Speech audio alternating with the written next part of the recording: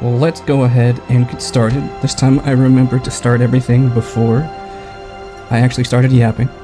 And since it's only been a couple of weeks, I don't think we need to have a super long recap. So I will just do the basics for you all today.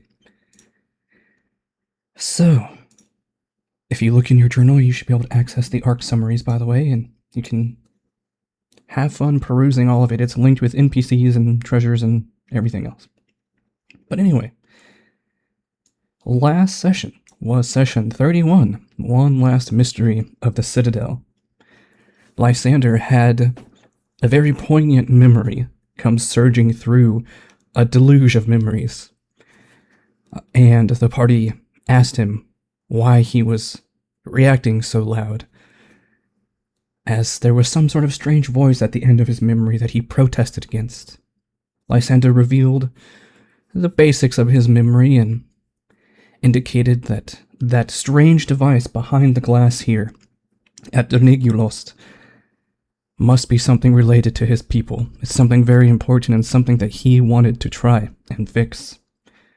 But alas, the vengeful prince, as a gesture of good faith, had told the party, through their negotiations, that Ritual Digger, before she was knocked out, and before that battle had reached its climax in the cathedral, had requested for reinforcements to come, and reinforcements were sent.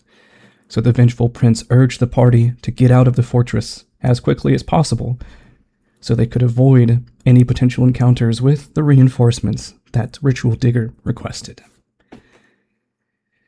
The party continued through the strange solitary path that had these strange chambers, asking strange questions.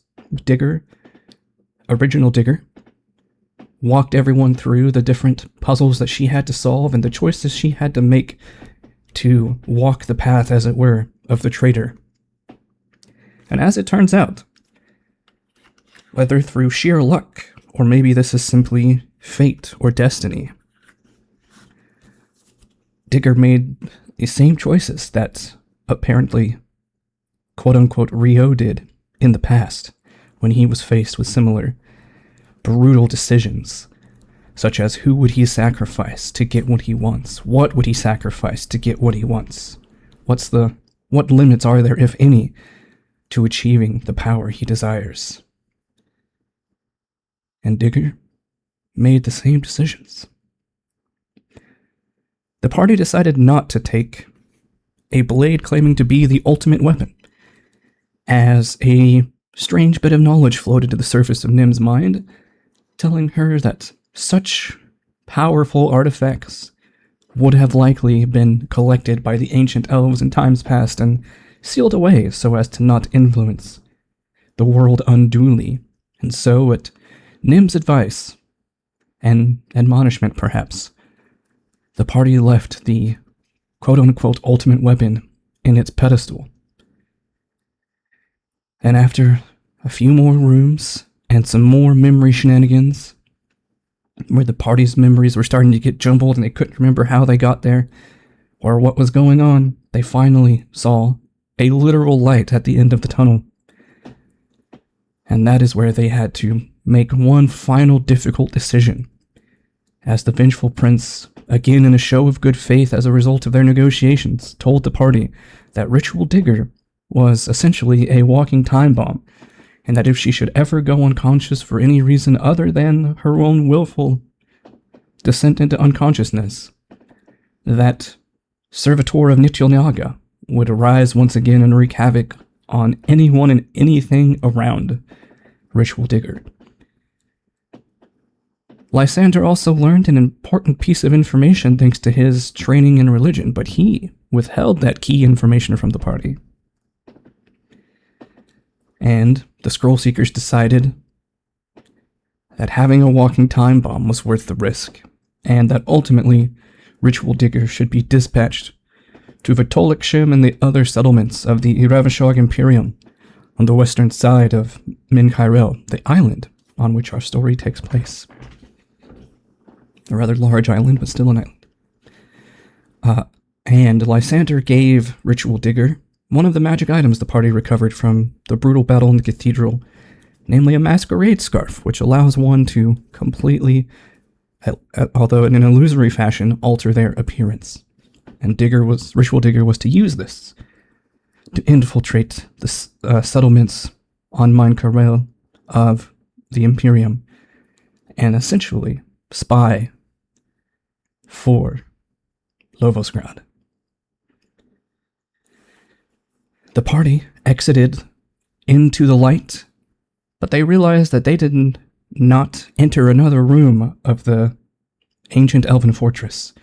Instead, they were mysteriously standing back outside, past the portcullis, past the little dais where Digger had set that glowing stone to open it previously. They could still see the front entrance of the old fortress collapsed inwards from that shadowy beast's order to the massive bird guarding this fortress. So somehow they went from within the fortress to outside of it, where they originally began. And they were greeted by a hailstorm. They sought shelter, and they took a night's rest. Not Omen. I'm sorry, that's the wrong campaign. She was reading Omens. In a minute. She was reading Omens, but Nim performed her reading and came across something very unusual. She gave the party an initial summary of what the cards generally mean, but she was still uneasy about the deeper meaning of the portents. So, Nim is currently contemplating that, as it is a very chilly 30 degrees outside right now. A low fog is rolling through the forest, obstructing your vision. And Rael, the name that Nim had given for the excitable little girl you all found in the cathedral, has jumped, buried her heels into the chest of Rio, waking him up rather rudely. And that is where we begin session 32, in the hands of an angry forest. So Rio, this small child has just jumped with all her might and dug her heels into your chest while you were sleeping. And then I reflexively just try to pick up and get whatever's like pressing my chest without even seeing what it is first. So I probably end up picking her up. Hey! Put me down, you poo-poo head! Well, you jumped on me. Yeah, it's time to wake up. You're sleeping too long. You're so lame. Okay, all right. It's been a tiring night. I put her down gently. Where's my... And then I see my staff floating in the air, a few feet ahead of me. Yes, describe for us again what it looks like, now that it has changed. So, it used to look like a staff made of white frosted glass. The insides were all foggy and blurry, but as the morning sun hit it, the fogginess seemed to melt away, and it turned into a fully translucent like cylinder, and the insides, looking hollow, started to fill up with a bubbly golden liquid, as if the sunlight is slowly pouring and liquefying into it. And now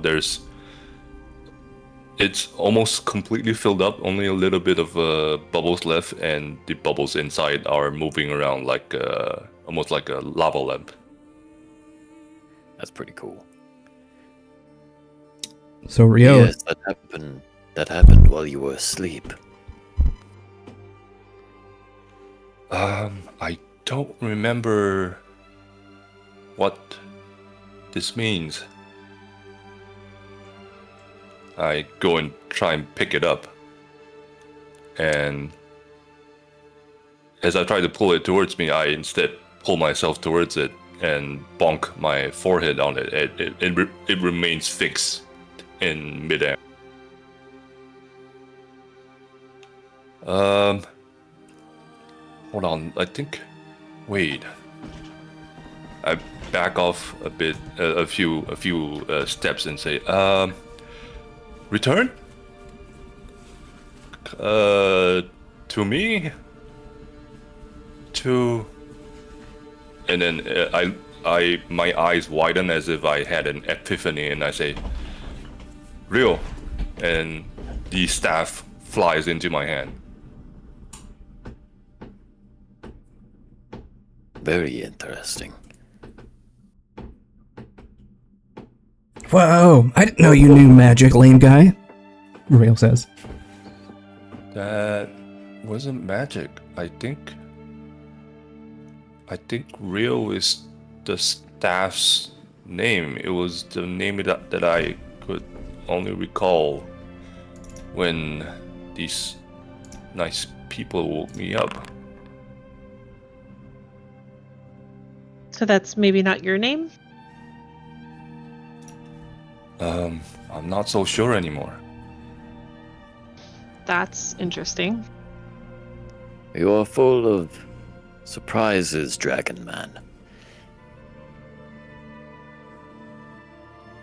Well, I'm just as surprised as you are.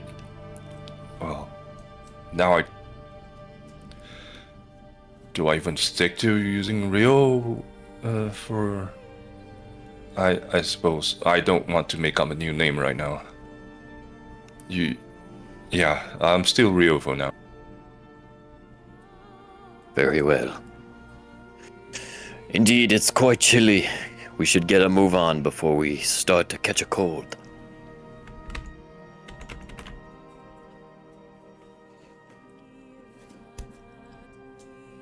Also, one little thing, if you all look at your character sheets, you have clicked the bed icon, but if you click the little coffee cup, it will walk you through your daily preparations if you haven't done that already. Oh, that's new. Nice. Indeed. Also reset your hero points to 1, everybody. And I prepare my staff, which is nice. Indeed.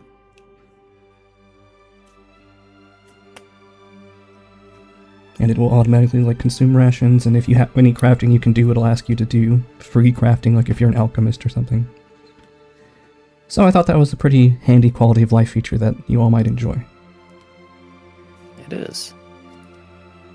Oh, also, and I would have taken off the martyr's waistcoat and put it into the party stash, which I will do right now. Apparently, it was reducing my AC.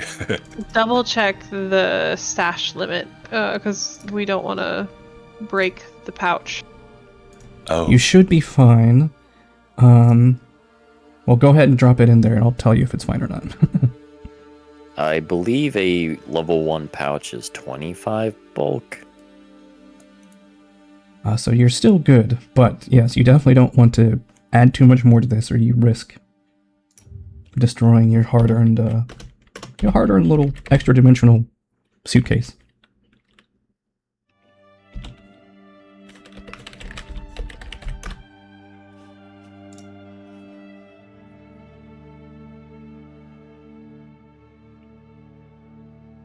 Okay, so we're taking off now. How does anyone know how to get back? Yeah, follow the green shinies, Rail says excitedly. Excuse me. I'm still not following the green shinies. Oh, they're really pretty. If you just look, and she points through a whole bunch of thick trees ahead of you. She's like, they're just on the other side of that.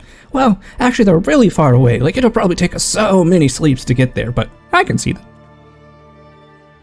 You can. Well, that's nice and all, but during my meditations, I've unlocked a new spell that can help us. Ooh. What is it, Magic Man? Blue Magic Man? Lysander will concentrate for a minute as he conjures a starry version of himself that will guide us on our path.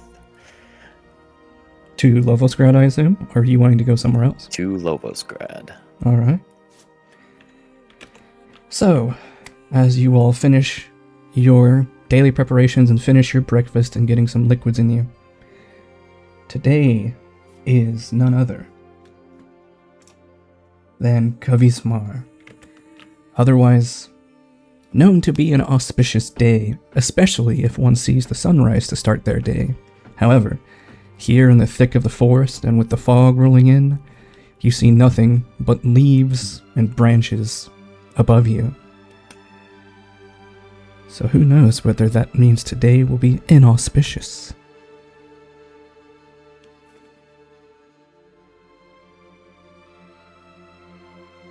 What is your plan as you travel following your spell?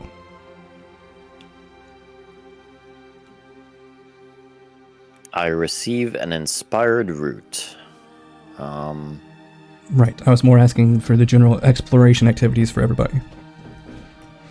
Well, we know that this forest is still dangerous, so I'll be It might trying be to best. detect magic as we go, just as a general spam of spell. Alrighty. Nia will stay on the lookout for threats. Does that mean she's scouting? Or searching? We can do scout or search. I think Scout either gives one us a fits. +1 to initiative if we get ambushed. And search is looking for hazards. yeah. So which I do you think prefer, search is Nia? better. Let's search. Alright, so go ahead and set that as everyone's exploration activities. You can either do it in your character sheet or in the party stash under exploration. I will cover tracks. Alright. Name is Detective Magic. What are the two Rios doing? The two diggers doing. By the way, if you one- look in the party tab, you have 2 sheets now, Kyler, for digger. Yep.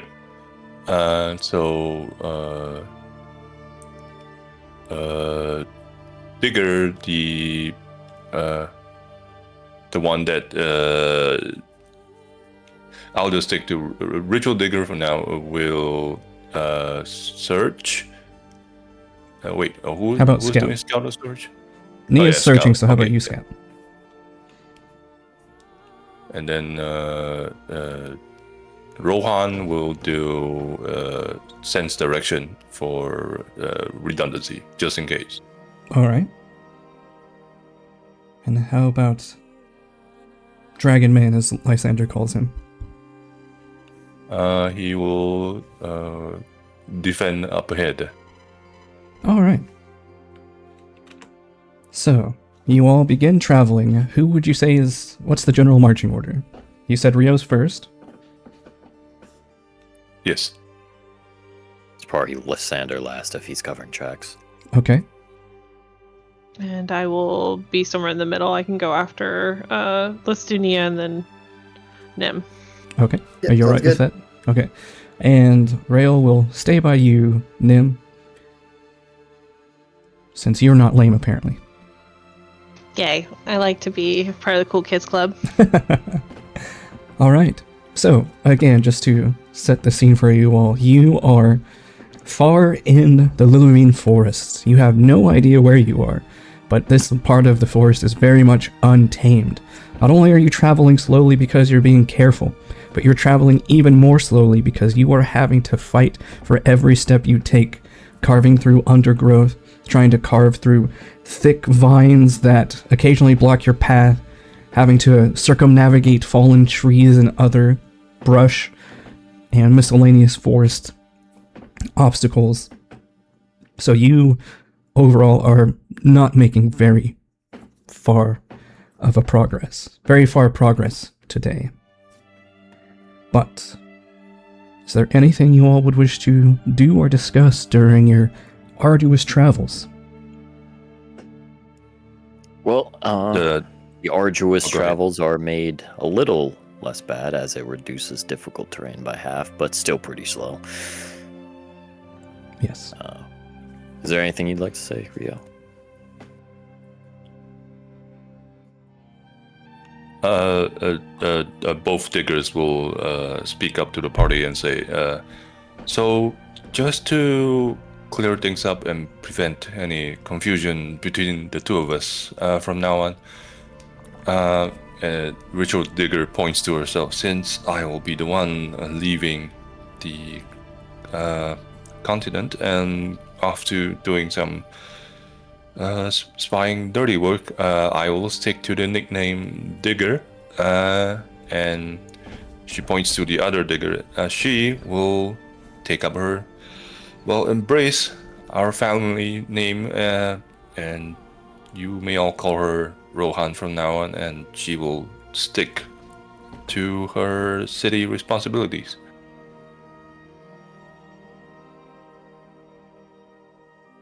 I see. Thank you for the And- reminder. Just to be clear, Rohan is the ticking time bomb, or Digger's No, the ticking time bomb? Digger is. Rohan is Okay. the healer digger that's going to help out the city eventually. Okay. Rohan Just is making basically OG Digger. Ritual Digger's the one that you found in the cathedral. Gotcha. Okay. Yeah, Digger will be the spy.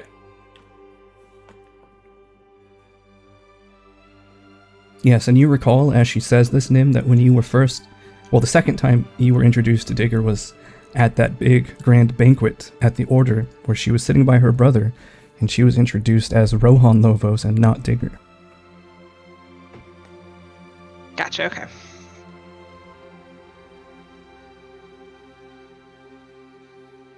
And unlike her Um. garb today, she was dressed very finely. She cleans up incredibly well. So, are we having? I mean, does anyone have any plans for once we get back? Rohan speaks up and Yes. says, well, I'll have to report in with my brother and tell him everything that's transpired. And Digger can go with all of you towards the Order and report your findings there. Speeds things up. Yes, I suppose we'll have to write a proper report. Leave no detail out.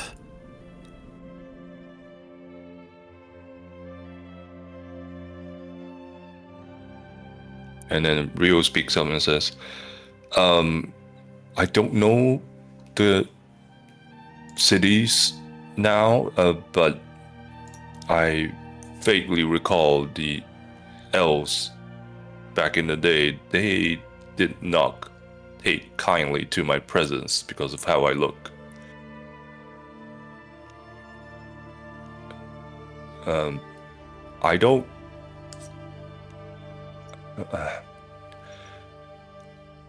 if I need to, disguise myself with that one of those tools that we found, I will gladly do it, just to avoid any more attention. Well, there are many strange people on Angara. And it has been so long that, well, the elves are long-lived. Maybe it's possible somebody recognizes you.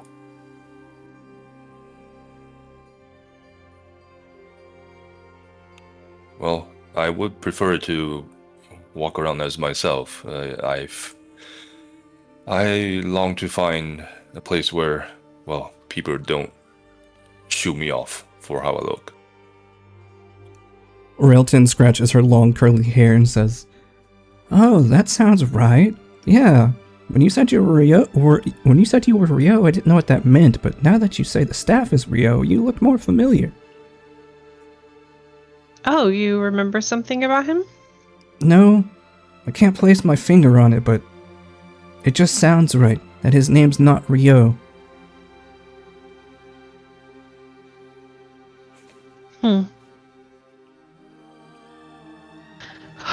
I don't think we probably have any records from his time.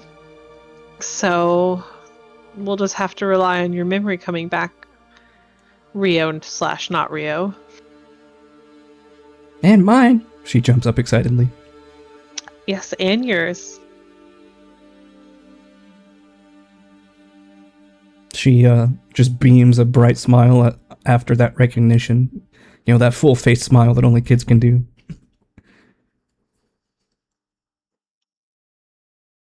Well, so besides mission and probably unloading everything, and she like pats the pouch and, you know, doing what we need to do, does anyone else have plans on what they would like to do? I know I can't wait to see my dad. That'll probably be first after we check in with the order. Yes, I plan on getting in contact with more Samsaran. We are very scarce across the lands, but with the Order's help, it could be possible. Otherwise, beyond contemplating my mystery, there's really not much I plan on doing.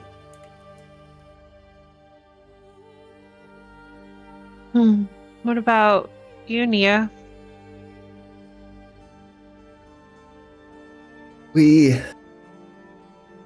need to find out what exactly the threat is to Lovosgrad.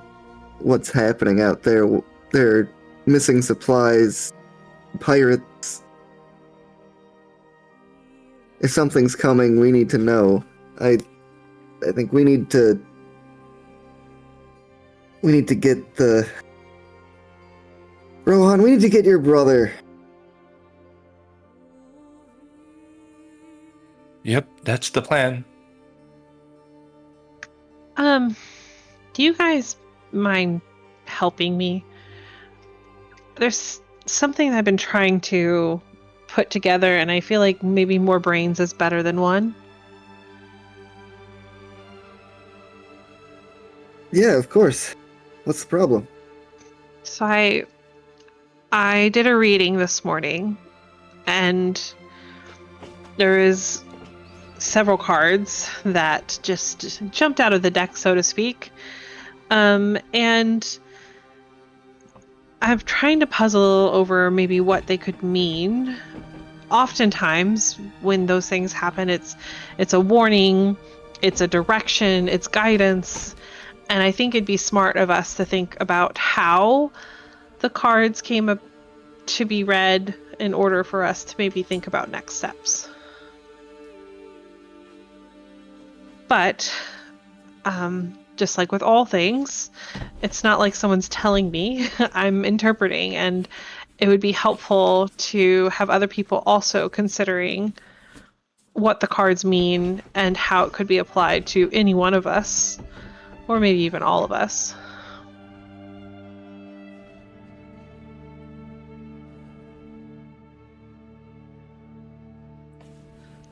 So, does anyone, would it be helpful for me to recap the reading, or does everyone kind of remember what I shared this morning? Yeah, I don't remember, sadly. That's okay. I just wanted to prevent a too long didn't read moment if y'all had. Out of character, I didn't note it down. Correct me if I'm wrong. In order, it's 6 cards, right? Mm-hmm. So the first one is the Fool upside down. Yep. And then the Chariot upside down. And then the Moon upright. And then Judgment upright. And then Star upright. And then World upside down. Yep. You're right. Plus, before I pulled the globe, it showed a picture of Nia, then a picture of me, and then the globe. Oh, yeah. So, to recap, an upside down Fool. Also, just one more thing, Cole. It's not Star, it was the Moon. After Judgment, I thought it was stars too. The upright star. It's the upright moon. Oh, what's the third one then? That is the third one. It was a picture of a big moon in the sky. So it's Fool, Chariot, moon, judgment, and then globe, or was... Then stars, and then world, yeah. Okay, so star was... Okay, I was making sure. Okay, I had it right. Okay, so an upside down fool typically is referring to recklessness or leaping before you look, poor judgment, maybe ignoring intuition. And usually it's a warning to not do that and instead to slow down, be cautious, evaluate your goals, finish what you started type of message. Flowing into that, we then have the upside down chariot, which usually means things like a loss of control, helplessness, lack of direction, your energy's scattered, you're not very focused and direct in where you're wanting to go.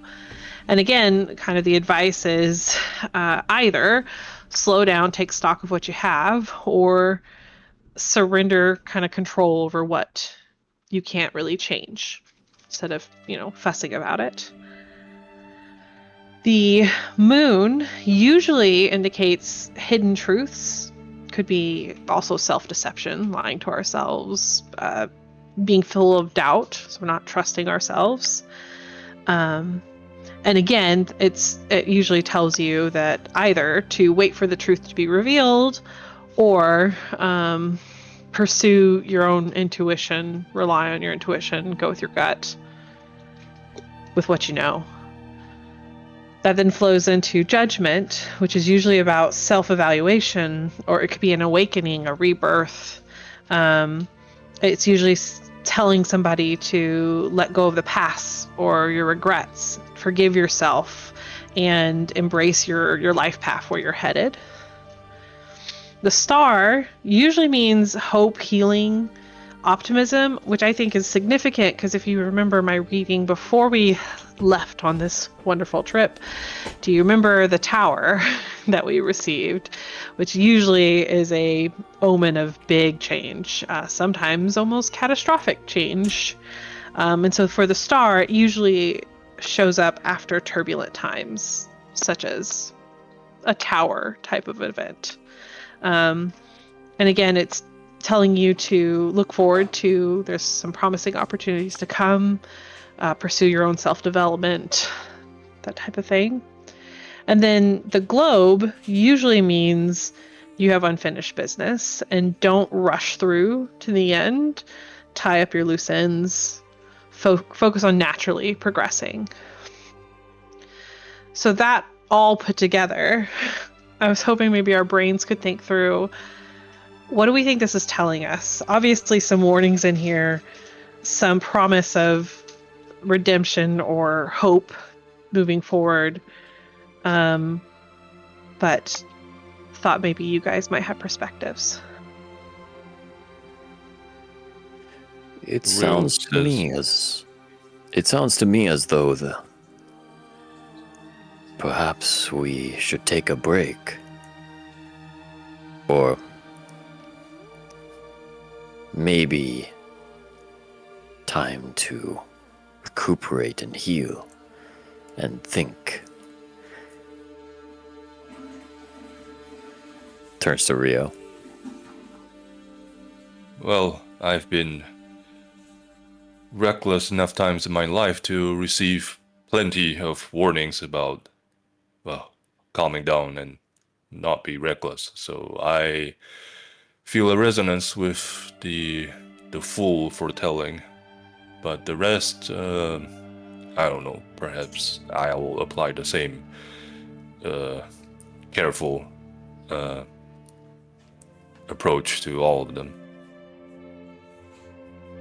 What do you plan on doing when we get back, Rio? I have no clue. Once I get you all to safety, I don't know, maybe try to blend in for once. That makes Rayo laugh, and she's like, "Ha! I don't know. You don't really seem like the type to blend in."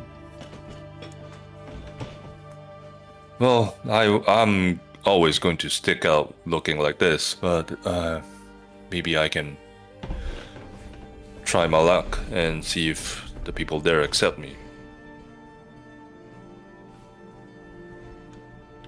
Well, if you were to stick with me, I could not guarantee you would be entertaining.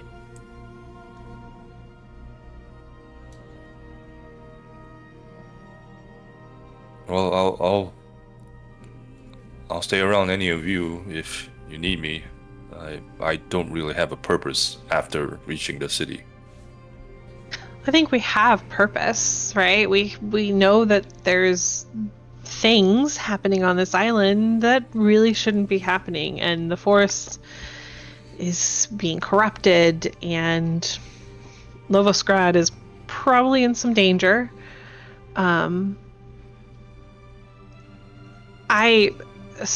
So like I said, I get the same feeling of we need to take a pause.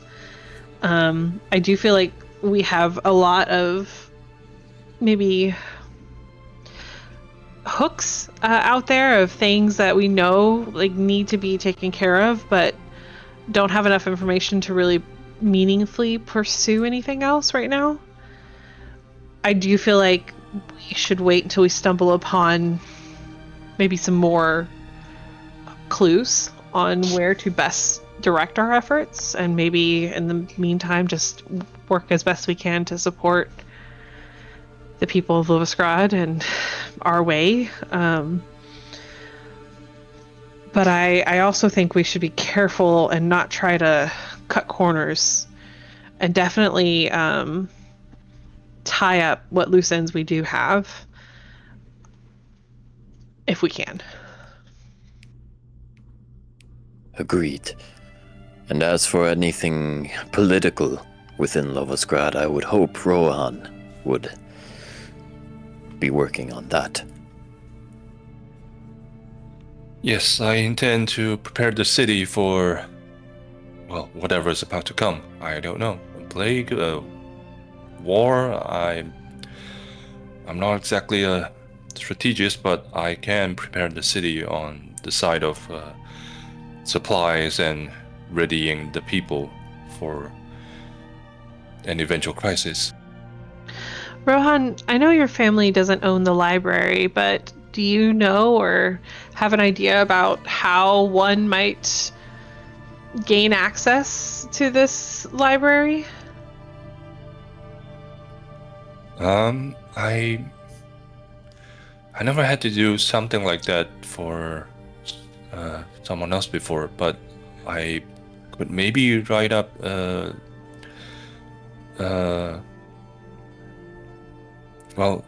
request letter, perhaps, to request permission to enter for all of you on behalf of my family. Rohan, if you would, please make me a society check at -3. This is a knowledge roll, so it should be secret. -3 because of all your times of zoning out and trying to ignore your political studies.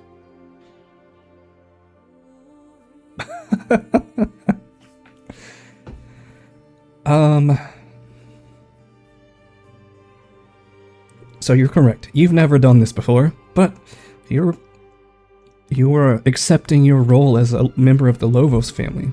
Surely you could just get whatever you want. Surely. I don't know how that's gonna work out, but we could try, or perhaps me or Digger can accompany all of you to the library to request entry.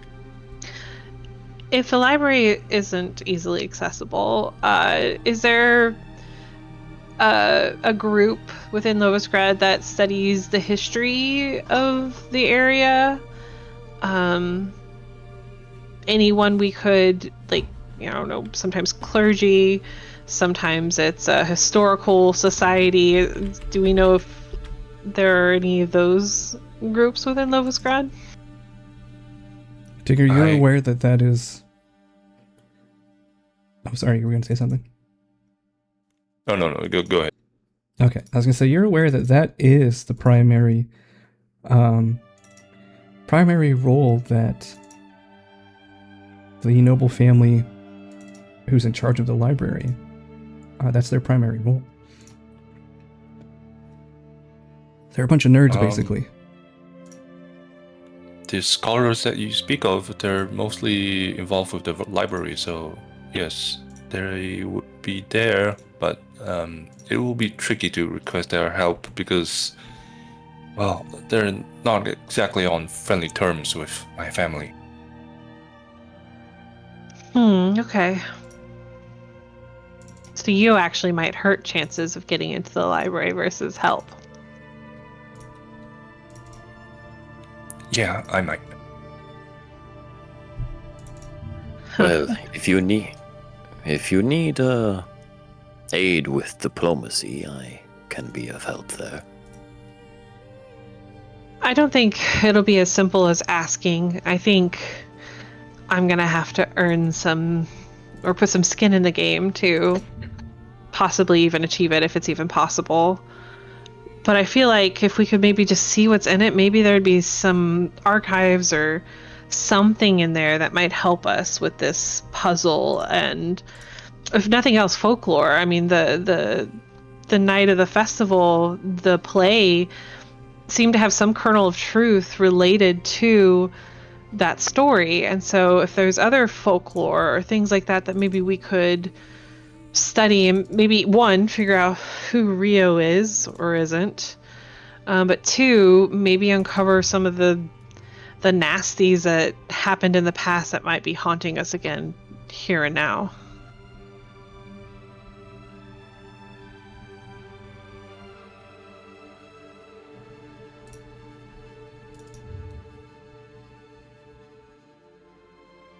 Well, if you all approach the library on your own without my involvement, it won't hurt your chances, I think. Since all of you should be a neutral party as compared to me. Yeah, I think it's worth us looking for it, a way into some sort of history of this place.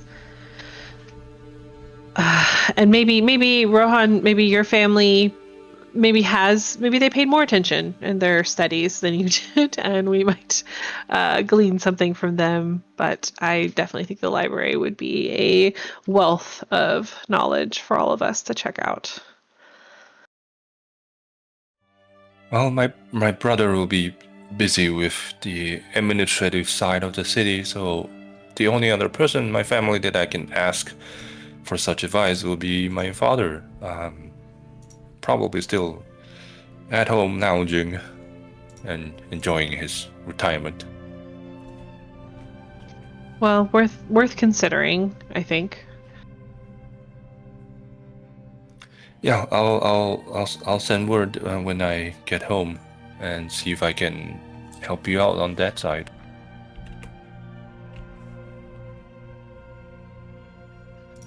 Okay, well, does anyone else have any thoughts around the reading, or do we feel we have the best interpretation that we could possibly? I'm just a little concerned that I also saw Nia and myself in that reading, and it seems a little pointed. Rohan says, well, Nia, you sort of did turn your life, well, I wouldn't say around, but you tumbled it around quite a bit, forsaking your lineage and devoting to Salsaha, and you, Nim, well, that deal with the I think you all mentioned you made a deal with some sort of tavern spirit? Tavern spirit? Rio says, well, the one you forsake the memory of your friend to. Oh, my friendship? Yes. I'm not sure what that means. But yeah, I guess I'll find out when we get back.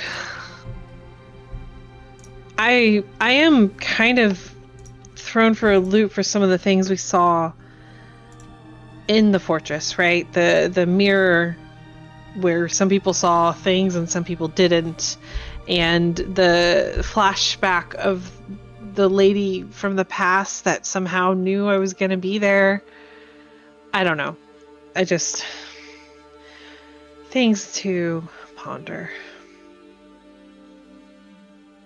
And we will have plenty of time to ponder. Rohan speaks up and says, "Well, plenty time to ponder for sure, but I hope there's some sort of connection between Real and those mysterious mirrors that we saw. She seems to have some sort of instinct for seeing people's essences similar to what we saw in the mirror. It showed us something about ourselves that we didn't know."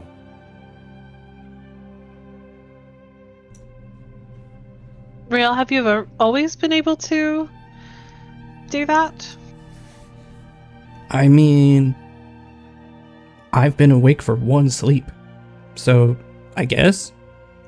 I meant for what you can remember in the past, if anything.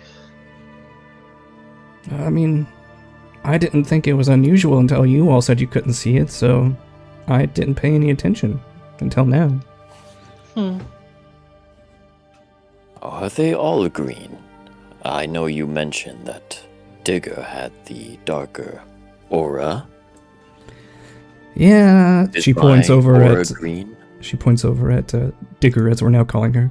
Yeah, she's got like a scary kind of like purpley black aura. I don't want to be near her. This one, and she points to Rohan, this one's a bright green. Although, there are traces of yellow in it. Yellow and silver. You... She turns back to you, Nim, and she makes a circular motion with her index finger. She's like, what's it called? Like when the water goes woo woo woo woo woo. Ripples? No, it's like bigger than that. Whirlpool? Kind of like that, but scary. You look like that, but you're like a rainbow. A rainbow whirlpool? whirlpool. That Yeah. is scary. That's very interesting. It's like you have no color, yet every color reflects off of you. Like pearlescent. I don't know what that word means. Have you ever seen a pearl before? She scratches her chin. I think my mom said my teeth were pearly white once. Is that the same thing? Not quite. Pearlescent is... It's this very beautiful... not a color per se, but a... Well, I'm getting ahead of myself. Essentially, it reflects the rainbow. Yeah, if I try to ignore the colors, all I see about you is just this big whirlpool of nothingness. Okay. Does anyone else have whirlpools? No, but she points at Nia. There's a lot of silver and yellow in her green as well.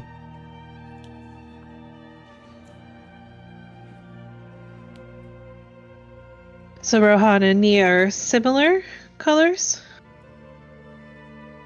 I would say the silver and yellow streaks are more prominent. Prominent? How did I know that word? Nah, she shrugs. In Nia, then... what's your name? Digger? Rohan? Booger Woman? Rohan says, "Well, I'll be Rohan, and that one's Digger," and Digger will, in response, tie up her hair into a ponytail. So confusing. What about Lysander? What is he Is he green too? So she was describing the whirlpool, and that was me.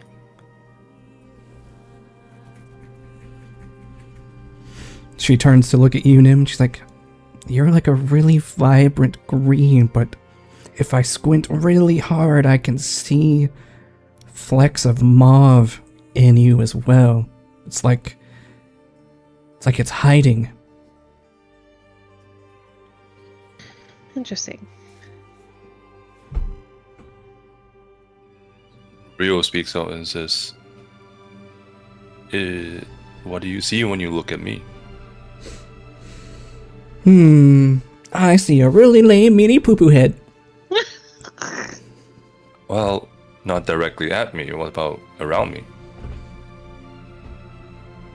Go ahead and give me a diplomacy check, Rio, as she crosses her arms and tilts her head up like she's pouting. Is it a public role? Yes, it is. You can clearly, unless you want to say Rio has no knowledge of children, you can clearly understand how she reacts. All right. So you describe to me how you managed to convince her to talk to you after that outburst. I basically sit down cross-legged in front of her and say, Real, I don't know what you think of me, if I've ever done anything wrong. I'm sorry for what I did. I want to take care of you, just like the rest of them here. All I ask is, well, I'm curious about what you see on me or around me, as you described for the rest of them. Will that be all right? Could you do that for me, please?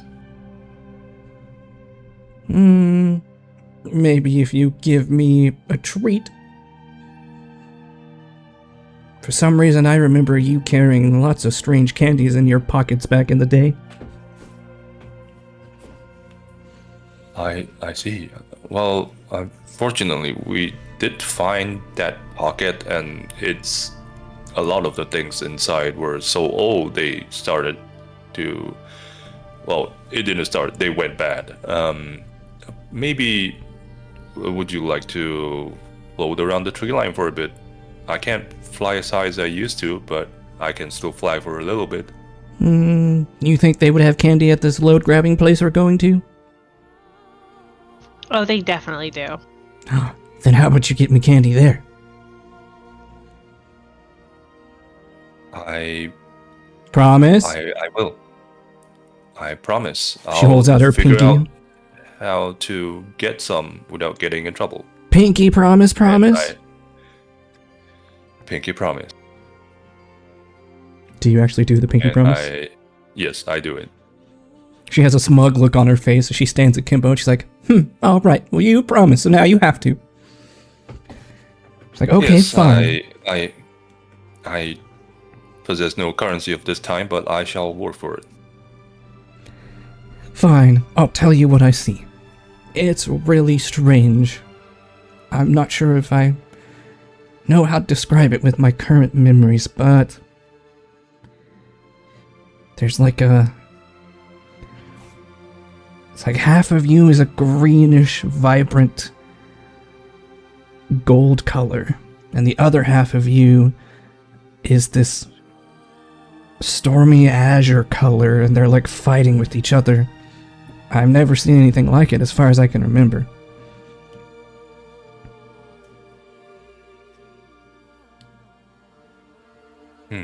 I see. Thank you. And I bow down and reach out to give her a handshake. She slaps her hand like a high five and then trots back to Nim. She's like, I'm gonna get candy. There's this really cool bakery, and they have so many yummy treats. You should make him take you there. So many yummy treats, and I can pick whichever one I want? Oh, and it is delicious. Okay, let's go. And she like runs off into the thicket nearby. Whoa, I'm gonna jog after her. Perhaps we have been moving a little slower.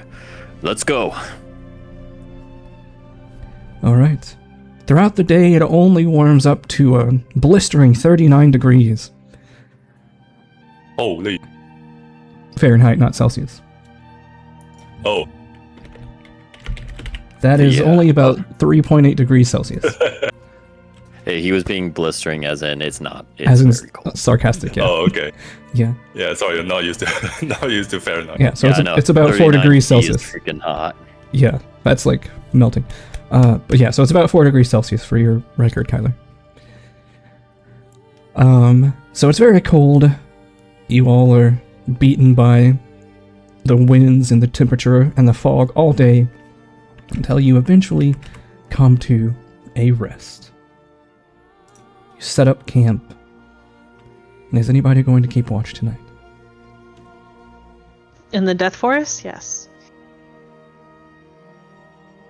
Alright. So, who is taking watch and in what order?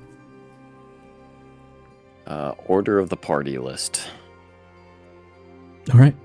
So yeah, so throughout the day you chomp your way through, you carve your way through the forest until around sunset you come upon a relatively large-sized clearing that has decent view all around it. Seems like it would make a safe place to camp down for the night. There are a number of felled trees around, but you're used to seeing things that have knocked over trees all throughout your journey so far. There are viney brambles throughout that you notice that also seem like they would make for nice makeshift little alarms. Like if an animal came charging through that, it would definitely make some noise. So you set up your camp, throw your sleeping bags around the fire, and Digger, describe to me your watch and then roll a secret perception check, please. Alrighty.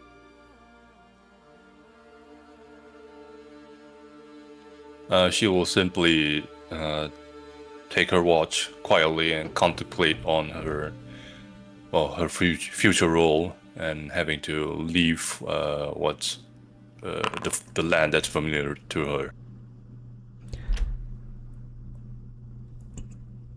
Oops, that was not the girl saying that. That was supposed to be in comment, but Rohan, you would know that the name of the family who's in charge of the library is the Aristively family. And even though you skipped all your politics classes, I assume you would at least have enough sense to retain what each family is basically known for. Is that correct? Okay. Yeah. Okay, so yeah, So that they... she doesn't get into trouble, basically. Yeah, so they are renowned for developing a novel archival system, and that's part of what makes their library so famous, is that it's so easy to find things compared to other libraries where who knows how they're organized. It's very easy to, once you learn the system, very easy to just go in, look at the registry or the catalog and find it. So, you would know at least that much. Your watch passes by uneventfully as the temperature drops back to about 1 or 2 degrees Celsius, or about 30-ish Fahrenheit. Lysander, you're up next. Lysander will keep the fire going since it's so freaking cold, and he'll occasionally glance up at the stars, but try not to lose himself in it, as he's got a job to do, and he will have time to meditate later.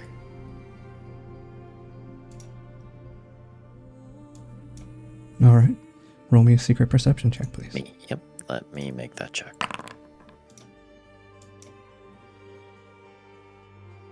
Alright.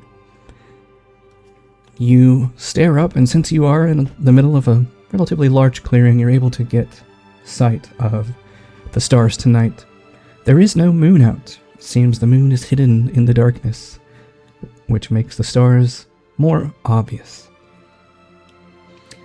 As you are keeping your watch, trying to keep an ear out but also meditate, there's that moment where your heart beats really hard and you hear, child of dead stars, in your mind.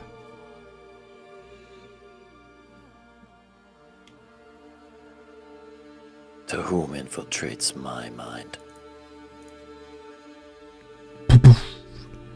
It is permissible to forget.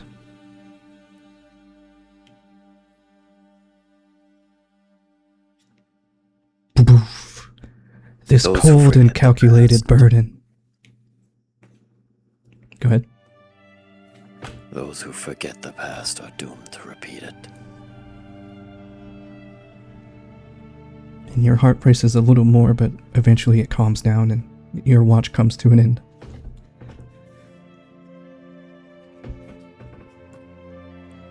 Also, as a point of order, Nia, are you still sleeping in the that dream bedroll that you got from the dungeon? Yes, yes. Okay. Alright, so that is next to Nia. What does your watch Nia. look like? And roll that check for me. Alright, Nia's gonna pace the outskirts of the camp, keeping an eye out for anything moving, anything making a sound out in the night.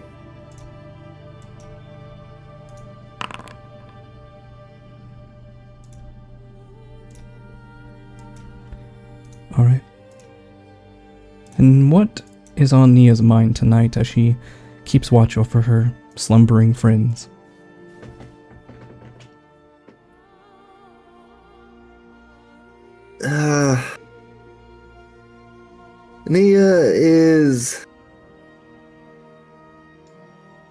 Nia's scared about what's coming. There's a threat that she doesn't understand hanging over their head. And she just kind of chews her lip and thinks about what can be done in the face of this. Nia, as you are pacing around in this chilly night, your every breath visible to yourself, and you look around you, lots of ferns and other types of bushes are nearby, almost as if there's a natural barricade around you. It should feel safe.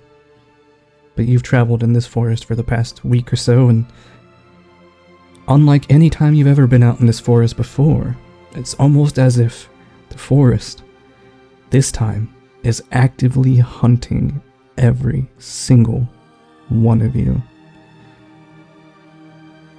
And as that thought re-enters your mind, Nia, I need you to roll initiative. Give me 1 second. There we go. We should all be on the right map now.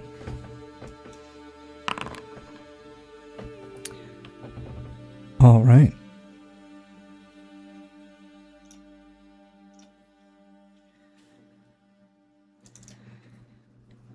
So, you are keeping watch out.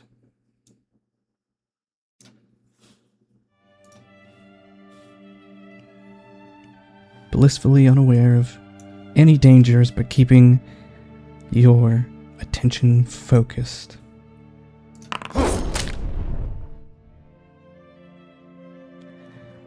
When suddenly, Lysander, you are unconscious in your sleep as you take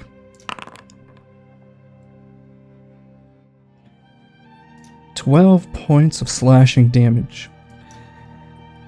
I'll assume that awakens me. Yes. Nia, how do you respond as you are violently awoken from your sleep, Lysander? Nia, you hear... Screams. Yeah, you hear Lysander scream in pain.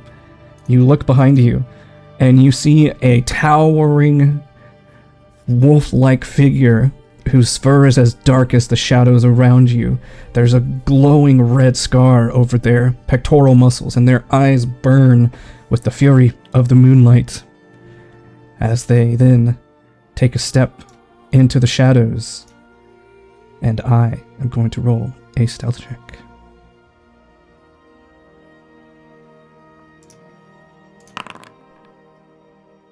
What is your bonus to perception, Nia? I think I'm at plus 10. Alright. Yeah. The figure suddenly disappears.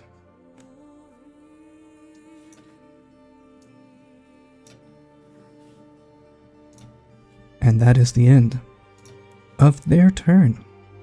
Oh, I should probably also begin this combat encounter, shouldn't I? Alright. So, Lysander, you are on the ground. Are you sleeping in your armor? Yeah. Alright. Well, you're on the ground. There's a gash across your chest. What do you do? I'm gonna stand up, holding my chest. I'm gonna cast light. 40 feet.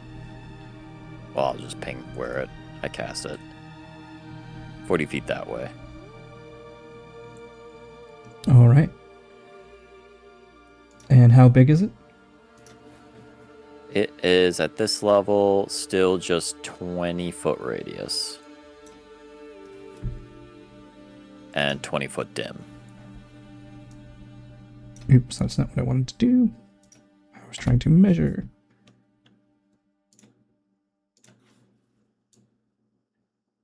Okay. Alright, how many actions does that cost you? 2. Alright, so you're still on the ground. Would you like to stand up or anything? Alright.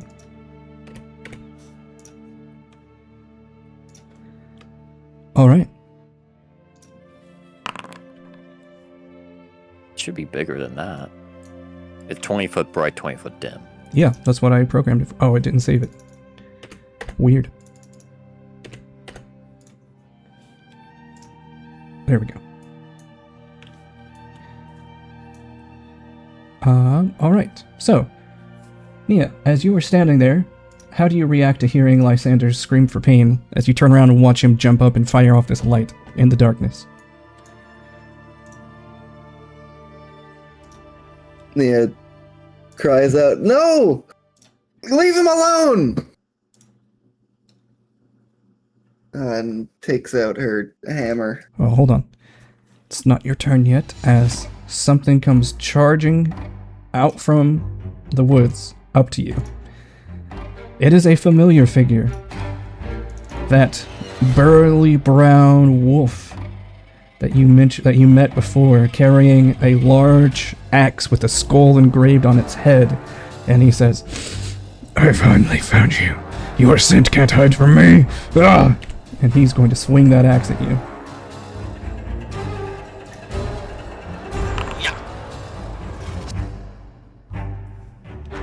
Wow, that is a 13 to hit you. That critically misses. Alright. Do you have an attack that you'd like I to think I have a reaction on a critical miss. Hang on, it's been... but you don't get reactions until the start of your turn in combat. It's ambiguous, up to the GM, but if you want to say yes, yes. That's how I've heard it said. It can be either or. You can rule it as... If it's like, oh, you knew this combat would happen, but in this circumstance, I'd say... Yeah, since you were caught by surprise, I'll say you don't have a reaction yet. Perfect. So 18, does that hit you? Nope. Alright. Well, it is now your turn, Nia.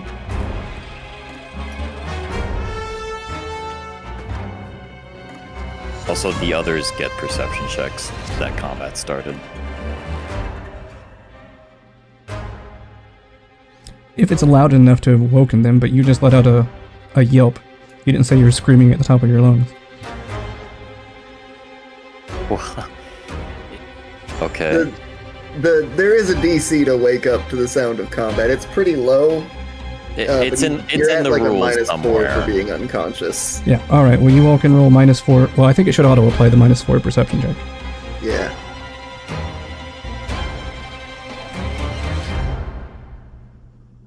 Yeah, because I just looked at those today and it said you're unconscious until someone spends an action to wake you up.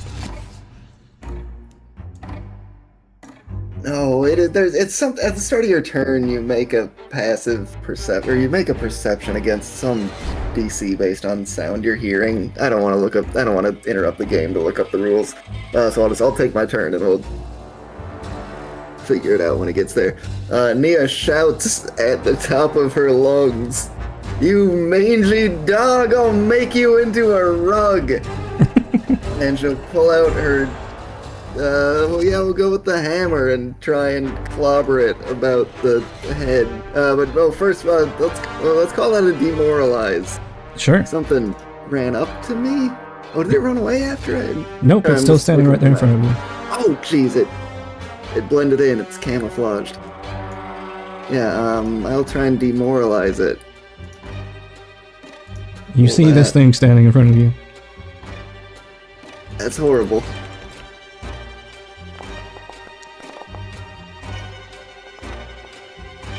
But hey, that looks like a critical success to me. Very nice. Frightened 2. Yeah, it says And loud noise. Yeah, I'll just copy paste actually. And then I'm gonna use a confident finisher on it. And that'll be my turn, I think. Yeah, that's what I was saying, is you weren't making a loud noise, but Nia said she makes a loud noise, so now they get a perception check. 24 hits. Go ahead and roll that damage. Alright, I do a lot of dice. 23 damage. Alright. And it's over, if that matters. Take some damage. Also, Oh, Leah, if you'll let me have had my hammer out before this, because I was on watch, I don't know if I would or not. I would do extravagant parry, but if not, I don't. you tell me, in a non-metagaming way, if she was keeping watch, would she have had her hammer out already? I don't think so. It's heavy. Okay. Alright, I will Fair enough. also Yeah, say, that'll be a third. go ahead and disable the weapon potency on your weapon, as you feel that in your current state, your mild crisis of faith, the blessings of the Pale Lady no longer empower this hammer for you. It is pretty much an ordinary hammer now. Got it. So that was 2 actions, I believe. Draw a weapon, intimidate, and strike. Oh, you're right. All right, reaction. so that is your turn. Yep. All right. So,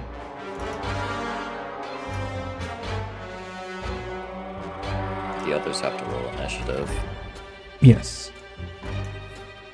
Oops, don't do that. I'm on it twice for some reason. I already deleted you once. Why does it keep adding you back? The rest of you, go ahead and roll your initiative. With perception? Yes. Because you were sleepy, happy fun times. When she's not in here for some reason. I'm rolling still unconscious, is that correct? Correct. Okay. Oh no! Don't forget about the 2 diggers.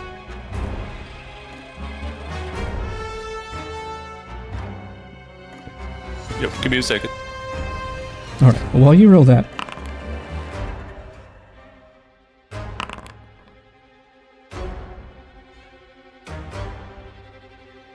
Alright. That's so rigged, both diggers rolled almost the same initiative. Alright, well at this unconscious digger, something is about to happen. I will roll this for you since you are unconscious. Oh no. Wait, why does that say 0? Oh, that is incorrect. Alright, so Digger rolled a 12, which is a failure. If you hit, deal this much damage. Okay, I will do that.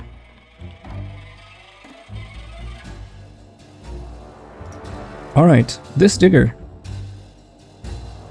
You take 15 points of damage as you are rudely awoken from your slumber as this big mass of rock is lobbed at you and explodes on your head. The other Digger is also awoken as the mass of rock hits your head, Digger, and explodes outward, hitting the other Digger for 3 damage. Did that do 3 damage to her? It did not. Okay, we'll just mark 3 damage for ritual for this digger then. Okay. So now you are both awoken. Alright. Rio, go ahead and make a perception check at -4 to see if you wake up from the noise. That was quite a loud noise. Yeah. I did roll a perception. Yeah, so don't click for you. initiative, just roll perception without the initiative. Oh, okay. At this point, you are no longer clumsy now. A 14, that is enough to wake up. So Rio, you wake up to the screaming of Nia and the loud impact of rock against the 2 diggers, so take off the unconsciousness. Digger and Nim, well, Nim, also make a perception check, not initiative, but just a perception check. Yes, alright, so Nim and Railton, you are no longer unconscious. Go ahead and remove that status effect. Alright, so that was... how many actions? That was 2 actions. So with their last action, they're going to attempt to hide. Ooh. Alright, good to know. Alright, so... did Digger 2 and Nim not roll initiative? I thought you did. I Yeah, you did. did, I think. Yes, you rolled an 8, so why did it take you off? Oh, you must have hit... you must have I rolled think a... I hit the regular one instead of the initiative. I keep forgetting it's in 2 different slots. Yes, alright. And this digger rolled a 15, I think?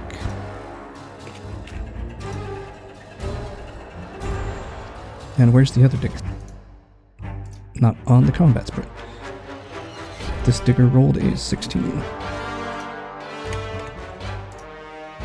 Alright, well luckily for all of you, that all happened before your turns came up in initiative, so Ritual Digger, you are awoken by shards of rock exploding and stabbing into your body.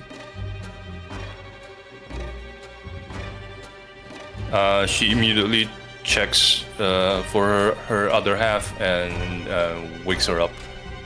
Oh, she's awake. Oh, they're both awake? Okay. Yeah, because the other one got hit in the dome by the big rock. Yeah. Yeah. Hold on. It's slightly laggy for me because I have 3 tokens. Okay. So whose turn is it? It is Ritual Digger, this one. Okay. She's gonna do... Keep in mind she's prone right now.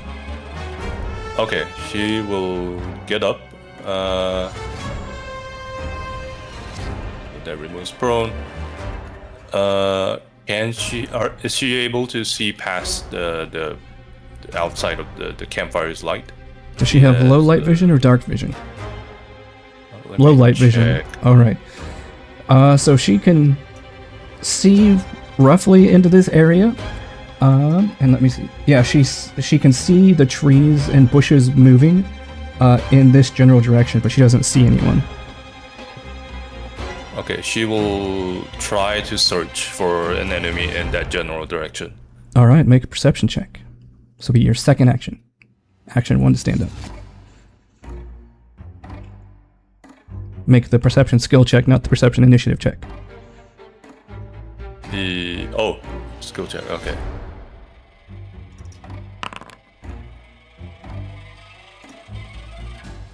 $28. Yes, you can see that in particular, in these bushes over here, someone is slowly moving around, but you can see the movement. You know where they are. And then with my last action for Ritual Digger, she's gonna call out that enemy for the rest of the party. All right. Can you ping it again? Yeah, let me just measure. She shouts, 55 feet directly ahead of me. There's someone moving. Alright, nice instructions. Alright, that was Ritual Digger. Now the other digger who just got clocked in the dome by a giant, massive rock. She'll get up, and with the exact instructions of her twin, she will launch a slingshot in that direction. All right.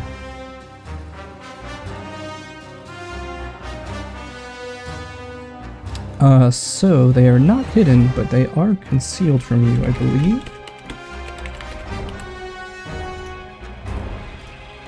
Oh, So- there's a reload function mechanic now. Okay. Roll a d20 to start with. Just click on the dice tray, roll a d20. You just have to beat a 5 to be able to shoot that.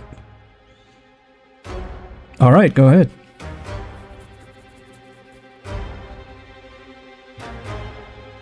Roll your attack. A 23 definitely hits. Roll damage.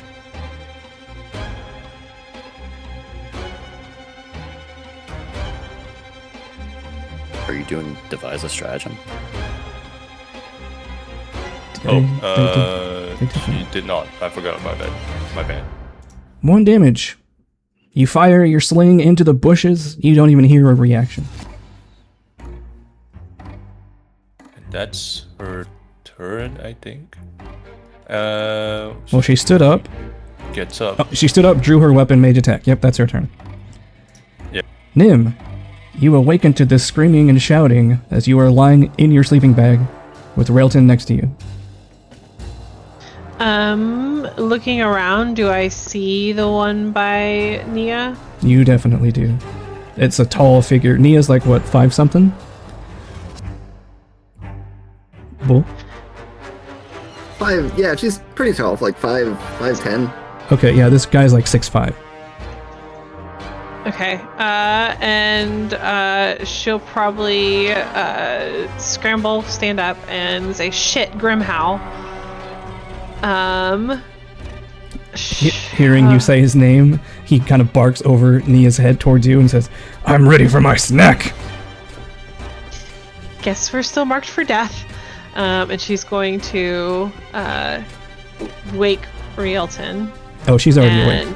Oh, she's awake. Okay. Yeah, as you stand Then up, she kind of wraps herself around your leg. She's like, "What's going on?" I'll tell her to stay with me, and then I'm going to make my way to Rio to prepare a spell, but I can't cast it this round because it's 2 actions. So I'm going to come over here. And I'm going to, I guess my 3rd action, have Cookie follow me. All right. Cookie actually gets 2 actions if you want her to move somewhere else as well. No, she's going to stick with me, and I'm going to let's see, that's 3 actions, so that's all I can do this round. Yep. All right. Rio, you are rudely awoken for the 2nd time, but this time it's still dark outside. Do I spot that menacing brown wolf next to Nia? Oh yeah, you wake up, you stand up and look around, and immediately that's the 2nd thing you see. First thing you see is Nim running towards you. Is Nia hurt? I don't see it on the token. No. She's still just a little bit hurt from your adventures at Dernig you lost. Okay. I'm gonna use. So keep in mind, none of your weapons are drawn right now, so it's just you standing up. Yep. I stand up, and then I move over.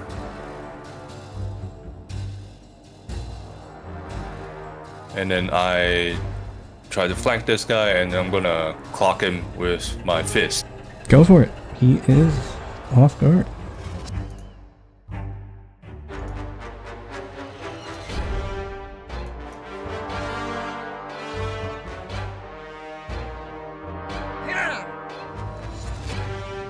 Ooh!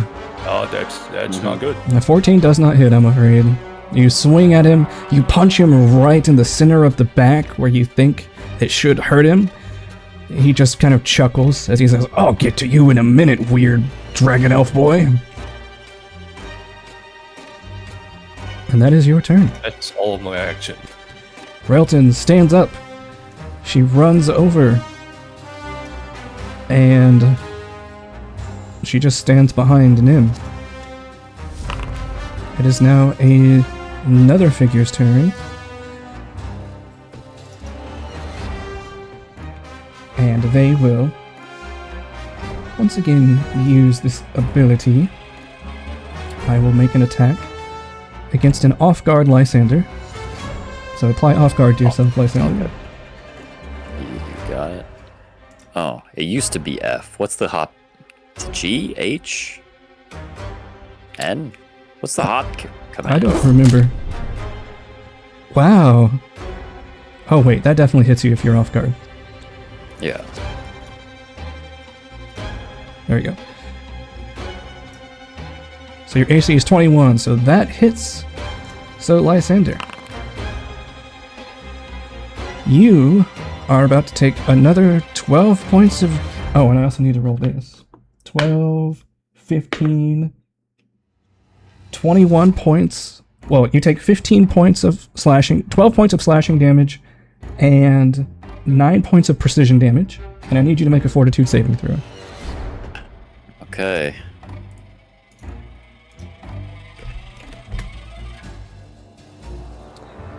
Ooh. I need you to add, as claws sink into your arms and into your hip from behind, they extract viciously, and you just feel blood soaking through your armor and your clothes. Add 1d10 persistent bleed damage to yourself. 1d10. Oh boy. I don't know how to do that.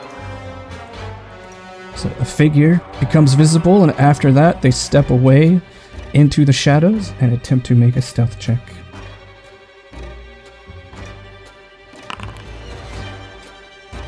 Alright, I figured it out. Alright. Did they succeed on their stealth check? They did. Gosh. And that is their turn. Lysander, it is your turn.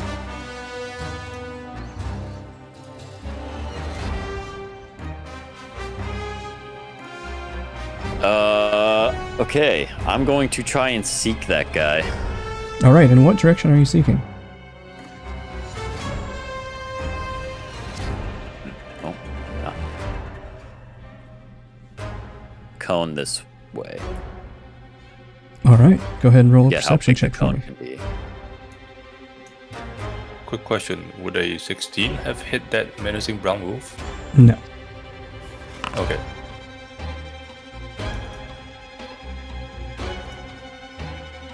Oh wait, because they're off guard, that would have hit, yes, why? Well, I had not taken off the prone debuff when I flanked around him, Okay, roll damage then. but You rolled a I one. still rolled a natural one. So Oh right, so that would still be a miss. So it would be a hit. Also, we're now at a high enough level where it actually, this distinction matters. So just because you roll a natural 20 or natural 1, all the time doesn't necessarily mean you fail. You still have to look at the results, because what a crit does is it lowers your success or increases your success threshold by 1. So in this case, you would have hit, but because you rolled a natural 1, it reduces your success threshold to the next level, which is just a normal miss. So you didn't critically miss, you just normally miss. okay. Lysander, a 28. You are able to hear the bushes over here rattling as the figure climbs into them. I'm going to cast light. Revealing light, alright. That's position. Reveal yourself.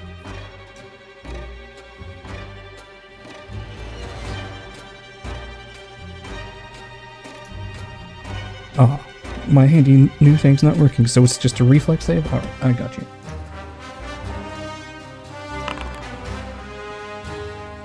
Ooh, that is a 25. That is a success. So they the are light affects the revealed creature for 2 rounds. Alright. So they are now on the map. You see that they were actually a little bit further than you originally saw them. Alright. They are now glowing, kind of. Yes. So that's the end of my turn. Alright. It is the menacing brown wolf's turn, who you now realize, as Nim says, is Grimhowl the Forsaken. And you watch as that massive hit you did to him last turn, Nia, his wounds start mending. And he's going to not stand here and get flanked like a bozo. He appears to have some intelligence. Beyond just big muscles. So I will remove this off-guard condition. As he is going to... I will just roll to see which of you he attacks. 3. Alright, so it's this digger over here. Charges over to this digger. And he's like, "Oh, there's 2 of you now? Well, that means you shouldn't be upset with me taking one of you for a snack." And he's gonna lift his heavy axe onto you and try to cleave through you. This is Ritual Digger, by the way. Yep. Yeah. Brother! That is a natural 1. So he Bozo. misses, so he is going to take a second attack against you. See if he does any better. A 15 also misses, but it's not a critical fail. So he comes, he swings one heavy axe down at you, you barely dodge out of the way as he carves up your sleeping bag. He snarls as you dodge and then turns around and swings it a second time, and you duck underneath it as you hear the heavy whoosh of the impact of that axe would have delivered to you, of how strong he is. Nia, it is your turn. Okay, yeah, still holding the hammer. Nia is gonna run up behind this wolf. I also need to lower his frightened by 1. Yes, I'm gonna attempt to tumble through purely as a way of regaining panache. Go for it. Nia just tries to duck past this wolf. Hang on, my cat is blocking my screen. Can't see where this button is. Here? There it is.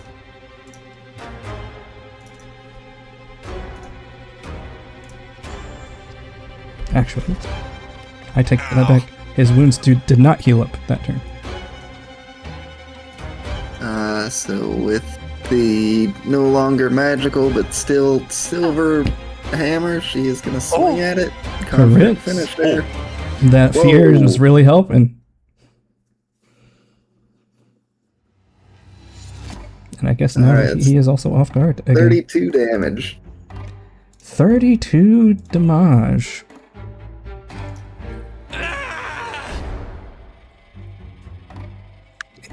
Alright. Yep. How do that's you my turn. knock him to the ground?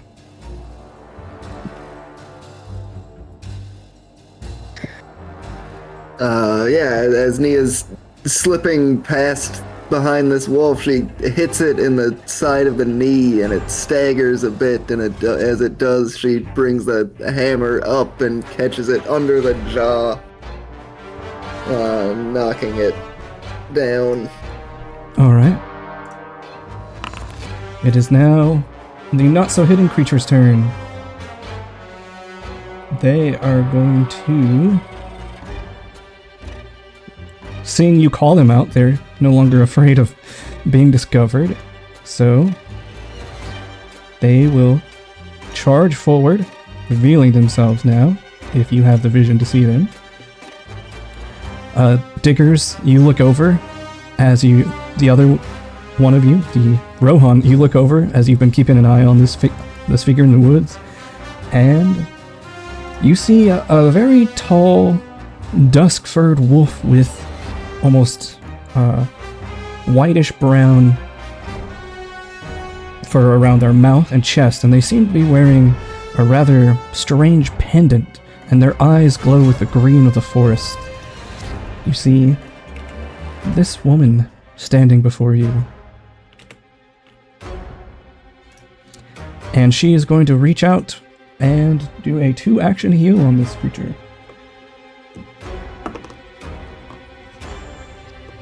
Alright. Makes sense. Alright. As Grimhowl's like hits the ground and he's like, "Oh, so you really want to play now, huh? Fine, we'll play." Nia, you look at the axe as he grabs it, and suddenly, you know how it had that skull embedded in the axe blade itself? Suddenly, that skull transforms into a spitting image of your face. Ritual Digger. She will stratagem. See if she rolls high.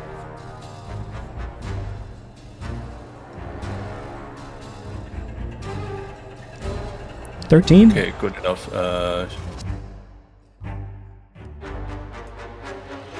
So you now see all of them. There's one figure over here, one right here, and there's a glowing figure over here that Lysander has shouted about. She will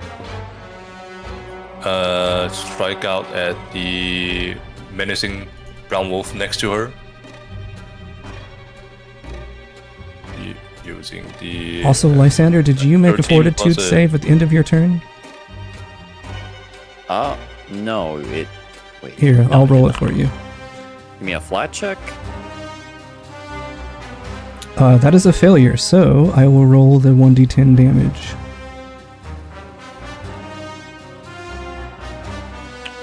Ooh, that is 9 points of damage that you take as you continue to bleed profusely. Alright, sorry, go ahead, Digger. Ritual Digger. Yeah, she will use that device stratagem roll to strike with her staff with a +10. Against Grimhowl the Forsaken? Yes. Alright. So 9 points of yeah, damage. 13 plus 10 will be a 23, and then 9 damage. 23 is not a crit, unfortunately, so damage. You smack him over the head with your staff, and he only barely seems to respond to it. It was like more of a minor annoyance than a serious blow. Some of that damage, I don't know how much of it is the precision damage from strategic strike. Right. In case that makes any difference. Right, it's been calculated in that. So that was what, 2 actions? Device, stratagem, then attack? Oh yeah. And she will... can't quite recall. She'll just step away towards the rest of the casters. Alright. Yeah, around here. Now it's the other digger's turn. This one, she'll do a device stratagem also.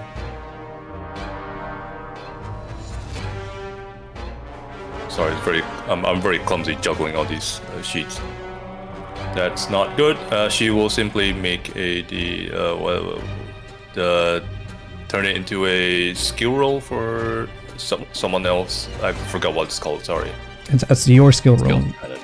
Yeah. Oh, my skill roll. Then I'm gonna try and search for or pinpoint any other hidden enemies. Alright. I believe that gives you a +1 bonus to your skill check. Yes. This would be a straight perception roll, right? Yes. Make sure it's the skill perception, not the initiative perception.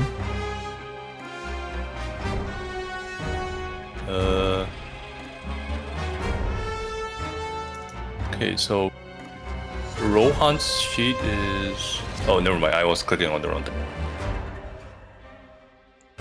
So the perception at the top, not the perception in the middle. There you go. And you're searching for what?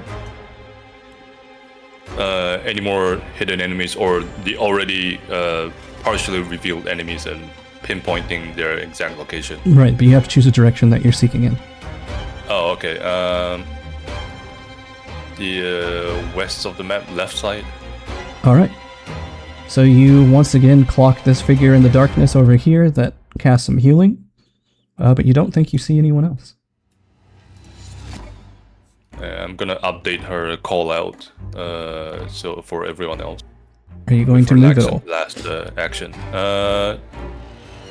Yeah, she'll move closer and get around Rail. Alright, Nim. Okay, first thing I'm going to do is remind me I can share information. Is that like a call out? That's for free, as long as it's short. If you're trying to like monologue, that's going to take an action. It's not monologue, but it's just basically reminding them what Grimhowl is. Sure, go for it. guys remember he's a Garu? Is it Garu? Garu. He's gay, guys. He's a Garu. Garu. And he's a spirit who's possessed a man, or typically possessed men, and very dangerous. I'm assuming the moon's not full because we're not getting slammed through buildings like Superman. You right? look up and you see no moon in the sky tonight. Probably at his weakest right now, but they are resistant to common type of weapons. So I'm gonna share that with them. I'm assuming Lysander looks pretty not so great. Yeah, he looks pretty hurt. You can see blood is gushing from his shoulder and out of his right hip. I am going to pull out a potion and hold out in my hand for Lysander to take. And then my last action, I am going to look at Grimhowl and cast Needle of Vengeance, and Nia will be the person I name. Alright. And I forgot to reduce this at the end of his last turn.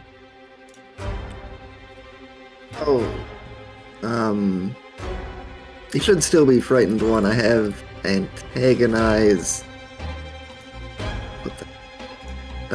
Its frightened can't decrease less than 1 until it uses a hostile action against me or can't observe me for at least 1 round. Gotcha, good to know. I think that's the first time that's come up. Yeah. Alright, so a Needle of Vengeance, he needs to make a will save. If he tries to attack Nia, yeah. Oh, if he tries to attack. Alright, well just remind me of that. Yeah. Alright, Rio. You're standing over there. You're now aware of 2 more threats on the field. What do you do?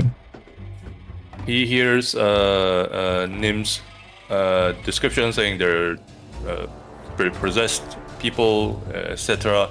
And he's gonna use raise the walls for Lysander.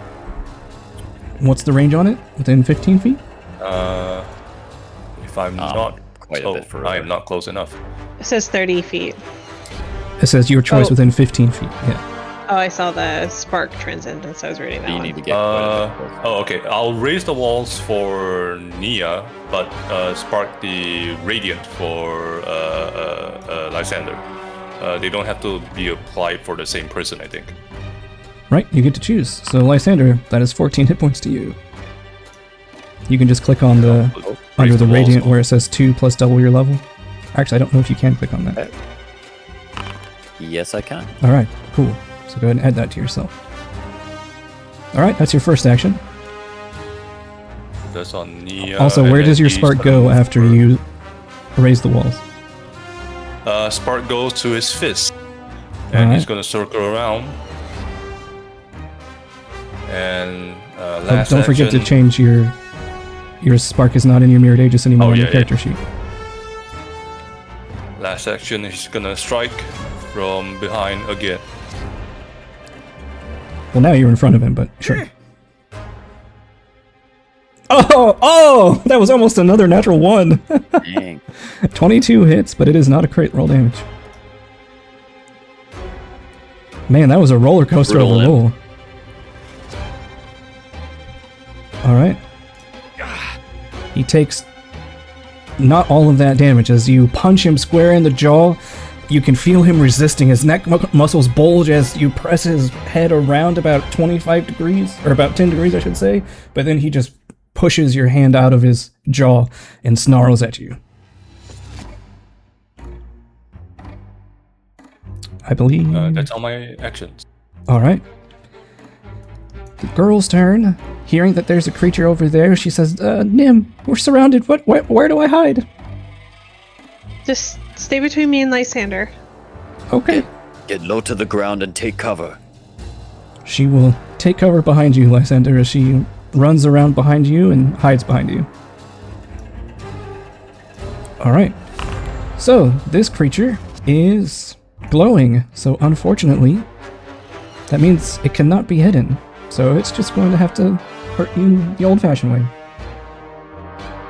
So it's going to come charging in at its prey and try to attack you again, Lysander.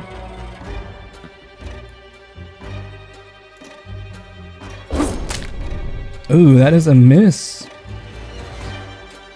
going to attempt a second attack against you. Miss again. Oh, beast. Alright, well, that is her turn. As I will now show you, since you can see her, what this other figure looks like. You don't know their name, but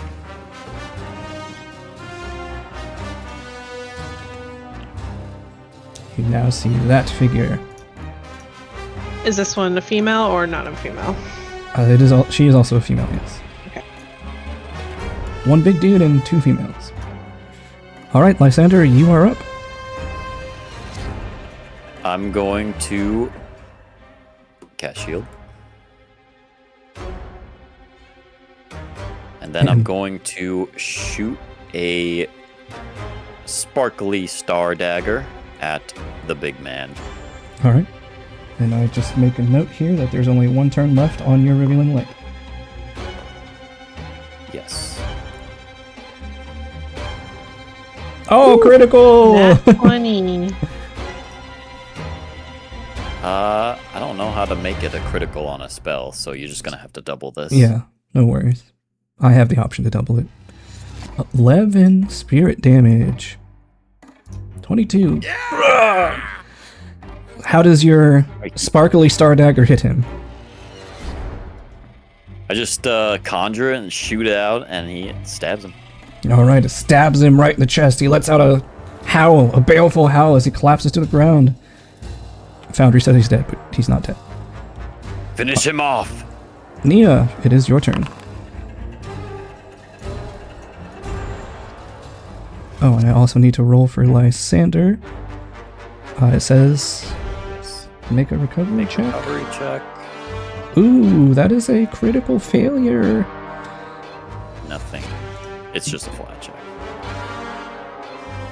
Luckily, it was a terrible roll, so you take 2 points of bleeding damage. Oh. Okay, just 2 points.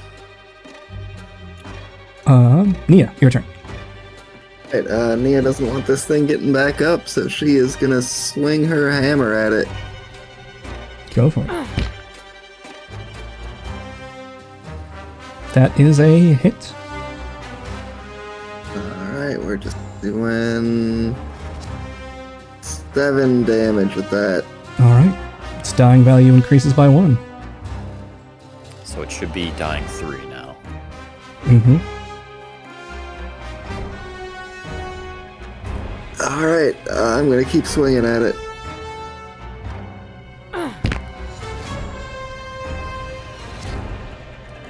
$20 is a hit.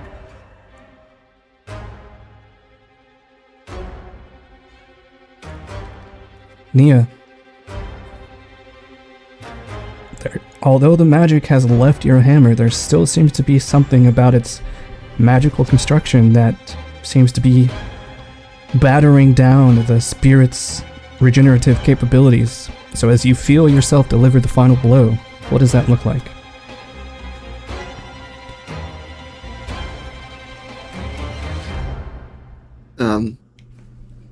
Nia just stands over this thing on the ground and keeps cracking her hammer against it again and again, splintering bones and splattering blood. And she just says, I won't let you hurt anyone else. Alright. Bones cracking with every impact until his skull eventually breaks open, revealing brain matter. I'm not sure that someone could come back from that. It is now the other were creature's turn.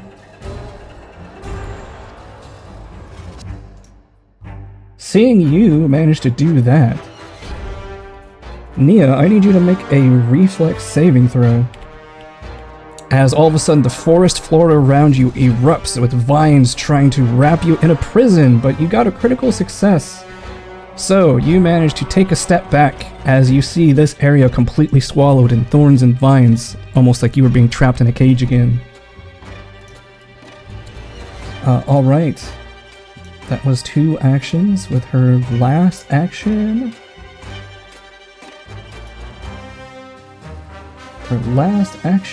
she is going to...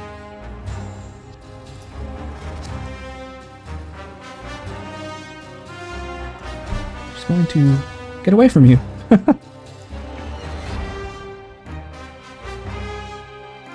About right here. Alright. Ritual Digger. This one. She will circle around the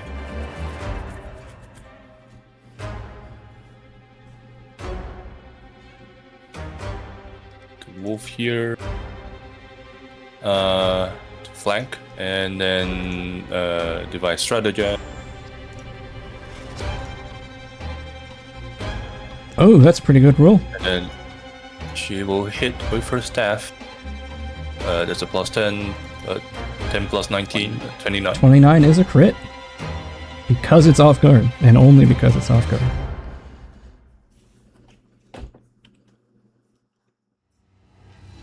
Ooh. Is that's that the big crit, or damage. do I need to double that? That's the crit. That looks like the Okay. crit. Alright. She takes most of that damage as you smack her in the back of the head with your quarterstaff, and she says, "Ah, I will not let you get away with this. You killed our brother." It was you who attacked. The forest demands your death. Then we will put death upon you. So that's 2 actions. 3. That's all your actions, Digger. Alright, other Digger. This one. Yep, she will get around here. Get between the rail and the wolf, and then she will also strike. Let me see if I tried it. Same. 16 is pretty good roll. 26 to hit. 26 hits, but it is not a crit. We're just gonna dogpile this wolf. Ironically, that you're dogpiling a wolf. Yeah, very ironic. That's a Ooh. 6. As you smack her, she seems to barely register it. You can feel the quarterstaff like vibrating in your hands from the impact and almost stinging in response. That is all of That's your her action. actions. Nim. So you can see that Grimhow's skull has been fully broken open at this point. Yeah, I'm gonna drop Needle of Vengeance. I'm not gonna sustain it because he's dead now. Dang. So, kind of bummed that we killed him. Instead, I guess I will just telekinetic projectile the little The Dustford wolf? Mhm. Go for But it. trying to go for bludgeoning, not to kill. Alrighty.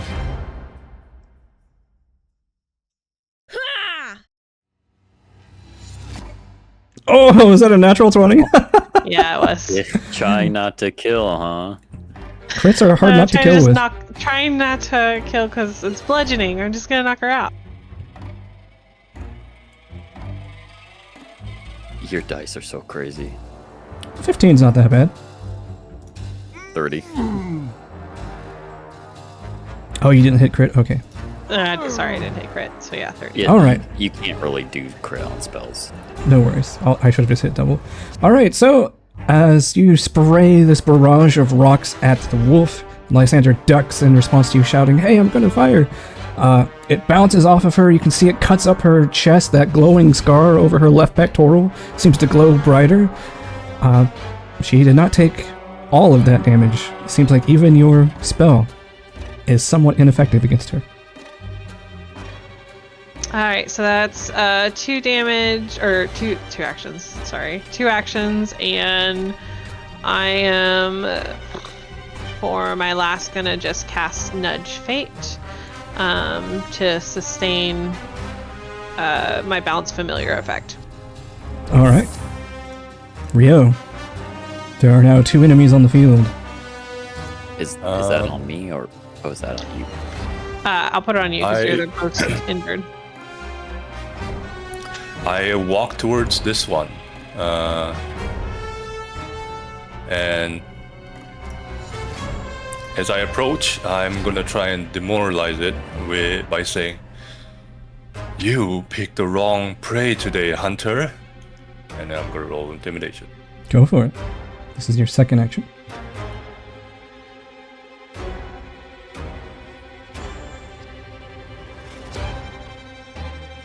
That is a regular success. Wow. So she And is for frightened. my last action, I'm going to try and grapple them All to right. immobilize them, keep them in place. Well, you have to crit succeed on a grapple to immobilize them, I believe. Yeah. Well, grab or immobilize. Yeah, I can try. Let's go. Brother. 30 is, let's see, this is against their fortitude DC, so that is a critical. So you have them restrained.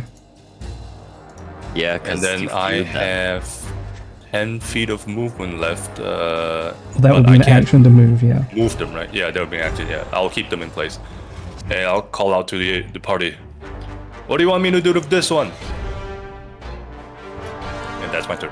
Railton, seeing this figure get closer, is just going to run and take shelter behind Nim. She runs and dives behind Nim. She's like, ah, damn, I'm scared. I don't know what to do. It'll be okay. Alright. This creature, although there is no moonlight out, all that damage that you just did, Nim and Diggers, you see most of it goes away. As this is the last turn of Revealing Light, so she is not going to stand here and be bullied. She is instead going to attempt to tumble through. Oh, yeah. She's going to tumble. my reflex. Yes. Tumble through Lysander, and she gets to move up to her movement as part of that action, so 5. So that was one action. Second action. She's going to... Oh, it's still counting that as one action. Okay, so 1, 2, 3, 4, 5. Can move over here. Third action. She's going to trudge through. And the Revealing Light disappears on her. Lysander, it is your turn. Well, that one's grabbed and a feud. So I am going to my spirit dagger at the one Rio has grabbed. Alright, the necklace-wearing wolf. A 22 is a hit, but it is not a crit. For 11 spirit. You see this carves into her fur and she lets out a yelp. That hurt a lot. Then I am going to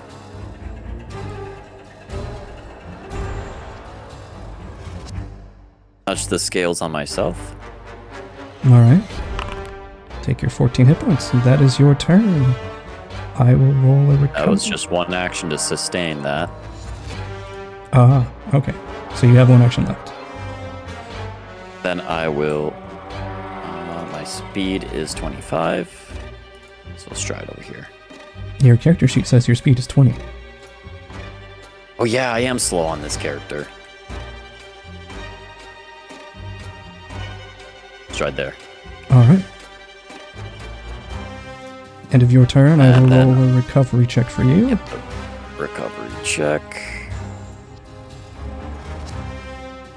Take 8 Ugh, damage I'm of bleeding. bleeding. That almost undid all of your healing.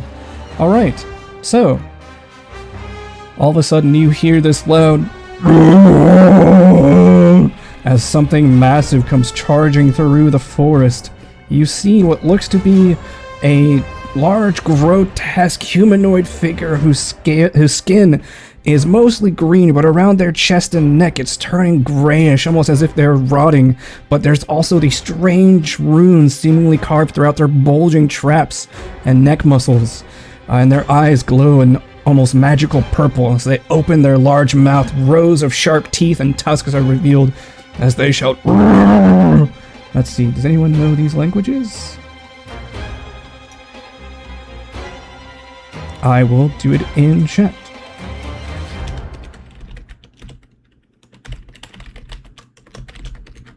So if anyone understands that, feel free to shout it out to the party.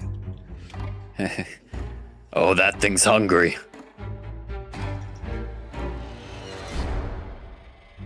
Alright, and as it moves forward, you see it reaches out.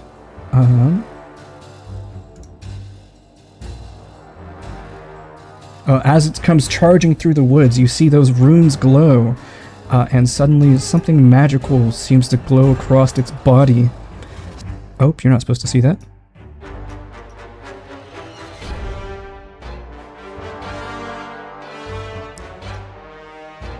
The correct response is see what? Exactly.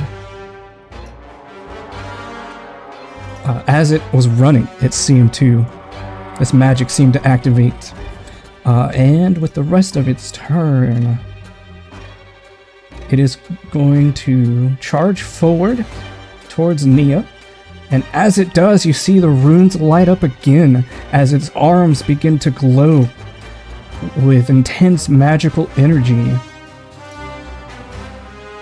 And it's going to use its last action to try to attack you, Nia. Now don't metagame and look at these effects that I'm sure you can see, but... Comes charging up from behind you and is going to try to punch you in the back of the head, Nia. Ooh, that is a 25. Yeah, that hits.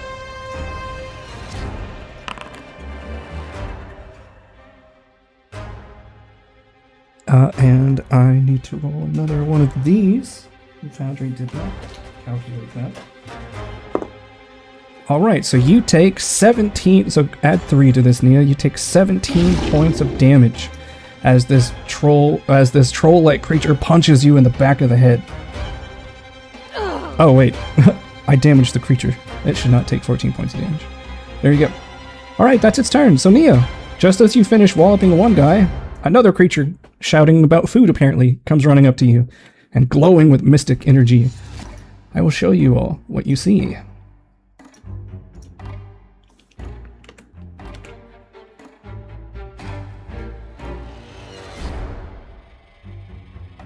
Okay, that's great. If by great you mean I don't want to have to brush his teeth. No, I certainly don't.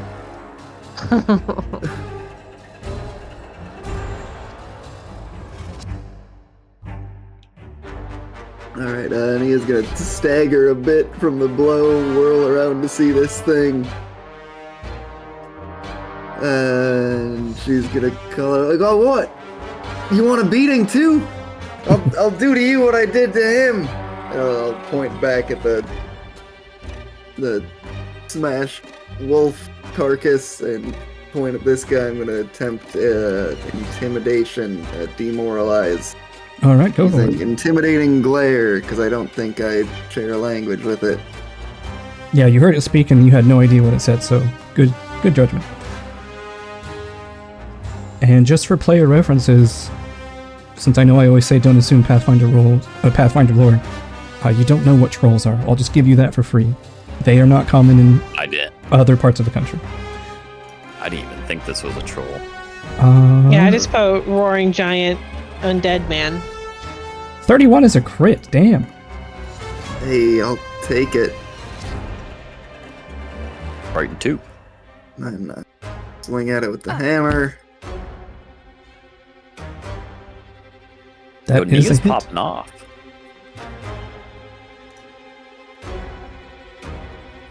Okay, 12 points of damage. Third action, I'm going to use Extravagant Parry.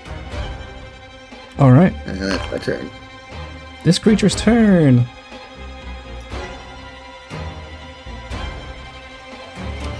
Alright, let me read if this has any, like, if you attempt to manipulate action. Okay, so she would be aware of that. She is going to attempt... If she's immobilized, the only action she can take is escape, unless it's some weird mental effect. I know. I was just saying what she could roll to try to escape. She is going to try to use her claw strike to get out of it.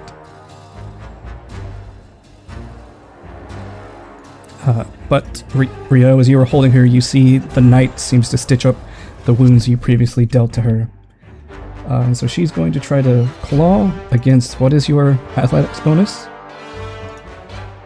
15. 25. It's actually it's versus your fortitude DC. Oh, versus your fortitude DC. So 23. Oh, almost the same. Alright, so let's see if she hits a 23. Brother.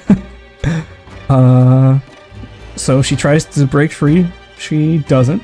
She will try a second time. Oh, I'm still targeting Nia.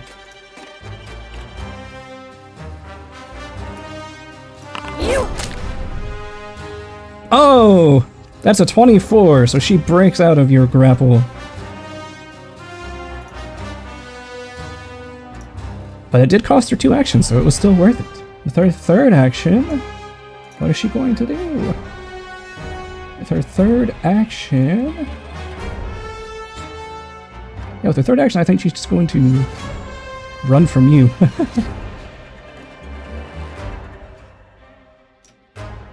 Pachoo! Runs away. Ritual Digger. She'll move over here. And devise stratagem on the giant. Yeah, this guy's like 10 feet tall, so he's towering over you, Nia, rippling with muscles. 13, that's a pretty good roll. That's a 23 to hit. Would that hit? That would hit. Ritual Digger, she needs to... Oh, she needs to reload her sling, so that's what she... So 1 action to move, 2nd action to reload, 3rd action to devise stratagem. 3rd action, devise stratagem, So that would be your turn. Do anything, so... Does devise stratagem say your next attack roll, or does it have to be before the end of the turn? Let me... Nope, that's the wrong sheet.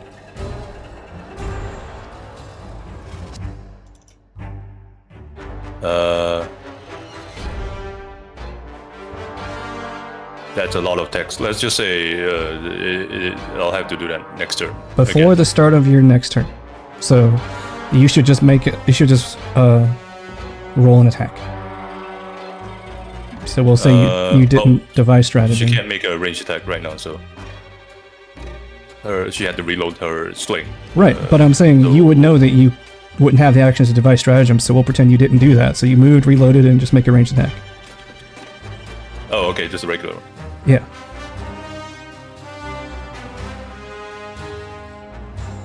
So just roll your regular slingshot attack against the giant. Ah!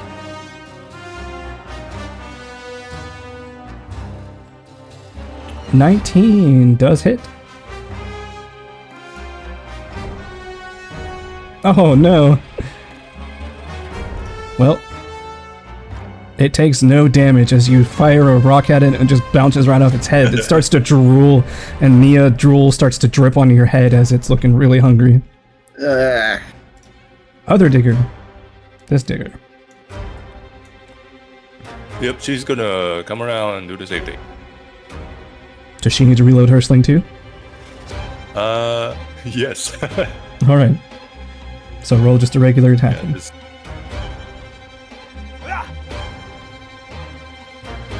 Oh, that was almost a 1. 22 hits, roll damage.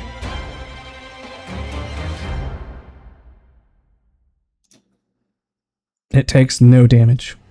Once again, your rock just bounces off of its head. This time it looks at you and it's like... Lysander, do you hear it says... Precision? You look yummy. She didn't devise stratagem. Oh. Lysander, you hear it say, "Yummy! Eat your face!" Towards this other digger. Nim, it's your turn.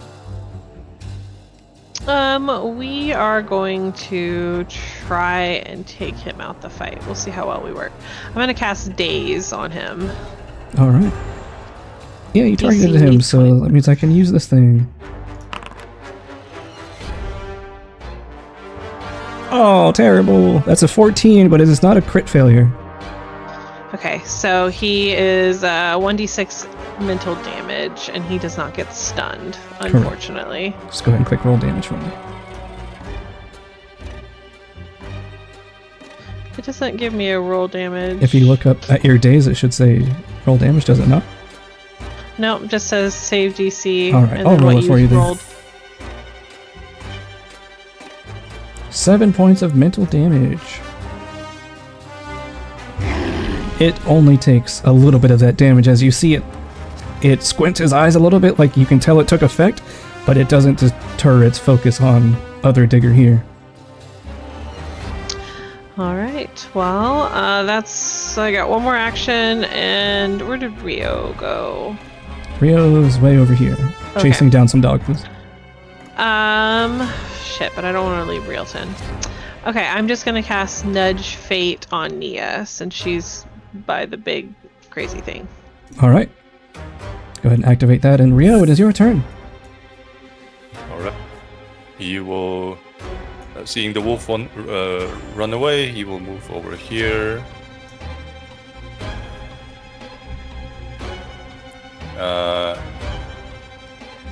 This thing is huge. Attacks have been bouncing off of it. He's gonna try and grapple it and pin it down. All right. I mean, it does look very strong, but you can certainly try. You could try to trip I it. don't get. Yeah, I'll try and trip it, make it prone.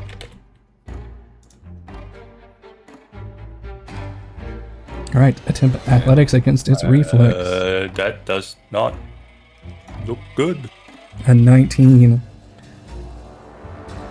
Oh wait, it can't reduce its frightened after its turn, right, Nia? So that just barely succeeds because of the fright. Ooh.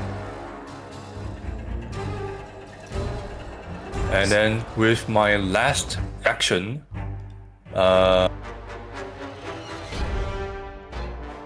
gonna call my staff to my hand. It's prone now, right? It is prone, yes. I'm gonna call my staff to my hand and release it on the giant's back. Spin an action. Did you have your staff out already? It was on the ground. It was on the I ground. used my last action to call it to my hand, and then it's a free action to release it. Oh, it is a free action? Oh. Is it a free action to release something? Alright, it's prone, it It's holds just them letting go, right? down while you can't use the It's the icon. equivalent of like dropping an item. Yeah, must need an athletics check. Okay, got it. So I'm basically just Mjolnir pinning him down. Railton screams and runs away and hides behind Lysander. It's now this creature's turn. Don't want you. Alright. It's going to make a stealth check, now that it is no longer revealed by annoying light.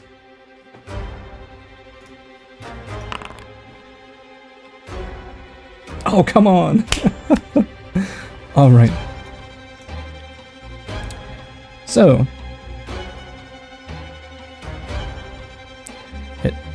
you are not caught by surprise of this Lysander, as the creature suddenly seems to leap out from the shadows just outside the range of the camp light, and is going to try to attack you again, finishing what it started.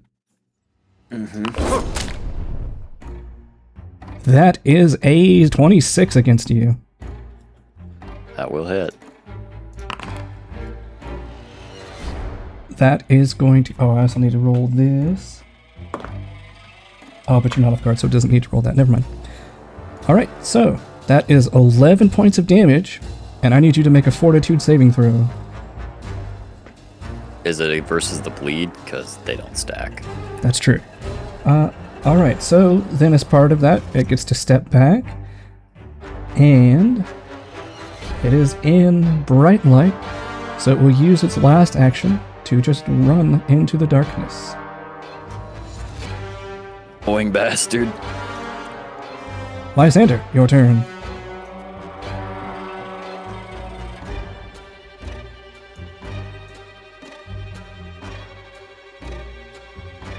Focus them one at a time. Their healing makes it impossible.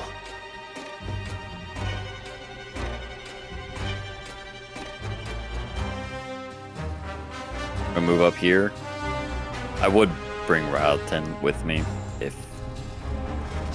She doesn't want to go near that big scary monster. She'll just stay back. Yeah, alright, stay back there. Stay back there.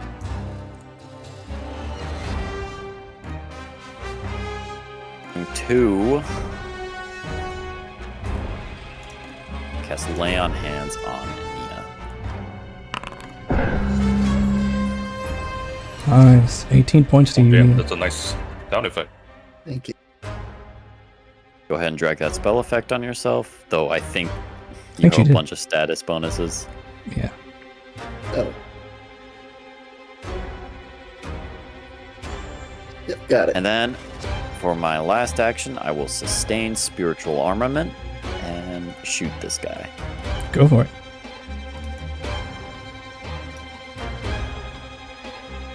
He is very minused on AC.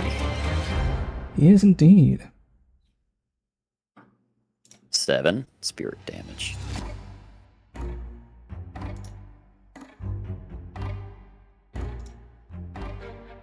And that would All be right. the end of my turn. In response to that, the creature lets out a horrific wail, or a horrific roar. It's like, "Roar!" And it shouts, "Give me more! Give me more!" As its flailing is going to make a strike against Rio for free. As part of this reaction. Oh, damn it! He missed. 22, because he was prone. Alright. So, you hit him with this spiritual dagger. He flails while lying on the ground, trying to slash at Rio's ankles, but Rio, you just jump over it. And he takes that damage. He takes only a little bit of that damage as you stab him a few times with your dagger, and it just seems to barely leave a little trickle of blood on his stomach. Nim, can you identify a weakness? So that I was can try. your turn, I believe. This creature, and he has to succeed on athletics to get up. Is that correct? No, he can just stand up. Well, no, because Rio dropped his icon on him. Huh? Yeah, I don't know how this works. Rio, you're supposed to know what your stuff does. Prone.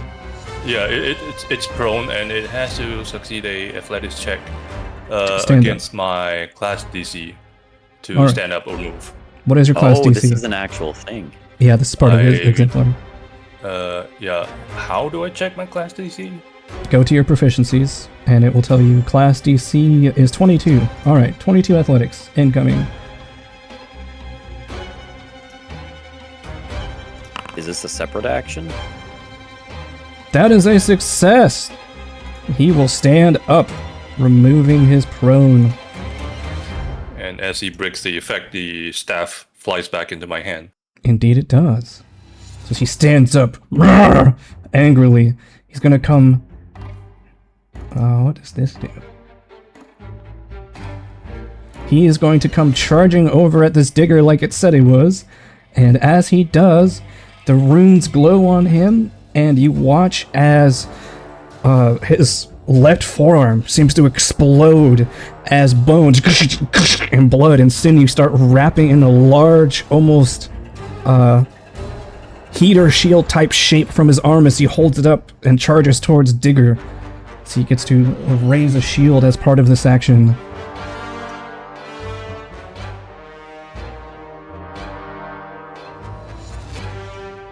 What is this? Oh, here we go. Alright, so he's got that, and he's going to attack this digger.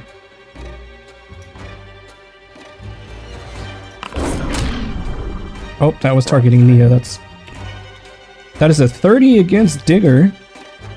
Oh, hits. Ooh, it is not a crit. Not a crit. Luckily for that, frightened.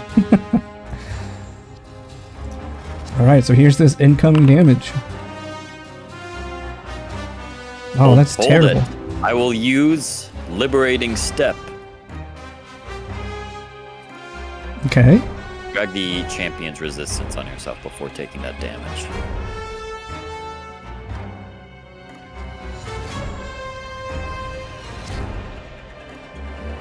Kyler. Wait, sorry, I was reading it. So I can move on as a reaction? Yep, you can step as a reaction. The ally can... I don't even think it takes a reaction. She's gonna step over here. She doesn't want to... yeah, she can't leave Nim exposed. Alright. So you take 2 plus 6, so minus 8 of this damage, so it should work automatically. Yep, you take 6 points of damage. Ow, okay. As this creature comes charging over to you and smacks you in the face. So let's see. Stood up, it moved, attacked. That's its turn. Nia. Alright, first action, I'm going to try and tumble through. Move up to this giant, try and trip it up a little bit. Go for it. That is a crit. Okay, perfect. I'm doing that. Just give me panache so it looks extra cool. And I'm gonna hit it on top of its foot with my hammer. Confident finisher. 23 does hit.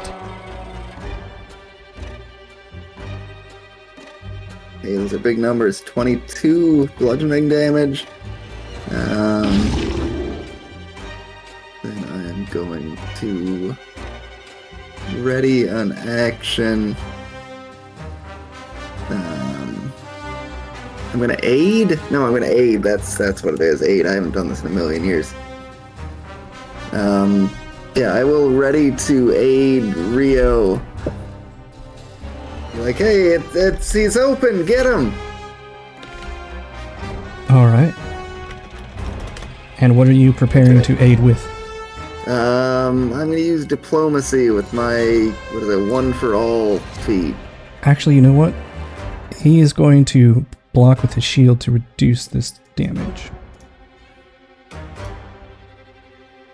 So he takes 10 less of that damage. As you smash the shield against his arm, it partially breaks, but it is still there. And it is now this other wolf's turn.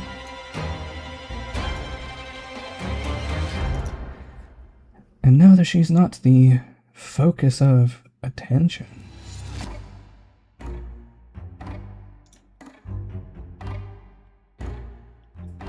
she is going... You all of a sudden hear a loud wind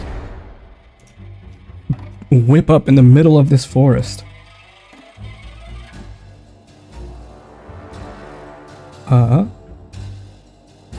And it only is going to hit this digger here. Digger, give me a fortitude saving throw, please. As this massive wind burst just tears through this part of the forest, tearing through bushes and trees. And it also does something else that is not a critical success. So you can no longer move. None of you can move backwards as long as this wind is blowing, as in you cannot move towards this creature.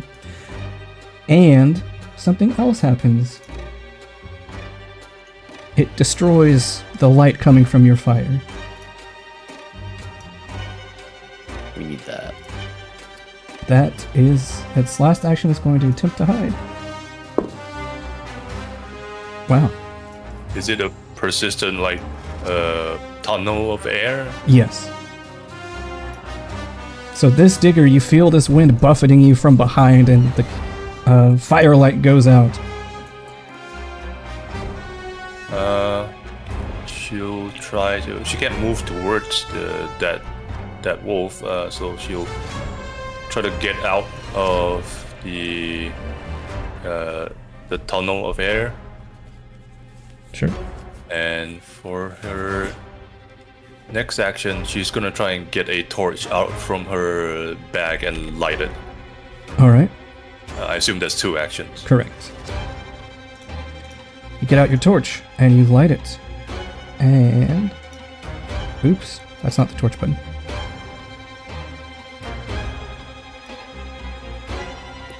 You can right-click your token and turn on the torch, right? Assign status effect. Trying to find light in the status effects, or is it not in status effects? Yeah, I don't see Once a you have torch. your torch in your hand, there should be an option. I need to for you equip it. light Yes. Okay, I gotta drag it into my. Did you get it? How do I? Oh, change character type. Okay. Yep, and torch. How do I? Yeah, it turned into a weapon instead. Oh well, I turned it on for you. Alright, so that's your turn. As there's now some light in here. Other digger, this one over here.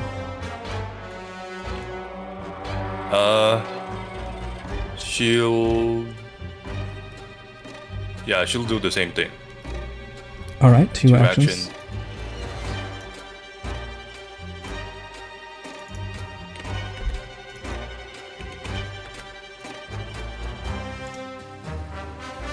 And what would you like to do with your last action? And then last action, she will raise her shield. Her buckler, actually.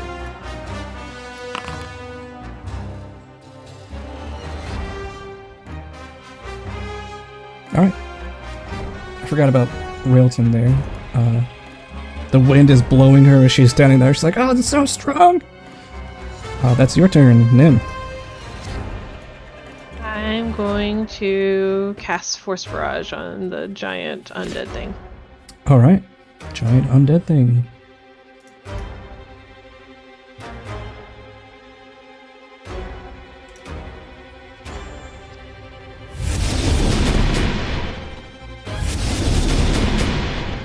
Epic That's sound a sick effects. sound effect. Pachoo, pachoo, pachoo. Alright. All of this damage.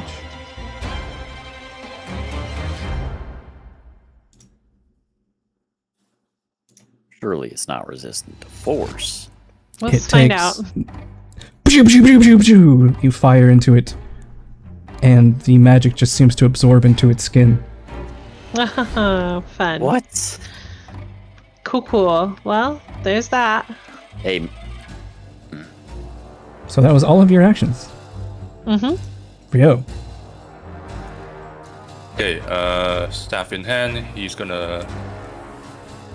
Well, this is everyone is crowding around that guy. He's gonna move over here. He's not fighting two anymore. Second action, get into Dragon Staff. you wouldn't flank from there. Oh, wooden flank? No. Corner to the corner, face to face.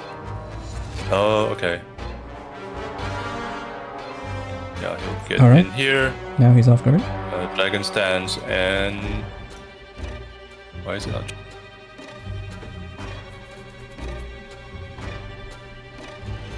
Okay, there we go. And then I'm gonna strike with a Dragon stance attack. Go for it. Come on. Ooh! 17 unfortunately misses. Unless you want to spend a hero point. Sure, I'll do that. Alright. This is critical. Is that I'm even not worse? doing good today. Oh, 20, that hits! Just barely. Alright. As a reaction to this attack, you watch as the creature, standing there, it flexes its muscles, the runes across its body light up intensely, and his skin just becomes as hard as stone. As this happens, and he doesn't take most of that damage. You hit him, you think you hit him really hard, but the stone just absorbs most of the blow. You did Is some there a damage. hardness? You did some damage to him, but he didn't take most of that damage. Right, so that was what? 3 actions for you? Move, Yes. stance, hit. Alright. runs away. It's now this wolf's turn. Oh, he's not a construct or object, so He is not. This creature is going to attempt to hide in the darkness over here where no one's currently looking at it.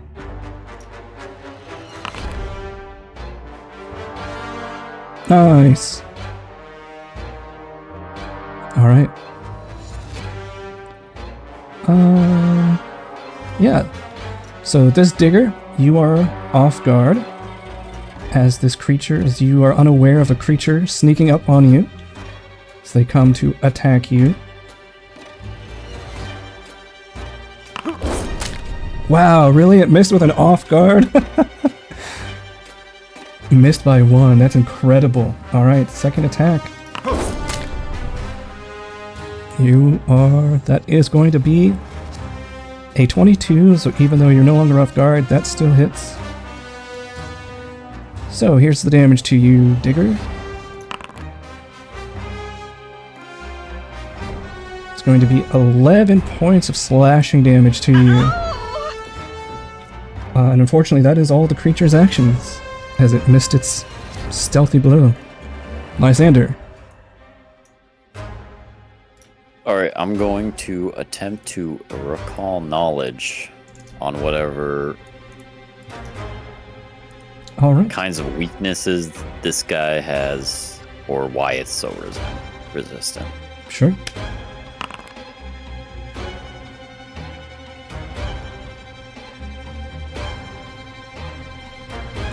All right. So your questions are, what is its weaknesses and what are its resistances? More like how it's getting those resistances. So I guess special abilities. All right. Well, this creature seems to be... you can understand how it's getting those resistances. It seems to be casting spells almost reflexively, as if they're automatically reacting to danger. And you're not sure if this creature is even aware that it's casting spells, or if the spells are just happening. That's how a lot of it's coming from. Does it currently have a passive damage resistance? You did see it just applied a really stony texture to its body, so it is currently resistant to all physical damage by 5.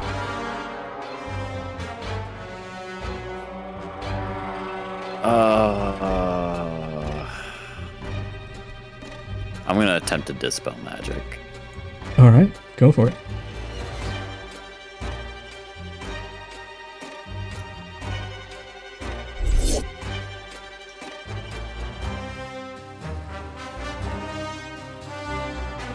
And what kind of what effect are you attempting to dispel? Whatever is giving it its resistance. All right.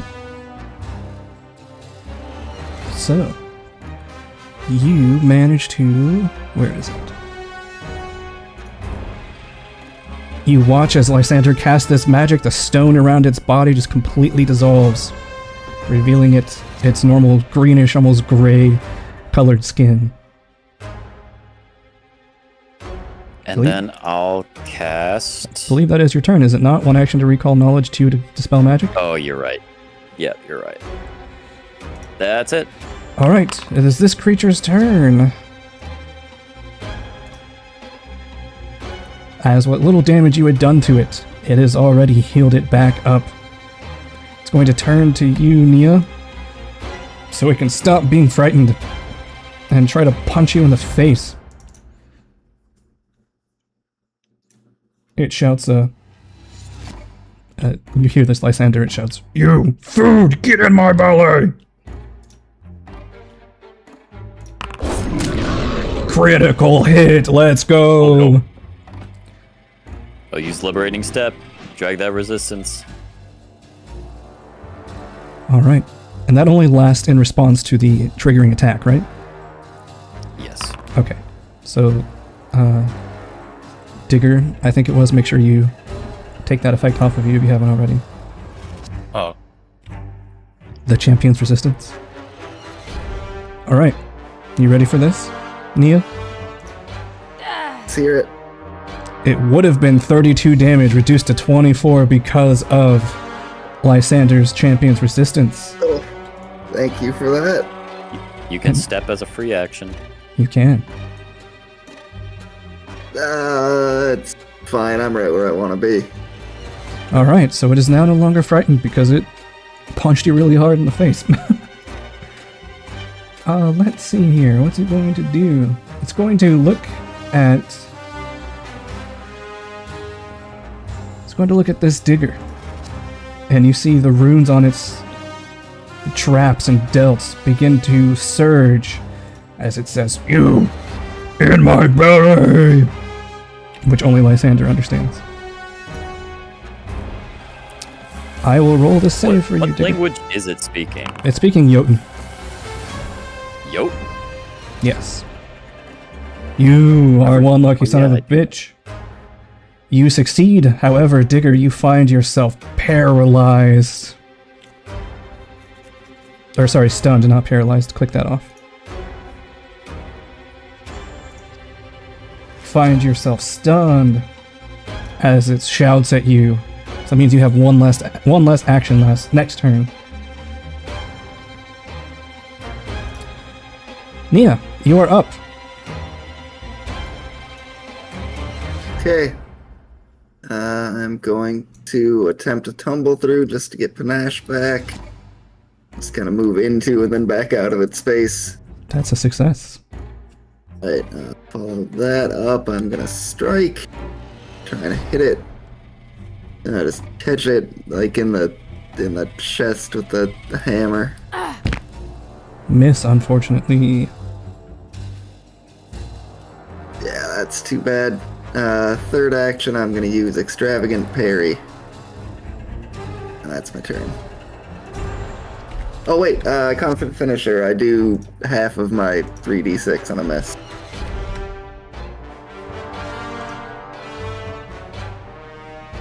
So it takes half of 7. 15. Yeah, 7 damage. That's my turn. 7 damage. Alright. Now this creature's turn. I will also remind you all that this campaign is not scaled to you. So, depending on how you're feeling, trying to escape may be in order. No, we got this. Alright, she will sustain... she doesn't need to sustain that effect anymore, so she will drop the wind because it already blew out your fire. And let's see... Oh, I was like, why can't I click?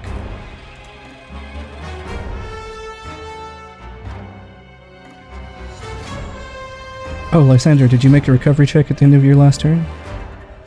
Oh yeah, go ahead and do that. It should be automatic. Oh, right. You find yourself finally cleared of the bleeding damage. Nice.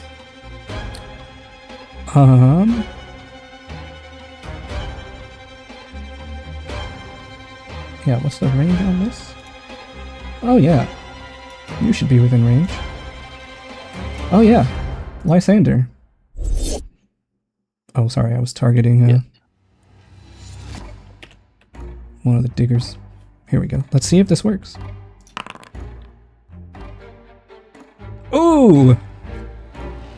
That is a success. You find your spiritual armament dispelled from a force you cannot see. Die. That is its turn. Ritual Dispel Digger. or- She will battle medicine herself.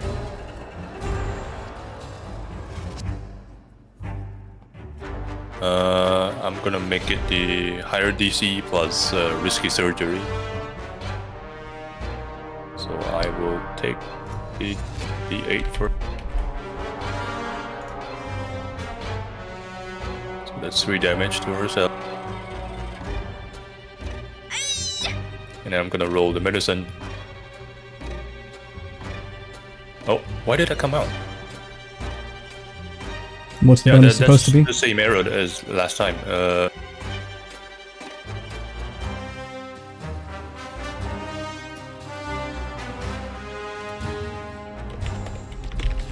Okay, that's the medicine check on herself. So that'll I just make it a Correct me if I'm success. wrong, but I think you can't use risky surgery with battle medicine because battle medicine is a special instance to treat wounds. Oh, okay. Well, yeah, risky simply just bumps up the success stage, so it'll still be a 26 on the medicine check. That Yeah, you can give yourself back those 3 hit points.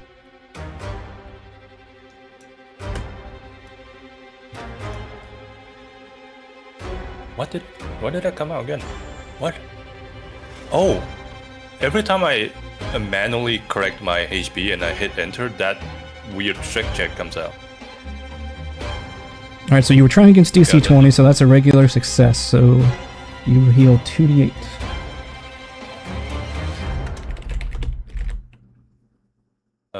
DC 20 would give a higher healing, right?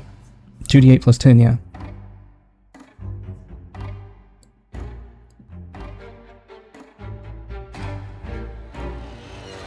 Okay, that's 22 to herself, which heals her to full.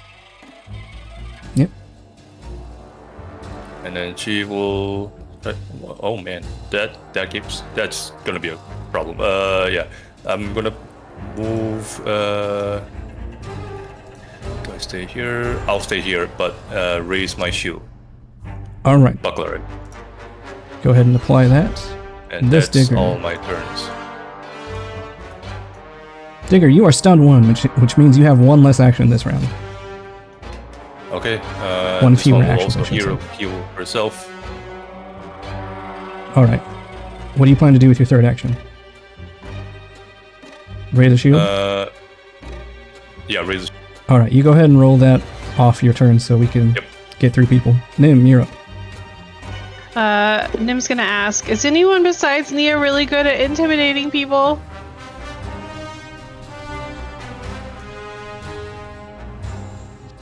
Rio probably says yes, since Kyler's distracted. Right. Yeah. Let's see, where are you at, Rio? Let me target you. I'm gonna cast Thundering Dominance on you. Oh, describe what that looks like. I hum a little tune and Rio starts growing or glowing like this aggressive red-black. He looks That pretty doesn't- badass. That doesn't target players. It only targets companions or icons. Oh, I thought companion is your party. Oh, no. Yeah, that's a specific term. Alright, Oh. It's a specific term. alright, You well, could do it on Cookie. yeah. Yeah, okay. I don't think that would help, so I take that back. I thought companion meant like No your worries. party. You could put it on real. I was gonna have you do battle cry there. Okay. Alright, well since that's not gonna work, let's freaking A. I feel useless this fight. You could, I'm There gonna is still a wolf Kinda. over here. Yeah, I know. I'm gonna force barrage that wolf. Go for it. Hold on, I need to target.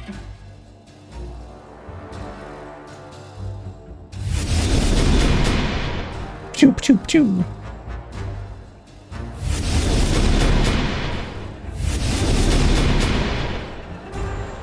Alright. So, Alright, and that'll be my turn. the wolf takes all of that damage. Rio. All right.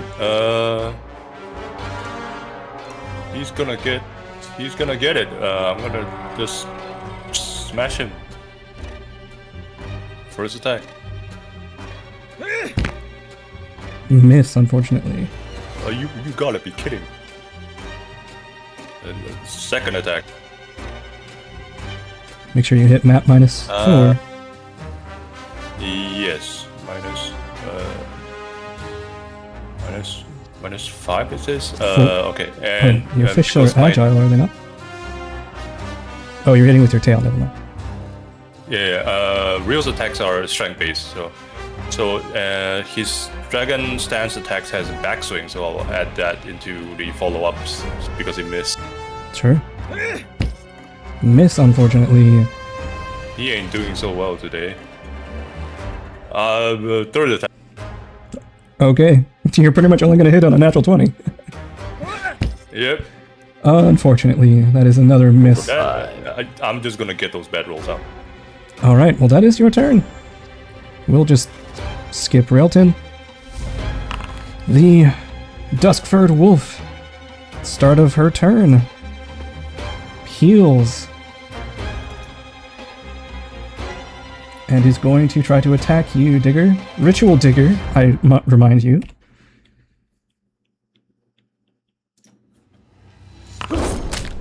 Are you kidding me? How is she missing these? Well, that's a miss. Oh, because you have your shield raised, that's how. Attack number 2. Miss again, damn it. Alright. Number 3. Useless. She is going to run into the darkness. And because she ends her turn in darkness, she gets to hide for free. Alright, Lysander. Maybe if we fight long enough, the sun will come up.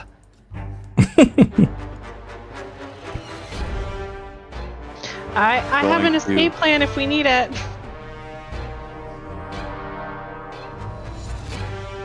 We're going to try and identify some of those runes on him. Alright.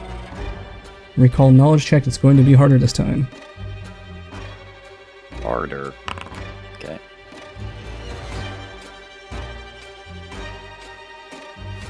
Alright, let me look at this creature's DCs. Alright. So you are trying to understand the runes. They are arcane in nature. They do not necessarily seem to contain any spells themselves, but you can tell that they are eminently magical.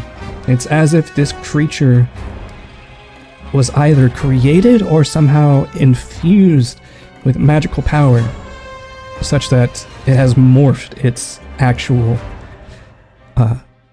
like species and genus somehow. Okay, well, I'm going to attempt to dispel the runes on his arms. Alright. He has multiple runes on his arms, so would you like to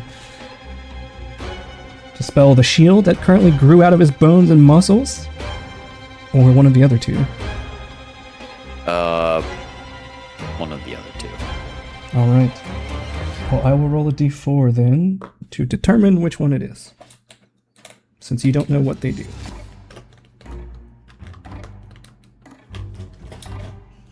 Go ahead and roll your counteract check.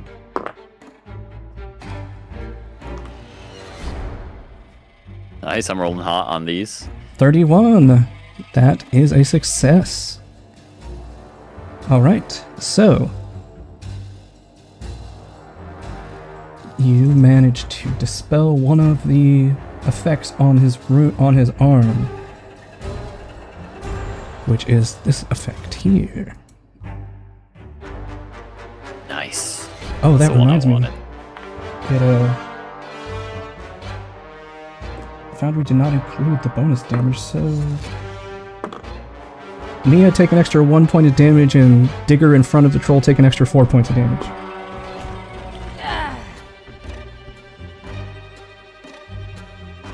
Alright, that's your turn again. Wait, who takes what damage? The Digger in front of the giant takes 4 extra damage. Because Foundry did not roll the extra dice that he should have been getting on his attacks.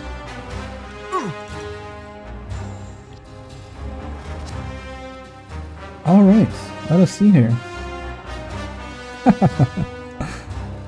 Creature is going to look out at you, Nim, and speaks something only Lysander understands. Me do that too. And its eyes glow with vibrant purple mystical energy as it opens its mouth wide. You see it start to glow purple in there. All of a sudden, as it fires Force Barrage at you, Nim.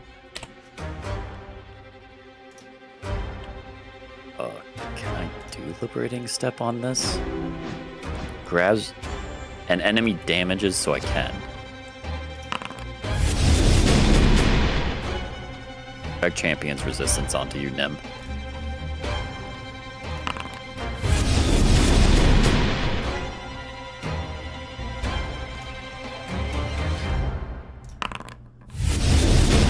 Okay, not bad. In total, Nim, you take 12 points of damage, reduced by... So yeah, just type minus 12 in your HP, and the champion's resistance will reduce it accordingly. In my HP on my character sheet or on my little token guy? I should do either, I would assume. Yeah, it says you have resistance, so... Or you could just... Oh, yeah. Because if you just type in minus 4, it will say you took no damage. Okay, well, it didn't apply that. Oh, we'll give you back 8 hit points. 8 HP back. There you go, I added 8 HP back. Alright, well that is its turn. Nia. Alright, I'm gonna try and tumble through again. Just see around my cat. Okay, a regular failure, that's fine. It still gives me panache. Gonna use that to strike.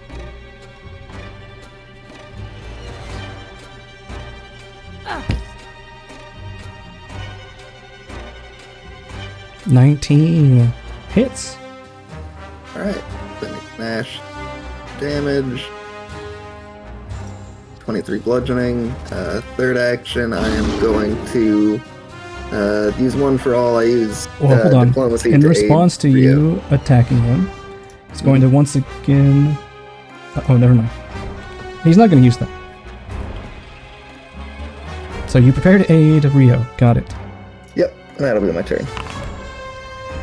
Alright, it is this creature's turn.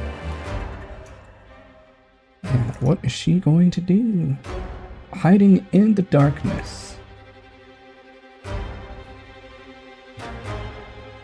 Alright. Oh, this is going to be nasty.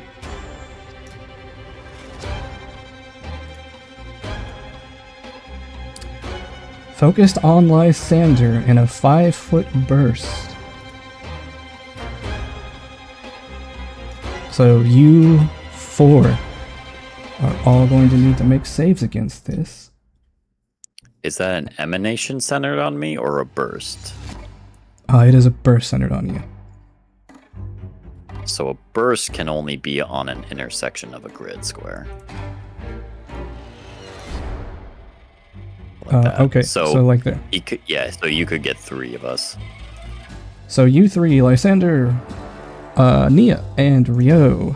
Hold on, let me target you. Go ahead and give me fortitude saving throws, please.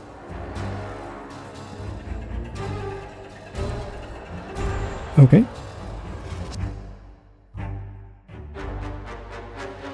Alright. Rio doesn't critically succeed, but Rio succeeds. So everyone except for Rio, you're going to take... add 1d6 persistent fire damage to yourselves. And everyone except for Rio becomes enfeebled. Oh, I know what this spell is. And that is its turn. Ritual Digger. This one. I don't know how to add the fire damage thing. My macros are gone on the top left of the screen. Right click on your token, go to assign status effect, it'll be like a bleed icon. Bleed icon. Oh, okay.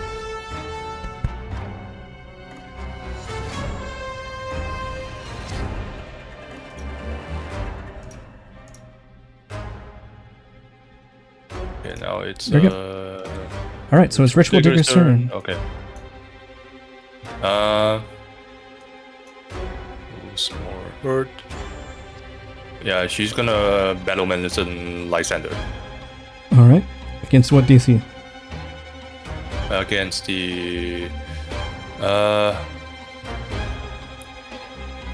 the higher DC, DC 20? Alright. the DC 20. Yeah.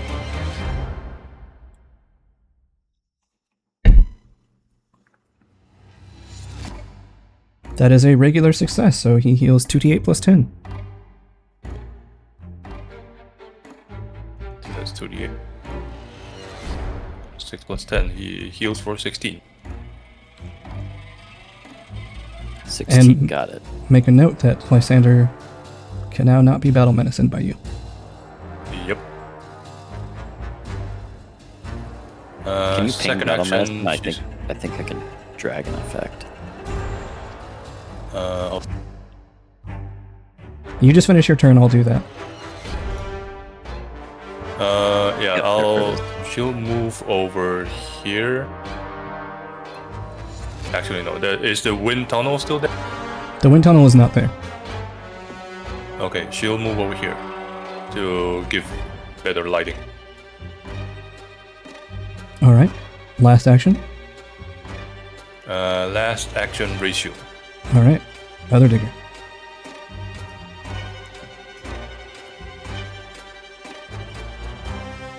Where is the...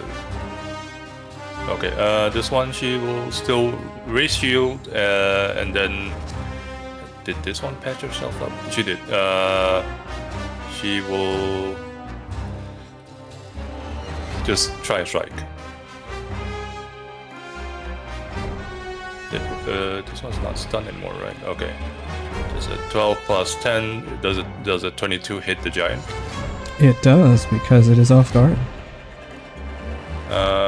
She will attempt a strike for 22. I'm gonna roll damage. Strategic strike.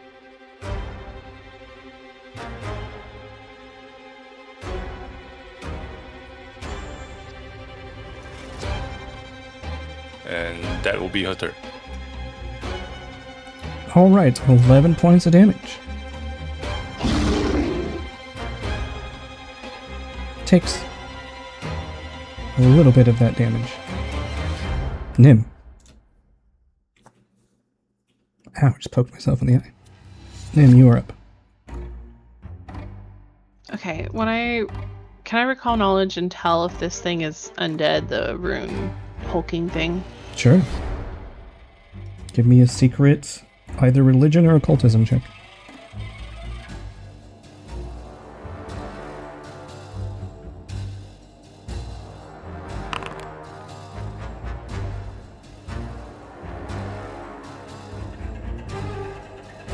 Alright. This creature does not appear to be undead. It definitely looks like it has been altered in some way. It perhaps was not subject to a natural life, but it is a living organism. Be unholy.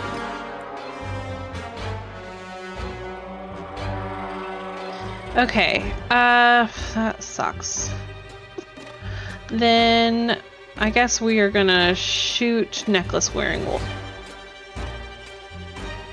You did cast Force Bolt, so don't forget that you have your staff that lets you do something once you cast Force Barrage. Oh yeah, the dragon Yeah, one. Yeah. it lets you shoot out one for free, I believe, every round, doesn't it? Once you cast Force Barrage? What do I have? Oh yeah, it's like a wand of Shardstorm.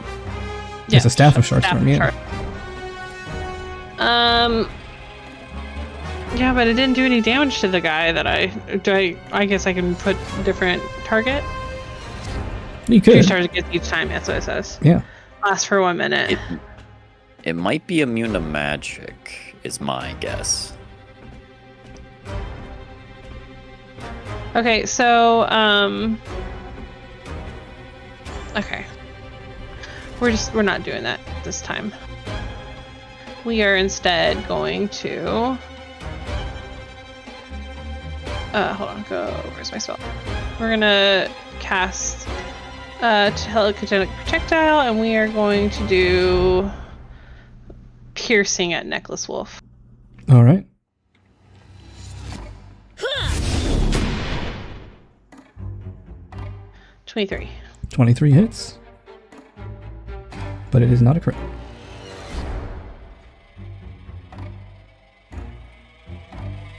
Six points of damage. Does not take most of that damage, as there's just a little cut on her cheek from that barrage of shrapnel you threw at her. Okay, and then I'm gonna cast my last focus spell, Needle Vengeance, and we're gonna protect Ritual Digger. All right. And that's my turn.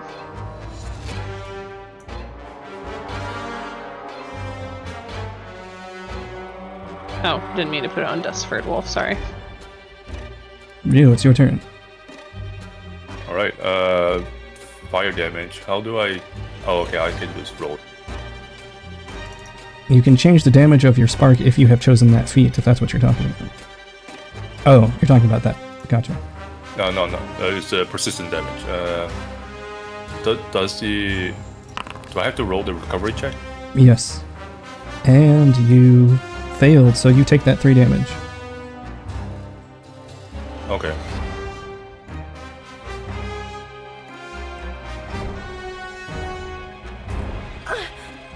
Right. I'm just gonna attack the giant. Go for First it. attack. I use my reaction to aid. Critical success, +2 bonus to your attack There we roll. go. 29 hits, and that is a crit Oh, Oh. because of that +2. very good. Skadoosh.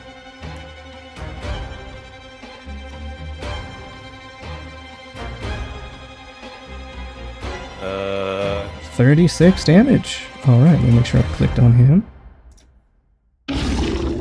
Oh, he takes most of that damage as you describe to me what this massive crit hit looks like. I just twirl around, smack my tail against its side, and basically ruptures some of its skin and muscle, revealing some of its ribs. Nice. That was just one action. Then second action, I'm gonna try and it's not demoralized anymore. Can I try and intimidate it? Have you already tried to intimidate this creature? No. Yeah. All right, so go for it.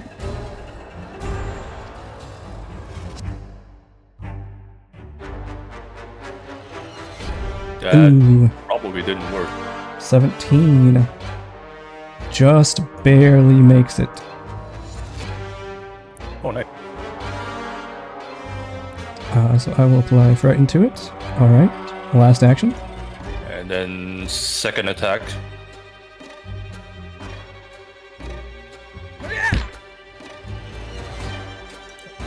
And nope. Unfortunately, that is a miss. That's my turn. Relton continues to just run and try to hide around you guys as this creature succeeded on stealth. Can I move? Yes, okay. Oh no, I'm starting to lag. This creature succeeded on stealth. So you were unaware of it popping up behind you, Digger, so you are off guard to this attack. Ritual Digger? Will save for Needle of Vengeance. No, that was on the troll, not the Dusk Wolf. Oh.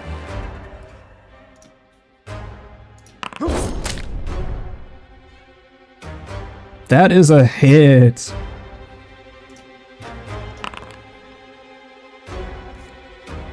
And I need to roll this. Ooh. Yeah, terrible. Alright, so Digger, you take a total of 20 points of damage, add 6 to this, Shit. and I need you to make a fortitude saving throw.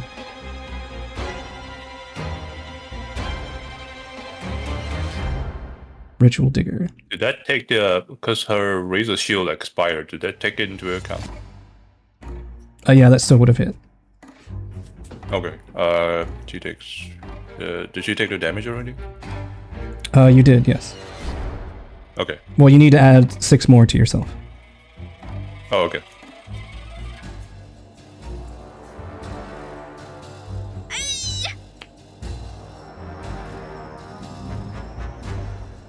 Because I don't know how to code in toggleable features like extra damage on off-guard creatures. And make a fort save, please. Oh, fort save.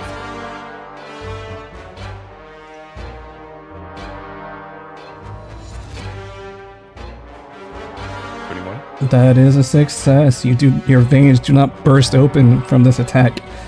As it finishes, getting to step away for free. Will then use its last action to run into the shadows and attempt to hide once more.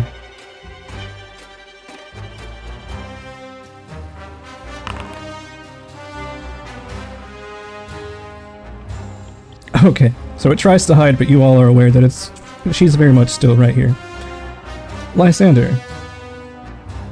I will delay until after the giant. I take my persistent damage right away. Alright, luckily that's only one.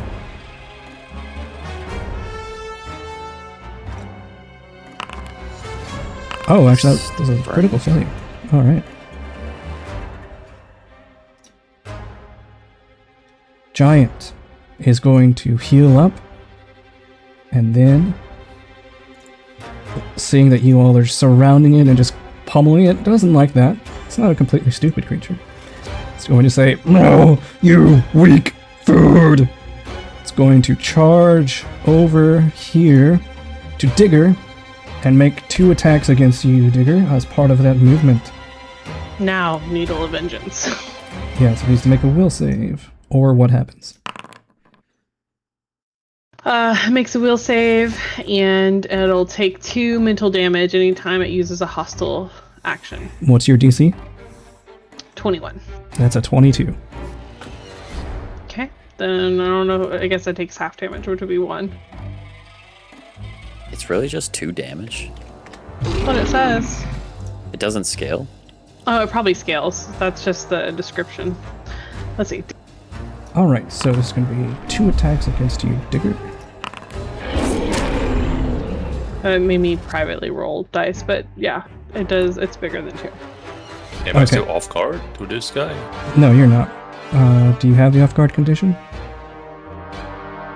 Yeah, I'm removing it now. There you go. Alright, but that is still a 28, so that hits you very well. And it will make the second attack, because it doesn't apply its map until after the second attack.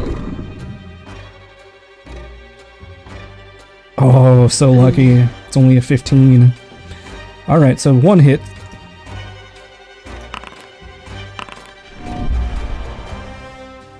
Okay, it's 6 damage, so he takes 3 damage for each of those attacks. Alright.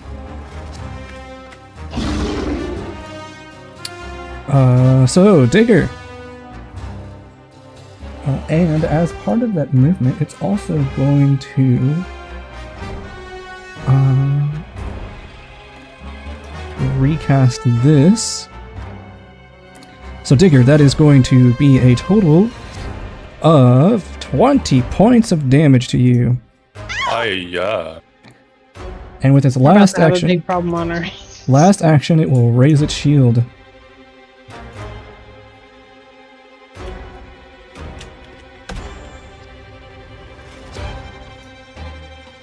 Uh-oh. I think I broke the sheet. And then I'm going after it. Yes. And its frightened was not by Nia, so it gets to reduce that.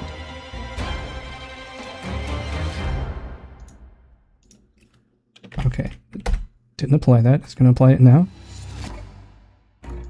Oh, it's because I still have it listed as off guard. Okay, I was like, why is that not going through? There we go. That is now correct. Alright, Lysander. Let me remove you to initiative 20.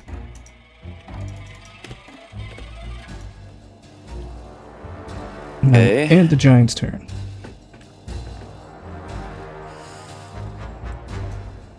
Digger, get yourself healed now! And then I will turn my attention to the rune-scarred giant. Look through my feeds for this. Where is it? There you are. I'll speak to the giant in Jotun. And I'll be like, "You lumbering fool, you don't even deserve to live." I use Bon Mo. Alright. Make that diplomacy check. 26 is a regular success. So that means drag the effect of Bon Mot onto him. I did. We'll cast Fear. That is such a sick effect. Yeah. All right.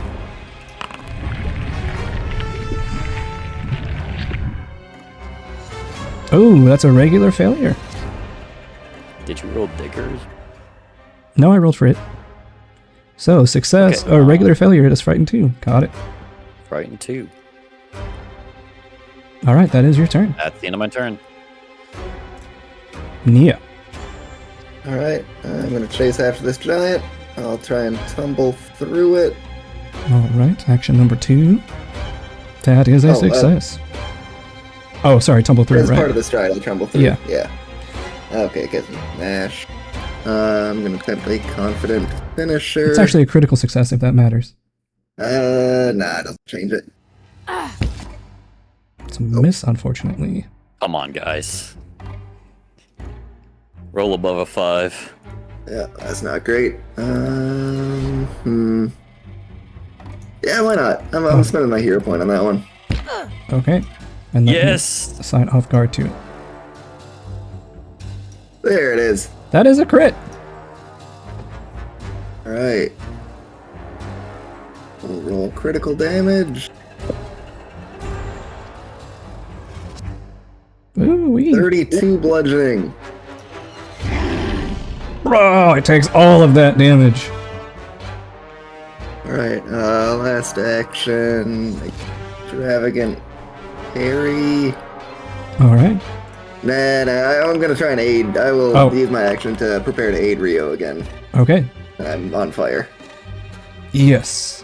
I will make that recovery check for you. That is a failure, so you take... Wow, you guys are getting lucky on these rolls. You take 1 point of fire damage. Alright. Now this wolf's turn. This werewolf's turn. This Garu's turn. What is she going to do?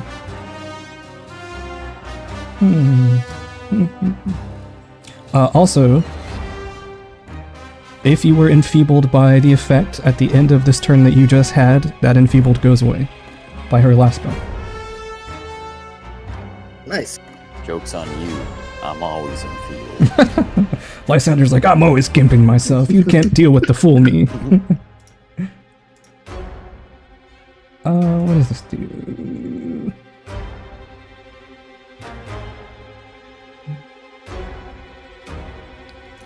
Alright, well, you know what? Yeah, she's going to attempt to cast this. So you watch as... Oh no. Oh no. If she makes Digger go unconscious, I will be very mad. That's gonna be Railton and Nia. You watch as the roots burst from the ground and they rapidly turn into flourishing flora and try to strangle both Nia and Railton. I need you both to give me reflex saving throws, please.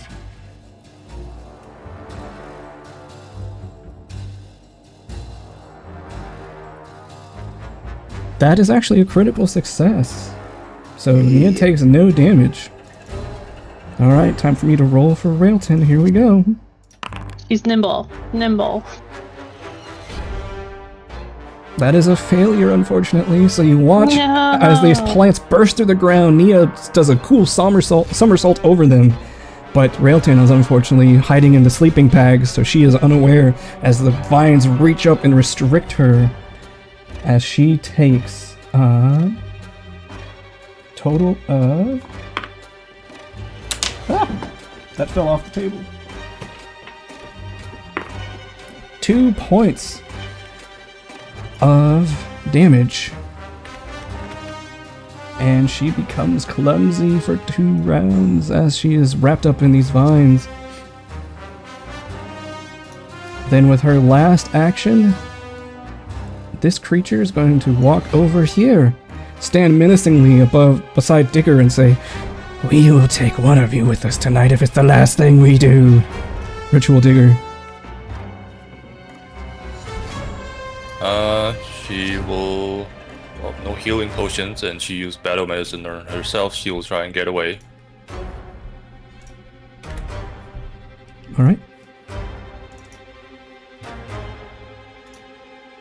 Then, Stay within my aura. Well, here's the fun thing. They both have reactive strike, so as you run away, they're going to try to No. attack Oh, you. they both have it? So remove your raise to shield I had because no that is idea. expired. Yeah, you would have no way of knowing that. Alright, so here's the wolf's attack against you. Lucky, that's a miss. Alright, here's the giant's attack against you. That is going to be a hit. So Digger, Ritual Digger.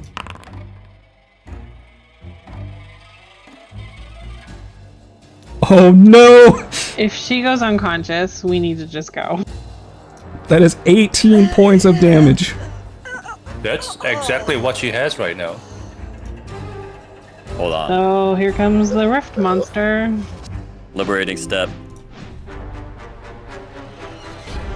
Alright, so you take 9 points of damage then, Digger. Or no, you take a... That was 18 minus 8. You take 11 points of damage. So I'll give you back 8 hit points. Ooh. Oh. Alright, so your turn continues.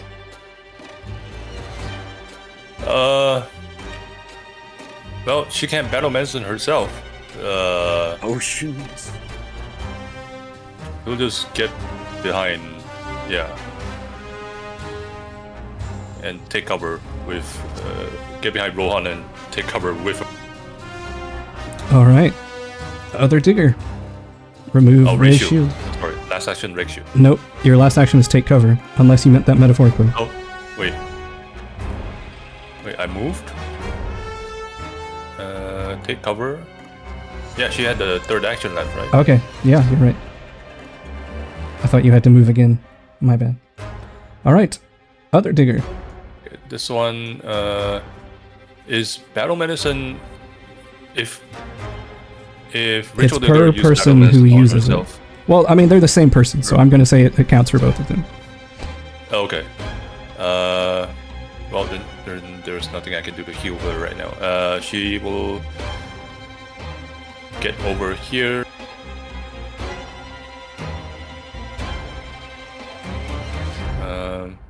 Yeah, just for the light, if anything. Alright. Well, as you run away, Other Digger loses her cover. And then, devise stratagem and try and hit this big guy. Alright, let me remove off guard from it since it's not being flanked. And... That's a nope. Yeah, she'll just raise her shield.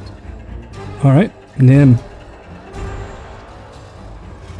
Okay, we are first going to cast Soothe on Ritual Digger. Alrighty.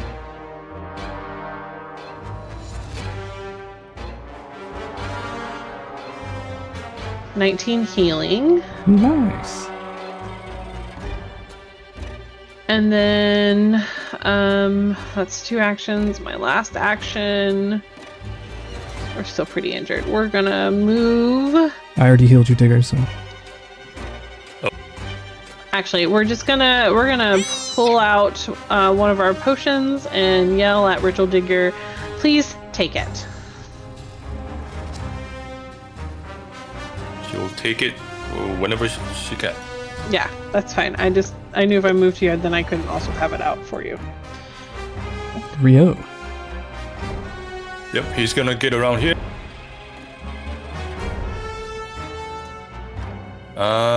Which one is more major? Okay. He's gonna fracture mountains on the giant and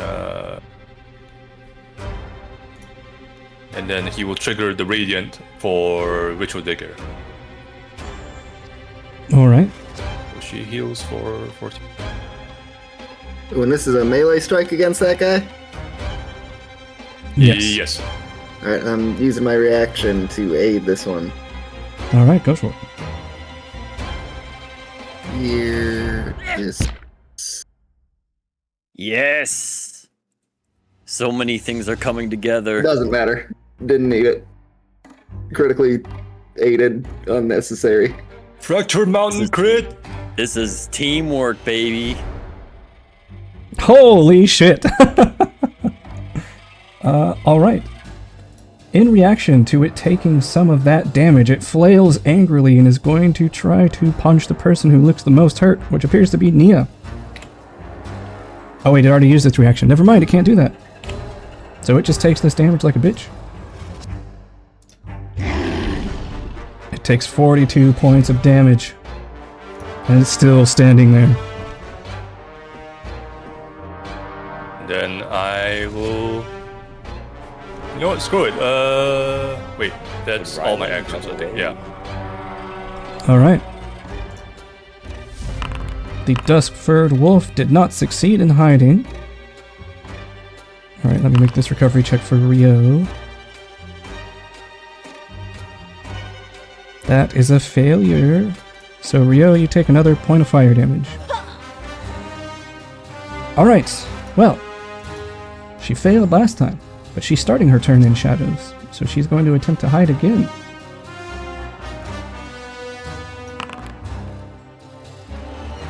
Brother. Okay, well, that's unfortunate.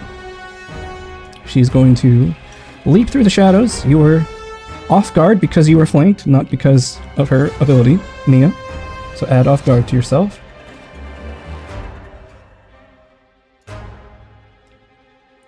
Got it.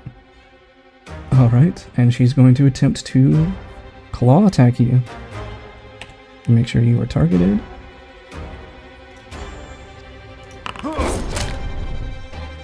Brother!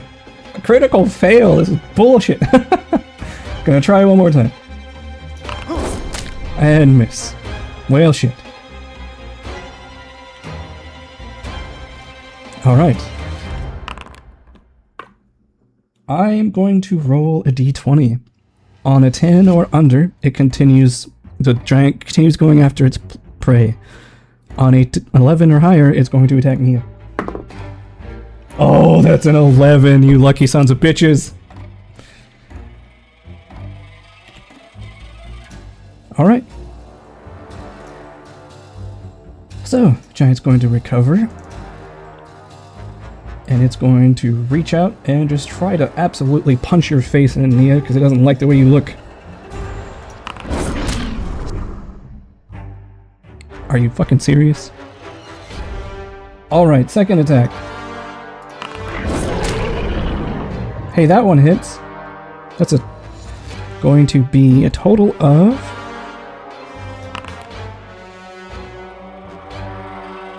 21 points of damage to Nia. Oh, 16, sorry. Oh, I was looking at its attack roll. So that's 16 points of damage to Nia.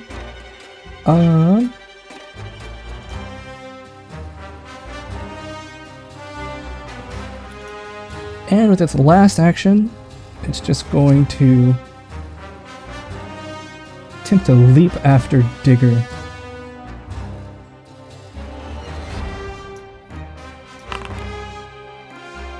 Is it smart enough to tell the difference between them? Well, it can tell that one of you was bleeding profusely and that you ran that way, so yes. That's a crit. So it gets to leap up to 30 feet. And the one that was bleeding profusely until just a second ago was this one, so the giant leaps in the air, and it has a trait where if it leaps, it gets to use an ability. Digger. Ritual Digger. I need you to give me a reflex saving throw.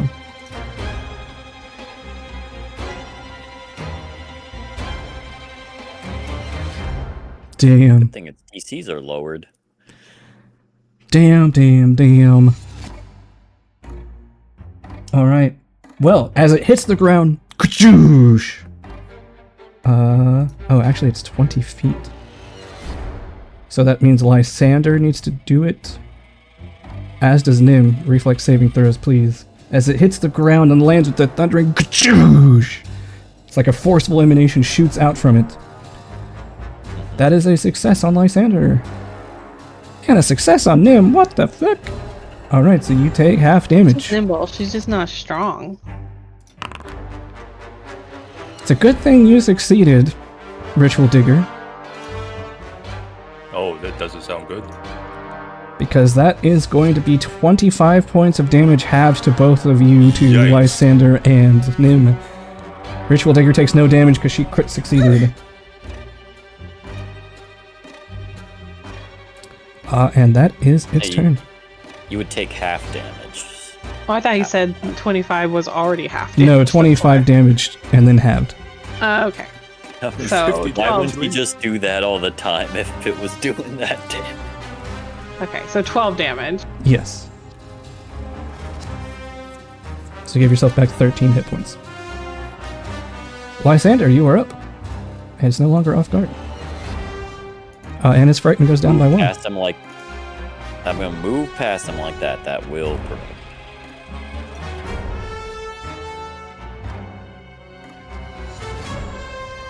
Does he take it?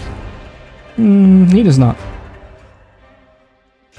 Alright, I will lay on hands on Digger. This will also provoke. Will he take it? No.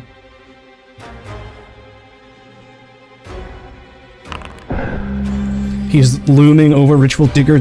He's salivating extensively now. His drool is just dripping on the top of your head, Digger, as this massive thing is just looming over you. Alright, drag that effect onto yourself. Oh, okay. And, yeah, also heal you.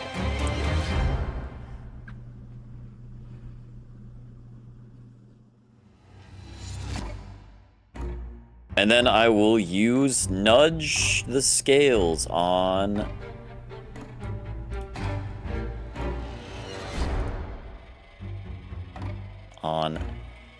Nia. Nia, heal yourself for 14 HP. Alright, that is your turn. Nia, you are up.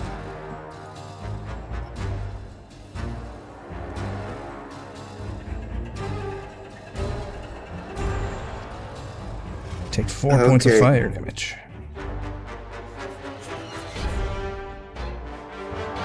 Railton is currently in the vines and she's like, "Ah, help me, help me!" Dang it.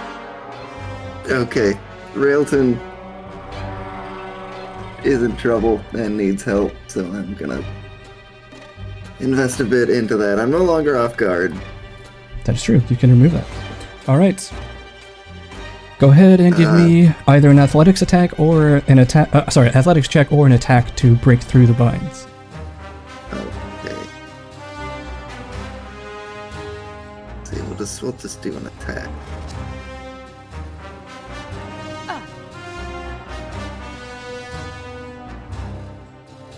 Oh, not the right target, but 23 hits, yeah, so you break through with your hammer, you crack open a hole in the side of this vine wall, and Railton looks like she's ready to climb out.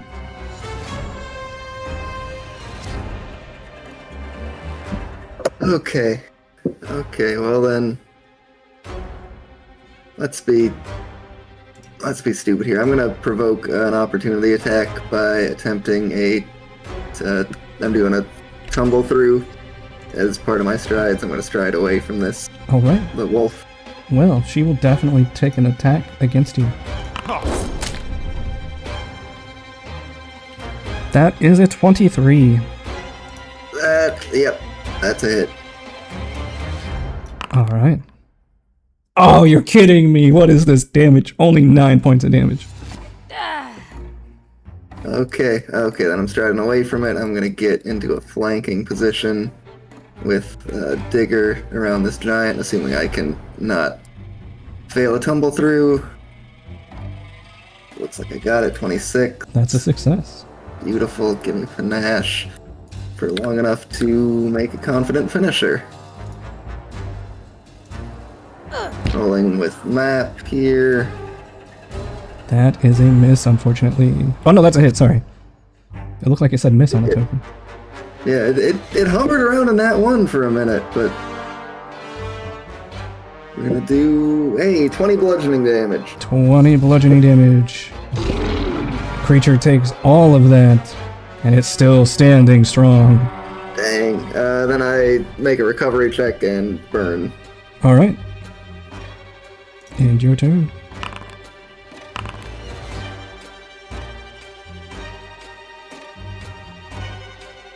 You take 1 point of fire damage. Lucky rolls for you all on these persistent damages. Hey, that's not too bad. This creature, this wolf. Wait, who's rolling now? Oh, that was a recovery check. Oh, I already rolled for you. Oh, okay. This wolf reaches out and says, "No, you will not die tonight, creature. You will help us feast." She lets go a heal on this creature. Ooh! 15 points of healing. And with her last action, she is going to move over here to flank you. Ritual Digger.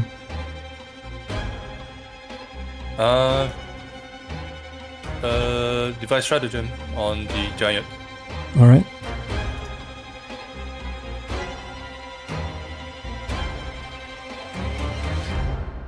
A 5. Nope. Just regular strike. Alright.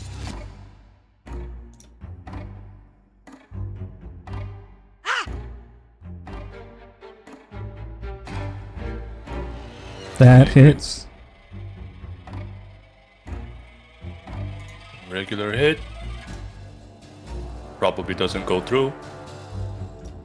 It takes 1 point of damage. You just kind of bonk it then on the head and she- it doesn't really react. Then she will, if she steps, getting away from reactive strike is a step, right? Step, yes, it'll let you move without provoking. Yeah, But it is an that action. wouldn't make much of a difference.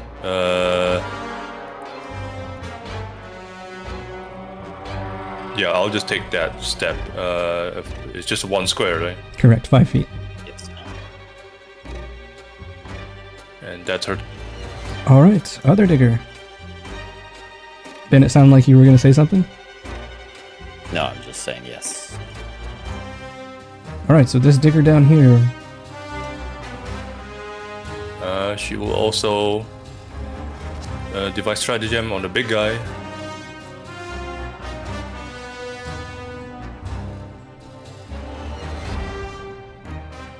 An That's 8. a no.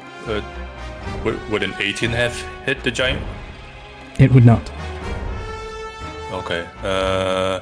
She'll circle around here and just do a regular on the necklace wolf. Alright, so you are flanking her. And she should not be frightened anymore. But she is off guard.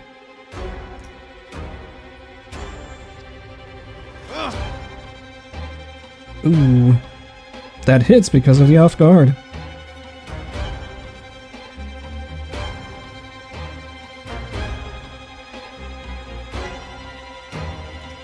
Eight points of damage. Is that including... Oh, you didn't.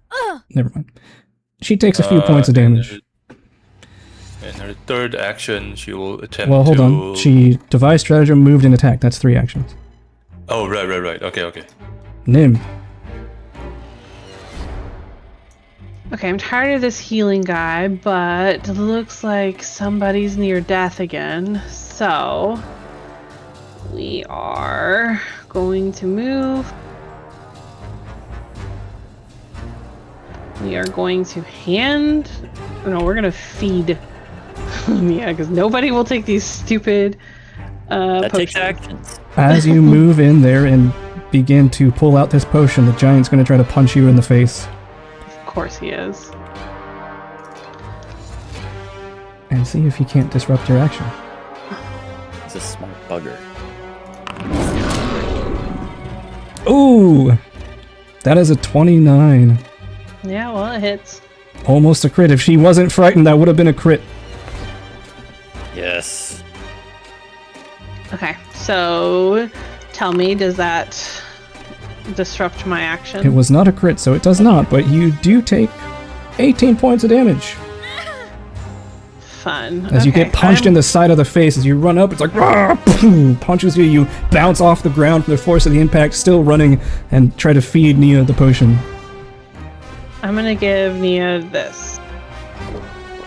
Alright, so she feeds that to Nia, so go ahead and roll the healing for that. Holy shit, 5d6 plus 12?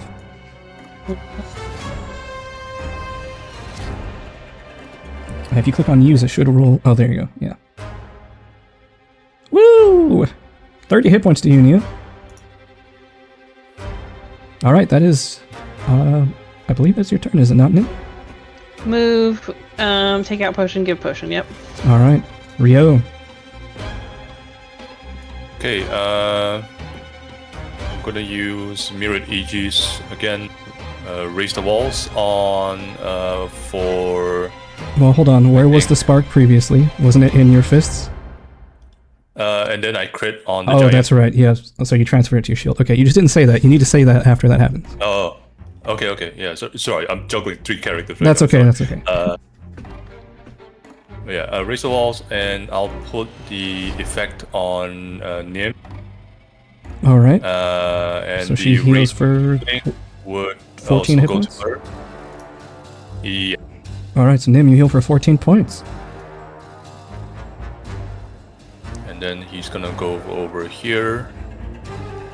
Second action to move. And where does the spark go after you transcend? Spark goes back to his fist. Okay. My browser is lagging, sorry. And last He is action not off to guard to try you. and punch. So I will remove that. Yes, it will just be a simple attack on the giant. Oh, it's a miss, unfortunately. I ain't doing so hot today. Yeah, that's all. Alright. It is this creature's turn. Start of her turn. She heals some. She's going to take a step back into the shadows. No, she's not. No, she's not. No, she's not. Let's see. Who looks like they are hurting pretty badly? Because wolves can smell blood, and they smell it well. Sander, probably. Or the defenseless child. Don't put that in his head. Well, he took Reitlin off of initiative, so she can't even run away. Well, she's just hiding. She's crawling in the... After Rio's turn, she runs over here and hides in the sleeping bag. She's gonna come up here. You are now off guard, Nim, so set yourself off guard as she is going to try to claw across your legs and see if she can't hamstring you, literally.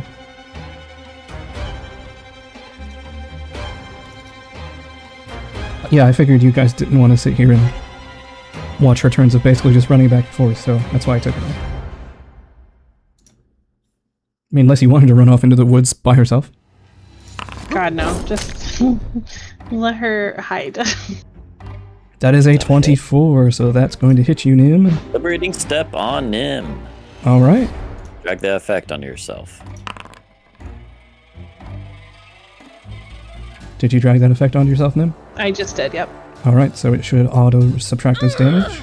Only 5 damage. Now she's... And you can free action step. You can indeed. Oh, I can step? Yay, good. I'm getting away from these baddies. Nope, it's 5 feet Step. that you can move. That's right. Alright. Under the corpse, I guess.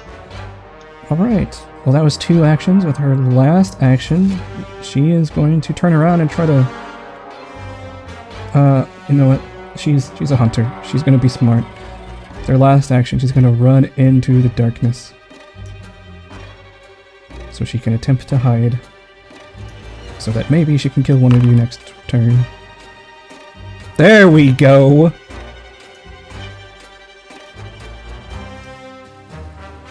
It's now the giant's turn.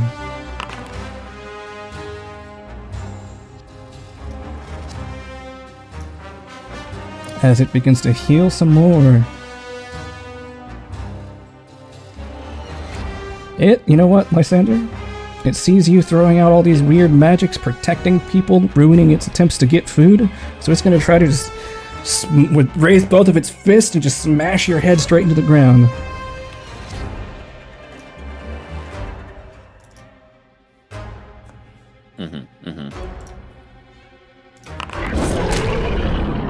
Oh, that is a 32. If it weren't frightened, that would be a crit again. I know.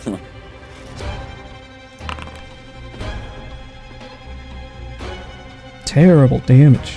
Lysander takes 10 points of damage. Oh, I did it to myself. Lysander, 10 points of damage. Second attack. Damn it, it was so close. Misses. Third action.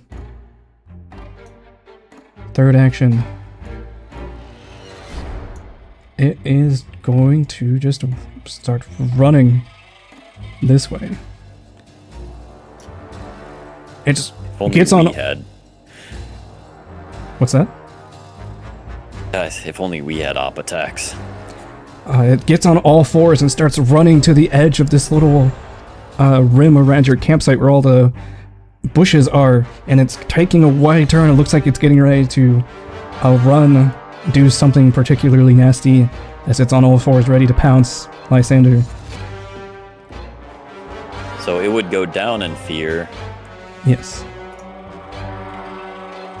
I'm gonna cast fear on it again. Alright. And how long does Bon Mot last? Until he takes an action to refute my Bon Mot. Okay. So I will make a will save for this.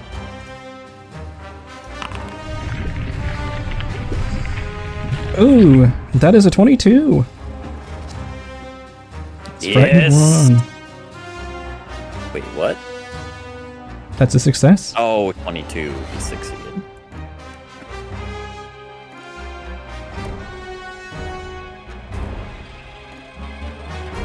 You got one action left, Lysander. Drink potion.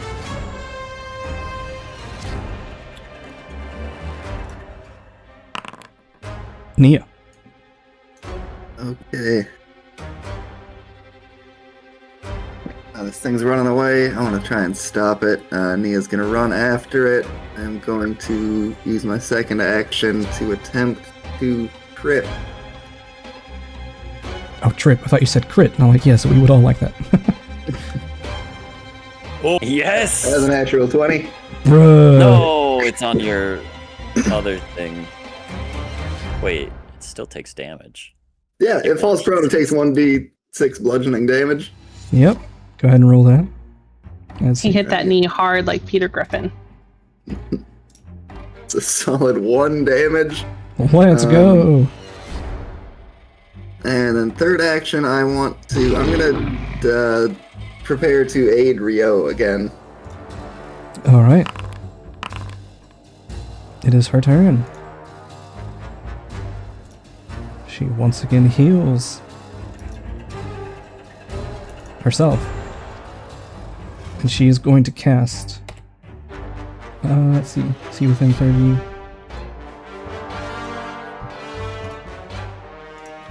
It's 30 feet, right? Does it heal? Yeah, 30 feet. Alright, well in that case, she will spend an action to move forward.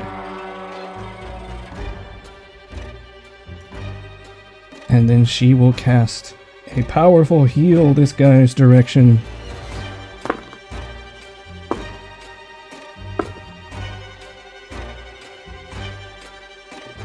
$30 points of healing to it. That is unfortunately her turn. She is a pain in my neck. Ritual Digger. Alright, the giant got knocked prone, right? Yes. Does it still look like it's trying to charge, or? Well, I mean, if it was standing, it would, but it's currently on its stomach. Okay. She will... Wolf is there. She'll move out of the way, spread out just in case.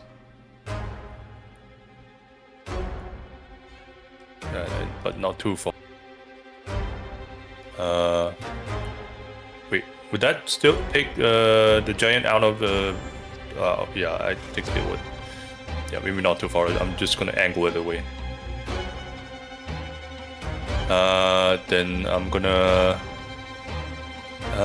raise shields. Okay, we got one action left. One action. What do I do with that? Oh, Can you demoralize anything? Is the giant already demoralized? It's frightened. So unless you crit, it wouldn't increase its frightened.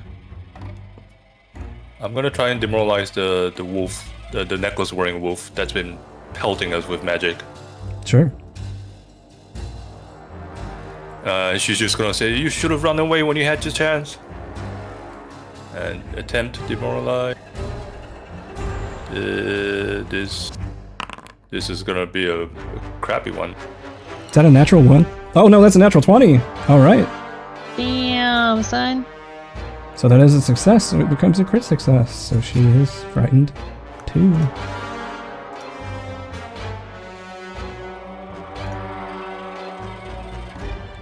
Alright, that's your turn.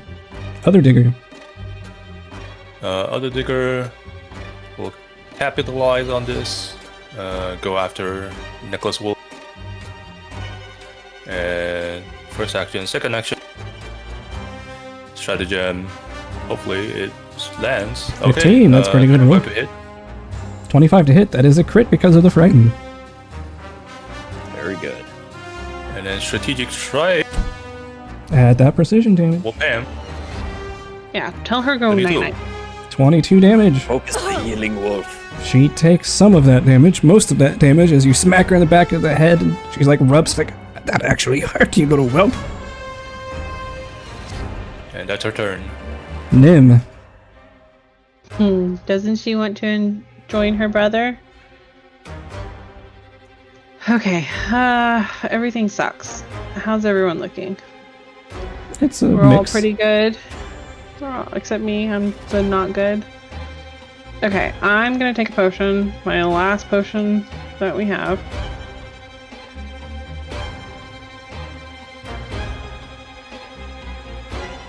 $16 to you, nice. Okay, so that's one action. My next action is I'm going to shoot Necklace Wolf with slashing projectiles. Alright, go for it.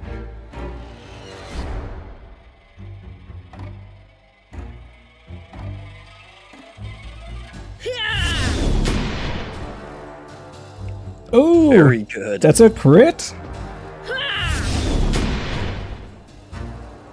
Not great damage, but if you double it, I guess. Oh, you rolled an attack Yeah, twice. full damage. Oops, sorry, that's why. Oh, that's a lot of dice. 30 damage. 30 damage. Very nice. She takes most of that damage as you pelt her in the face. It's like, It's very much go to sleep, go to sleep, go to sleep. you seem like That you were damage for a hit understanding, or a but crit? I guess you weren't. Maybe I should take you down next. Rio. Was that damage for a hit or a crit? That was for the crit. Oh, okay. Let's focus the necklace wolf. She's pretty hurt. Because she keeps pulling people back up. I'm tired of that. Yeah. He's gonna run over here, and he's gonna clock her in the side of her head with a tail. Alright, I'm gonna aid on that. Alright. Aid. Ooh, What is wrong with me today? Oh, it hit that's anyway. a success. That's a You plus still one. hit. That still hits with a plus one. Yep. Regular damage. 16. 16 damage. She takes most of that damage as you punch her, and she is still standing strong. You punch her right in the gut. She's like, Second ugh. attack.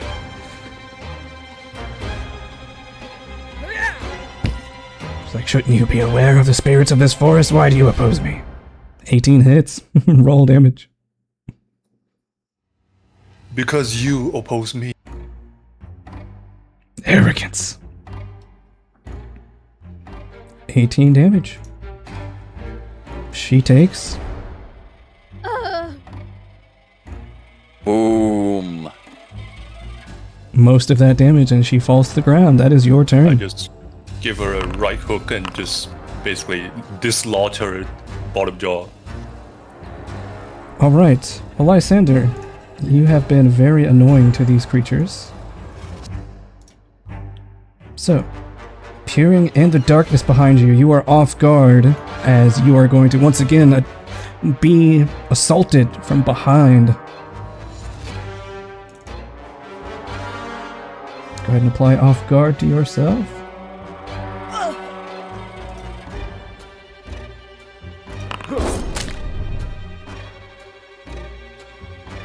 My AC's 21.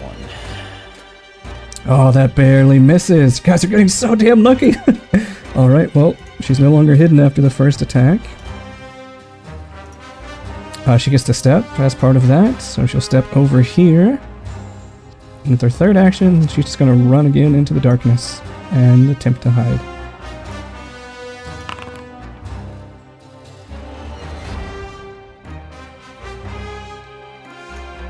Alright. It is the giant's turn. The giant. More of its wounds heal, as it is now looking like it is mostly back to health. It has some my wounds, God. but it is mostly back. It will spend one action to stand up. And with its last two actions, it is going to do this fun thing called Chase Prey, where it charges on all fours after you, circles around you, leaps up with both of its fists, and attempts to just absolutely smash your brains out, Ritual Digger. And it does not apply map until after the second attack. But hold on. Liberating step on the first attack. Alright. Well, that's a 20 and a 28. So both hit you. So, here's the damage for the first attack. Do the attacks So happen Digger has simultaneously? a shield raise, I believe. I know, it's already counted in the attack. The attacks do happen simultaneously, yes. The 20 wouldn't hit, I think. I didn't say 20, I said 28 and 24. Oh. Drag the effect onto yourself, Ritual Digger. Oh, nice. Alright, and let me read this ability. And then I can step away, right? Well, hold on, because you're about to actually take 3 attacks at once. Because it has this handy ability where if it hits you twice, it gets to automatically deal damage a third time. What the fuck? So, that's going to be 49 points of damage to you, Digger, reduced by the champion reaction. Oof.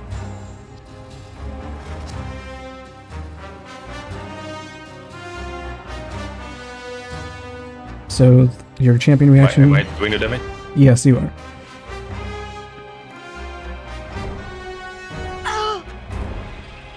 Oh no. But you have resistance, what is it? 8 resistance, Lysander?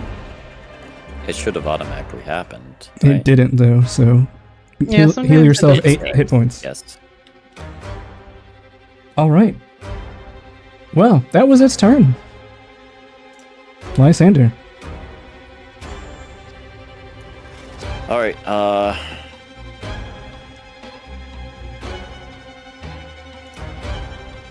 As the creature just comes Let's- tearing around the corner, just absolutely smashes Digger to the ground, picks her up by the head, smashes her head again, and then punches her in the gut, and she goes flying away. And it's your turn. I think it's more important to fear it again. Oh, that's right, it's no longer frightened. Why won't you leave?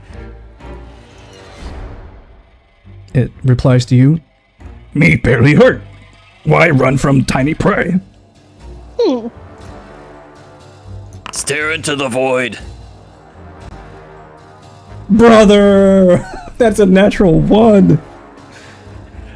Oh, the target is frightened 3 and fleeing for 1 round. Indeed it is.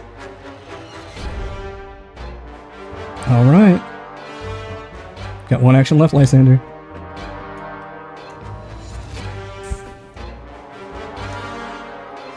Let's pull out another potion.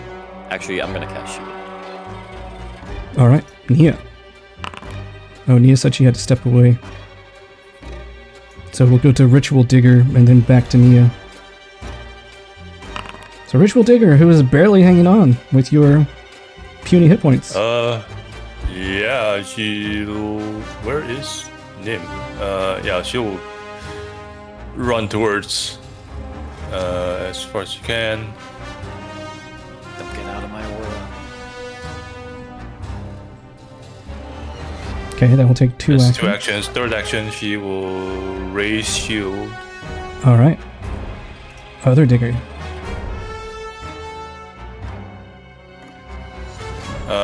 This other one, she will get over here.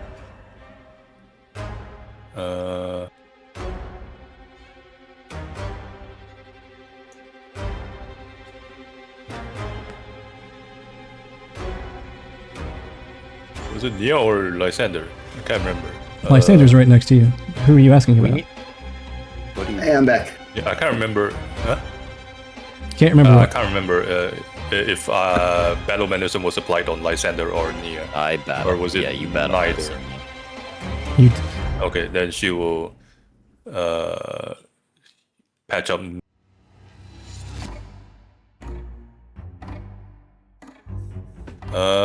Attempt higher DC. Alright, DC 20.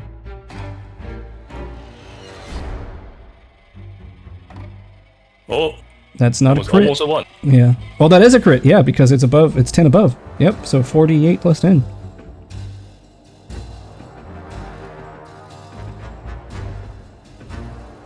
This is healing for Nia. 24 hit points to you, Nia. Third action, she will aid Nia's next attack. With what? Nia has not taken with her sling, I believe. Alright, Nia, your Basically turn. trying to distract the target.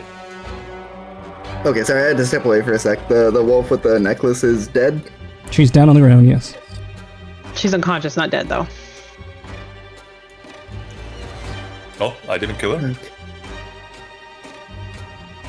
She's been laying on the Well, ground for a I- round, so. I suppose these Okay. NPCs have similar.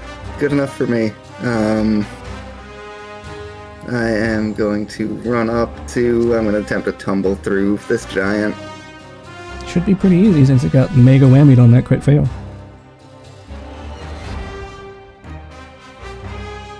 Okay. Put me here. Give me panache.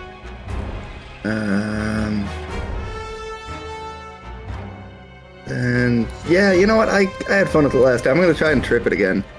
Okay. Go for it. That's a regular it's- success, so it just lands prone. Alright, last action. I'm going to use a confident finisher. Oh, no, this should be -4 from this. And it's a nat 1 anyway, so... Yeah, Alright. that's not going to happen. I miss. I do half of my confident finisher damage, so apply half of this. You got it. Nim, you're up. I'm gonna cast Soothe on Ritual Digger.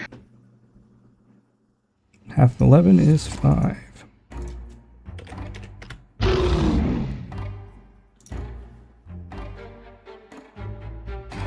Ritual Digger is... Where's Ritual Digger? Over here. Okay, yeah. 6. Sorry, that's all I got. And then I guess I'm gonna cast Nudge Fate on Ritual Digger, and then I'm also gonna have Cookie give a +1, so you'll get the familiar balanced luck for you. So drag that onto you and choose +1 to for your AC. Alright. Rio. He will just get over here. Just to know. Gotta be honest, I did then not you expect this will- combat to take the whole session. I wish I had less characters to control. I'm gonna punch the giant. I tried to give you an out, but you were like, no, you're coming with me. So this will be a. I thought we were time skipping to Lovosgrad. Oh yeah, we're just gonna roll a few dice and then we'll be back in the city. 26? Is a crit? This is Fractured Mountains. It says it's a crit. I'm not sure. It is a crit, yeah. I targeted the giant. His AC is Okay. mega reduced. Murder right now. that B word. Skadoosh? 52 points of Blam. damage. And just imagine if I had a runic body and stuff for you as It takes well. most of that damage as you come down and punch it right in the solar plexus. It lets out a... But it's still standing strong. It's pretty hurt now, though. That's all my action. Alright, so that's all your actions. And I'm just gonna quip and say, still think I'm not a threat? It is... the Shadow Wolf's turn.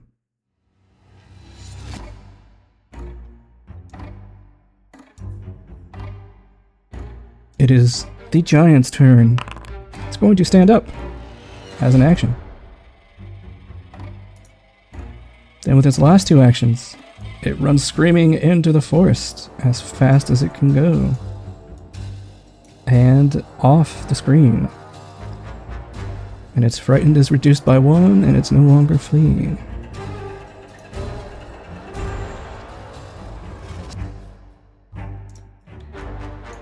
Then,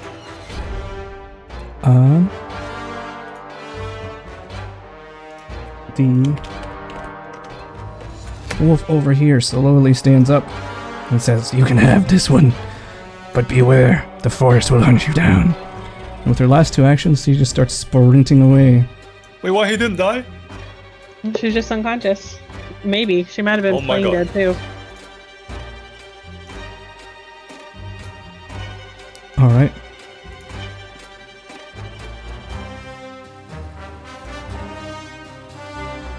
Lysander, all threats appear to have fled in opposite directions. What would you like to do?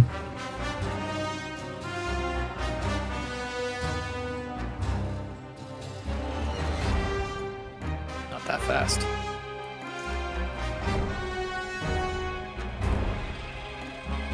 It appears they fled. We do not give chase. Alright. Yeah, they're So, all off map, right? Group decision time. Do you all agree with Lysander that you don't give chase? Yes. Yeah, I don't think all I mean, I do have a spell that hits 120 feet, but that's if I can't see them, so it doesn't matter. Nia, what is your response Nia's to on fire.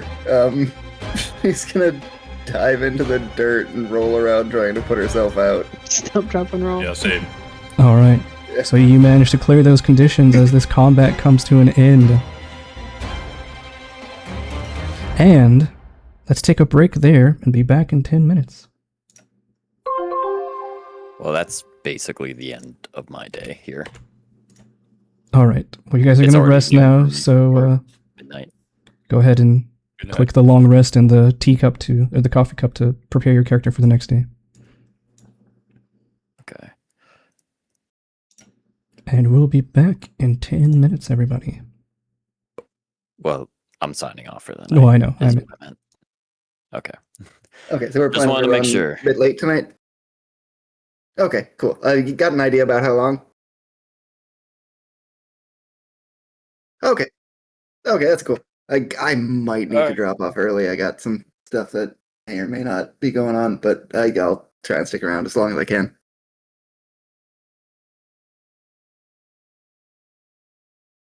I mean,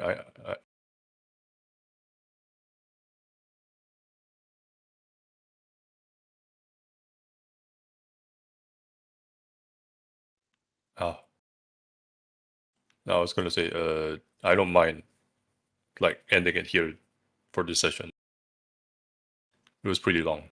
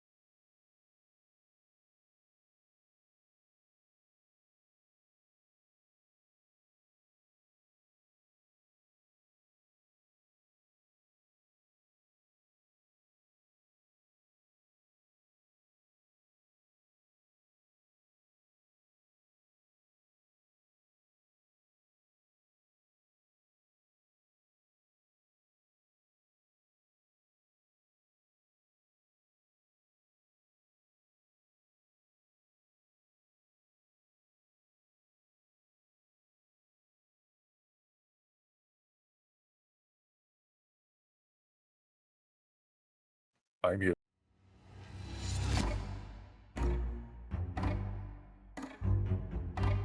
So, quick question. I thought today was going to be a time skip back to the city, or is it just like one quick encounter before we reach the city?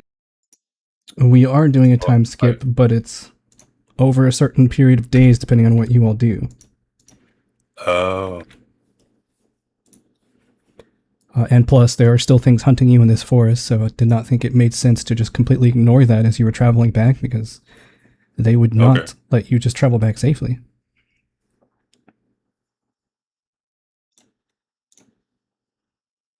Alright, so are Cole and Bull back? I'm here. Yep, I'm here. Alright, so you put out the flames, you recover from the attack. Do you set up camp here, or do you look elsewhere? Is it a defensible area? If not, probably elsewhere. It is defensible. I mean, there are bushes all around that would make noise. You just happen to come across a person whose specialty was sneaking undetected. well, we might have to move camp, at least for the night. Can't really stay here after all that. Made a I lot of think noise. that's fine, but then we're traveling at night, so we might run into more things and we may not see them as well.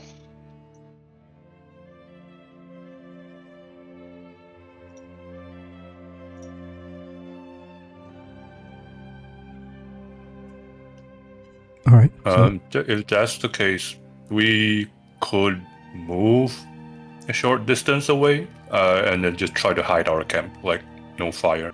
sure. Yeah, like I said, there are plenty of thick bushes around and undergrowth. You could easily just crawl on the other side of those and use those as some cover. Alright, so you do that. You take your rests. Is there anything that you all do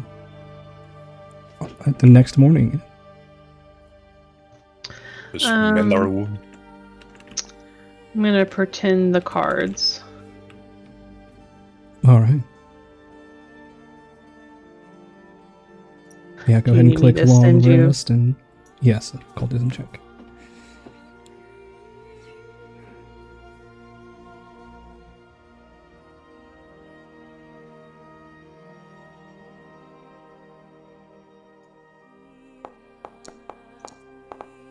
Oh shit! I'm gonna use a hero point. Alright.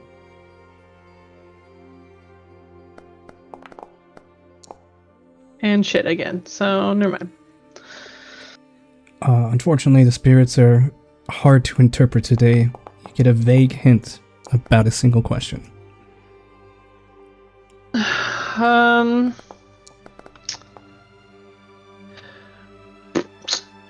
My question is, will Grimhouse Sisters come back today? The spirits seem uncertain, but you do get the sense that the ones that are trying to communicate with you are attempting to be stifled out by a host of angry voices that are shouting things like, "You should die, just walk off a cliff, go walk in a lake, and drown yourself, you don't deserve to live." And through that cacophony, you can barely hear some helpful spirits saying, "Probably not today." Okay. Well then, that's all I'm doing this morning, and then checking on Rael to make sure she's good after a scary night.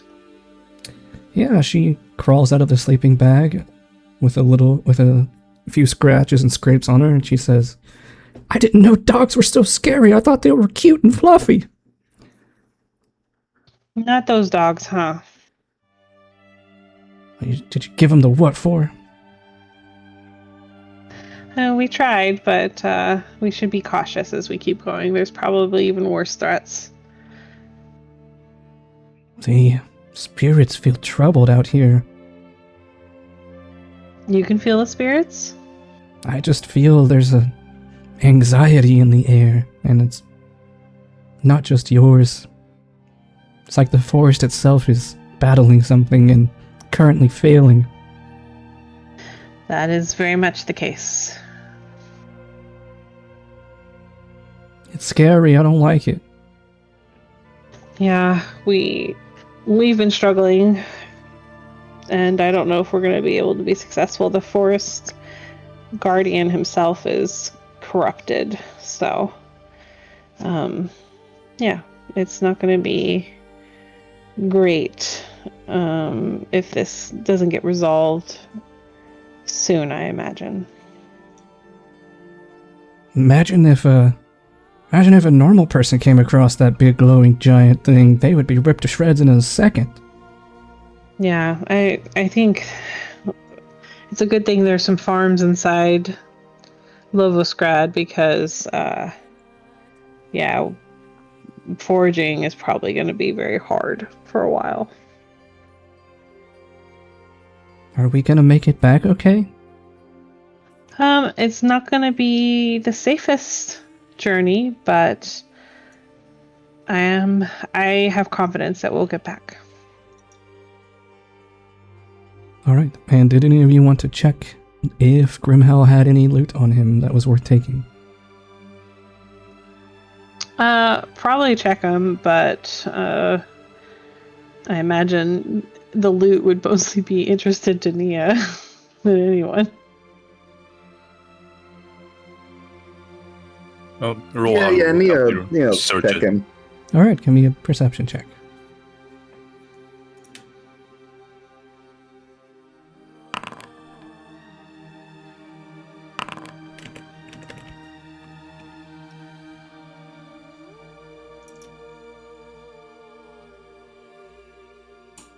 Alright, you both rolled the same number.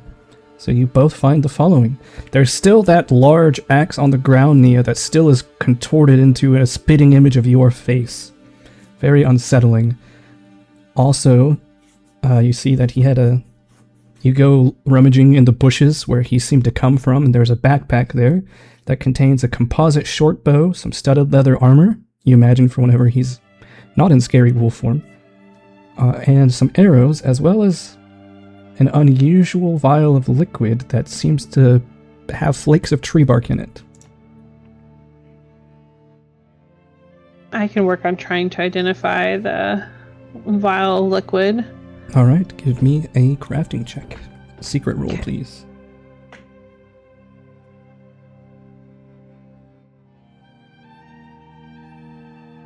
Oh, sorry, I didn't mean to touch that. Craft. Out of character, if this were Daggerheart, there were so many cool moments where I could have spent a fear to do something epic.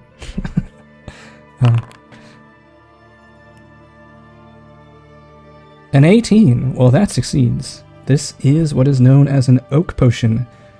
Drinking it gives you the equivalent of the spell Oaken Resilience, which you realize makes your skin tough and grants you a little bit of resistances to physical damages, but makes you susceptible to fire, as trees are.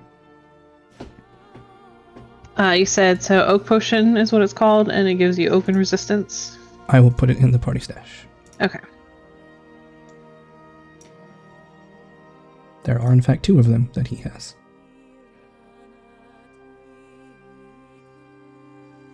Alright, and if you... and what about the unusual axe? Do you want to try to figure out what its deal is? Yeah, I'll try to identify magic and see what I can figure out from it. Alright, well hold on. Let me post this to chat and you can click the roll. Give me one of those. Arcana, nature, religion, or occultism.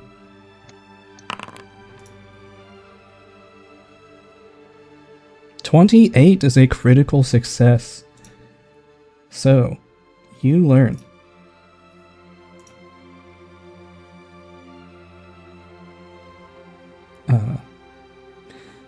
I will whisper you. Actually, I will just drag you to the other channel really quickly. Okay.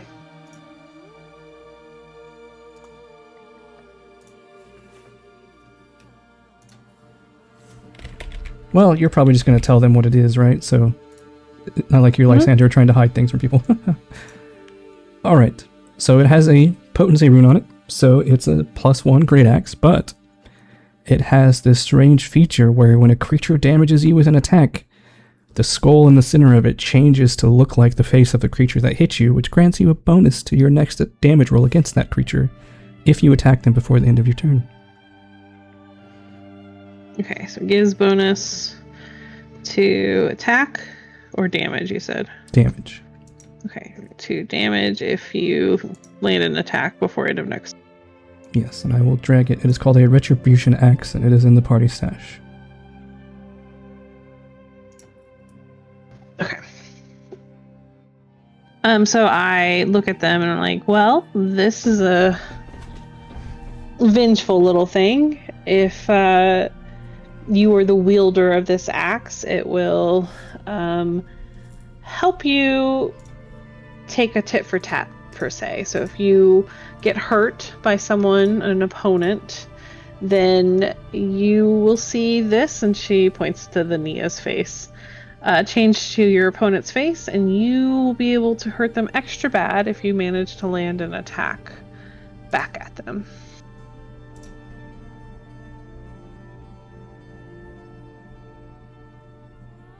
That's mildly sadistic for a weapon design, but Yeah, it's a vengeful thing.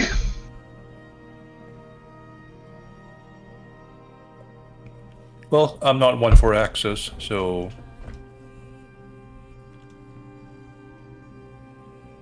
Yeah, I am not very strong, so that wouldn't be my cup of tea, but if nobody else wants it, we could definitely take it back to the order, and I'm sure they could find some use, and or we could sell it for gold. I'm sure there's some adventuring folks that want to try and take on the dangers of the forest. Nia, does it bother you that your face is still on the axe? It's a little bit troubling.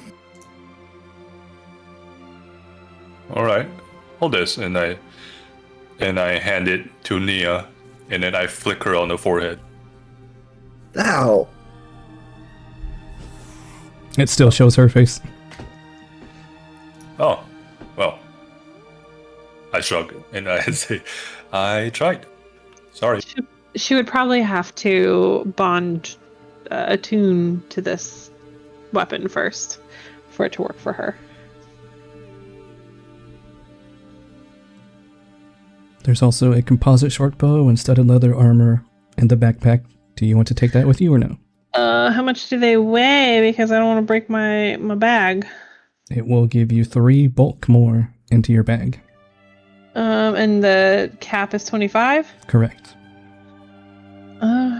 Sure. We can always throw it out if we don't need it. So composite shirt bow and studded leather armor. I've got it in I there. can hold on to the X to clear some space if needed. It's in the party stash, so I'm if you want to put it traveling into with it, your like- inventory, go ahead. Yeah, it's called the Retribution Axe, so you can grab it if you want. Yeah, I'll grab it.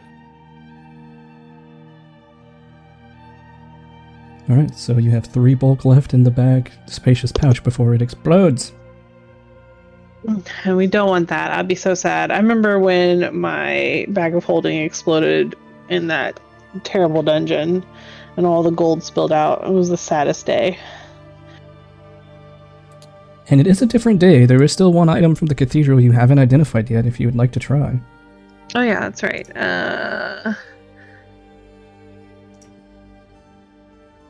What was it? One of these. The unusual object? The unusual container. Or the yes. pen? The unusual container at the very bottom. Oh, okay. I will try to identify this time. Go for it. Rohan will assist if possible. Go for it. Roll one of those skills, and if you succeed, it'll give her a +1. That is unfortunately still a failure. You're unsure what this does. It's a very powerful magic. I'm gonna have to probably study this a lot more in detail, and probably not out in a dead forest that, we have to worry about people popping out and murdering us every 5 seconds. If you want to try the unusual object again, those are the checks. Sure. It will have to leave for the night. Yeah, he that's fine. took off. That is a success. Yay. So, what you learn about this item is that if you burn incense in it, something magical happens. While the incense is going, it makes you more insightful into religious matters and matters of the stars. It also allows you to do a better job of interpreting religious texts. It is a thurible of revelation in the party stash. Okay, sounds like something Lysander would be interested in. Yes, and it's coded in text that, when you show it to him, he says is the language of his people. I offered to him to hold. I don't know if it puts him over or not, but Give it to him. so And he can try to. It's not a tune. What is it in Pathfinder? invest. Invest. All right. One of these days, I'll get all these mechanics down. All right. So you all take your rest, but you already clicked your rest, so it is the next day, and you set out to travel as Freyo. She shivers a little bit as she wakes up. And the temperature is now in the mid-40s, which is about 4 degrees. Kyler. A little I- more than before. I share some of my scarves with her that I have wrapped around my neck. Close to 5 degrees.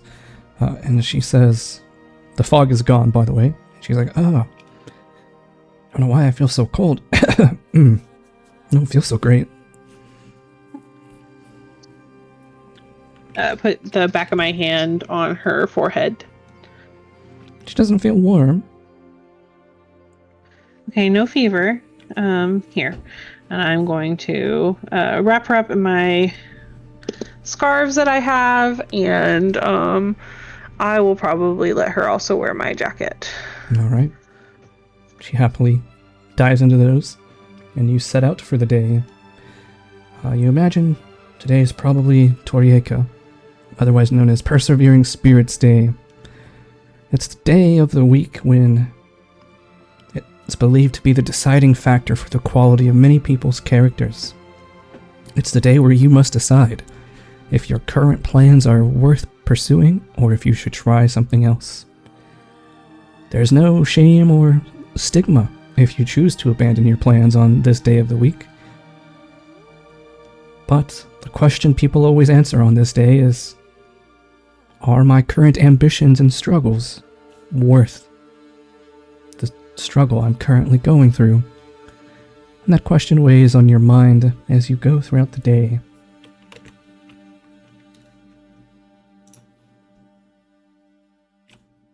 You come to the end of the night.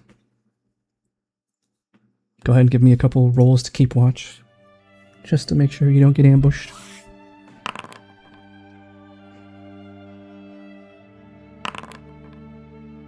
Alright, the night passes uneventfully as Nim is incredibly perceptive and does not see even a single bush move except for the wind that's blowing. Go ahead and click the long rest again in the daily prep. As you're all slowly healing yourselves. Oh, it looks like somehow you got all your health back.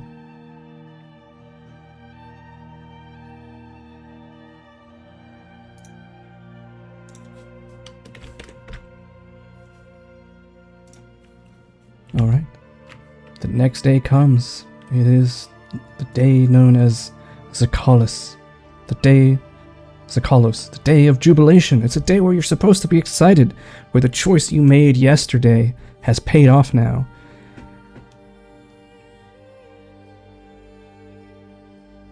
But is today worth celebrating?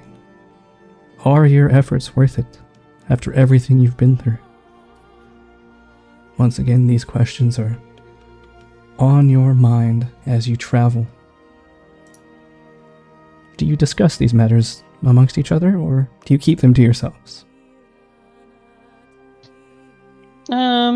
Well, considering how dangerous the forest is, if Nim's talking, it's probably to the person directly next to her, so Rael, or in front or behind her. She wouldn't be as loud as she normally is, asking all the questions of anything that pops into her little head. But I imagine she's also feeling very fatigued after this journey and is probably ready. So maybe a little more downtrodden than she normally would be and not as peppy with her conversation. All right. Digger and Rio? Yeah, they're all probably in the mood of like a long march where you sort of just tune out your brain just to hope that the time passes faster, even though it is just for the perception of like wanting to get it over with, as with all long marches. All right. Another stressful day traveling through the forest. The cold isn't really helping. There's still some wetness left from that hailstorm a couple days ago, making the chill bite even harder. You have no idea where you are in relation to the city, but it's been a few days. And except for Lysander's spell and Rael's occasional comment about the green sparklies in the distance, that is the only point of reference you have for whether you are even going the right direction. We have a rough estimate of how many days more until we reach. You have no idea. You don't know where you are in the forest or any relevant landmarks nearby. Too bad we couldn't ride that giant bird all the way back. Rohan speaks up. Nim, will you be able to tell through Cookie how far away the city is, if it's in the horizon at all? I could ask her to look, but if we're far enough away, she won't see anything. So I'll give Cookie a nod and a smile, and she'll take off up above the tree line. Sure. She looks. You look through her, and all you see is a vibrant forest, mostly comprised of hickory trees, for as far as she can see. Looks like it's just forest for as far as the eye can see.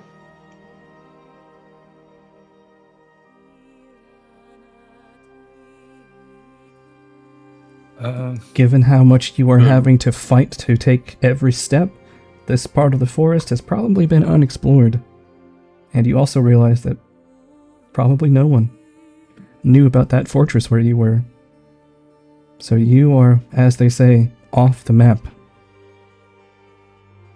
An uncharted land. Her guild card and say, "Hello, is anyone in range?" There is no response. Both Rohan and Digger look at each other and say, "We think we might try something." And Rohan says to the party, and she says, "Do you all remember that forest spirit that generously transported us to the ruins?" Yep. Except for Cookie. Right, that was my fault. Now that, well, there's two of me now. I think one of us will offer their service to the spirit until the debt is paid, if that's even possible. If that's okay with all of you, we'll try and call out to the spirit and see if we can work out another favor. You already owe them one inconvenient favor. Yeah, I don't know if they're generous enough to do another one, but...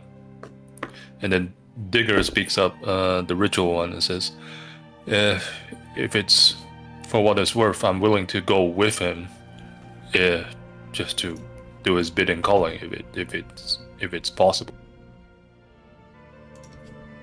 I mean, I highly doubt that the spirit will want to help us again at the cost of an inconvenient favor. I think it would probably be an increase if they even are considering it. So there's no harm in saying no, other than, are we willing to pay the price?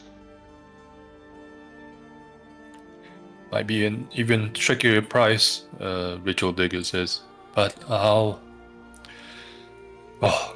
be willing to pay it. Okay, well, how do you propose summoning or calling out to said spirit? I don't know. I'm just gonna... She steps forward and looks to the skies and the tree line and says, "Oh, great forest spirit who once helped us travel, are you there?" You let out this plea into the darkness of the woods around you, as the temperature has dropped throughout the day and it is now below 30, into the mid-20s range, or about 2 degrees Celsius. As you're shivering slightly there, issuing this prayer into the blackness of the night. There is no sound in the forest. No birds, no roaming animals, no insects. Even the wind is silent tonight. If you're listening, I'm willing to go with you to repay the favor. All I ask is you help my friends, these group of friends, even the new ones, and help them get back to Lovosgrad. And me, I'll go with you to wherever you need me to, in service to repay these 2 grand favors.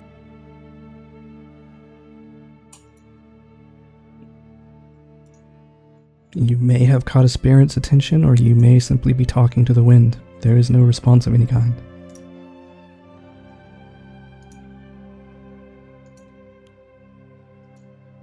If you're listening, thank you for your consideration. And then she just bows towards the tree line.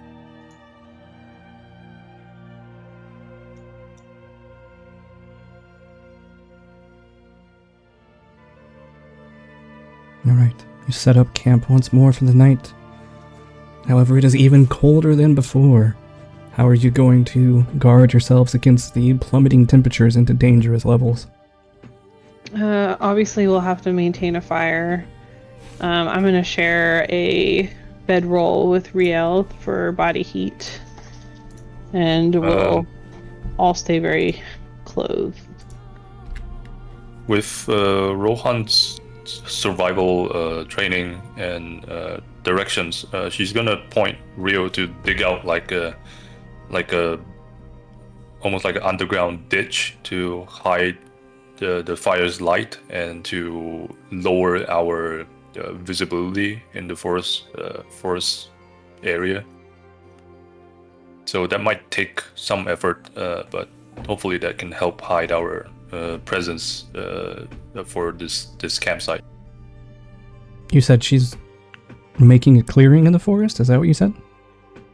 She'll point Rio to do the manual labor, but she'll try and have him dig like an underground, almost like a trench, to block so that from like wind and hide. stuff. Yeah, Okay. to hide from the wind and also to hide the campfire light. Alright. Go ahead and give me a fortitude saving throw with Rio as he's making this digging this trench in the cold after a full day of arduous travel.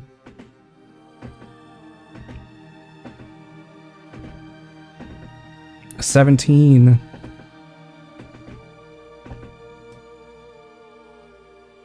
He feels himself becoming incredibly winded.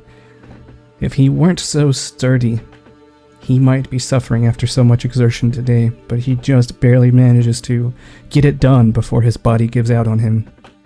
You all clamber down into the pit, light your fire, and huddle around it, maybe huddle even closer in your sleeping bags than normal to try to warm each other up by proximity. Who's taking watch?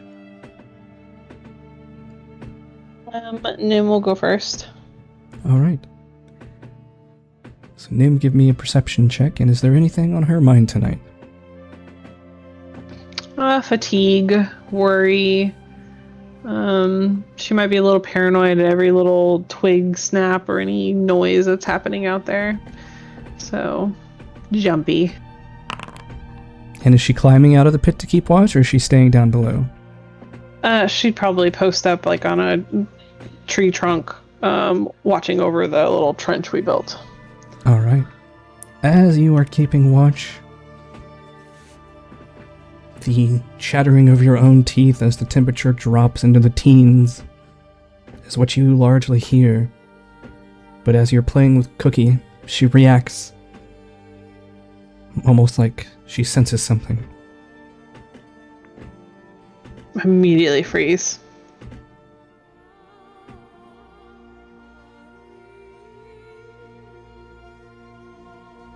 Do you send her to look, or do you wait to see if anything happens? She'd probably just see if she could see with her eyes and ears first, but if not, then she'd send Cookie to take a gander. Alright, please roll me a stealth check for Cookie. Okay. And stealth is secret.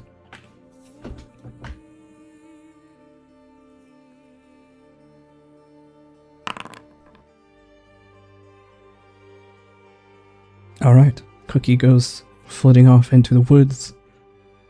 About 100 or so feet ahead of you, you look through her eyes, and you see slowly trudging in your guys' general direction, not necessarily aimed directly at you, but just in your direction. A number of armored skeletons, led by what seems to be a dog who's rotting as he walks, and flying above them is a horrifying humanoid skeleton who also appears to be partially bird-like in nature.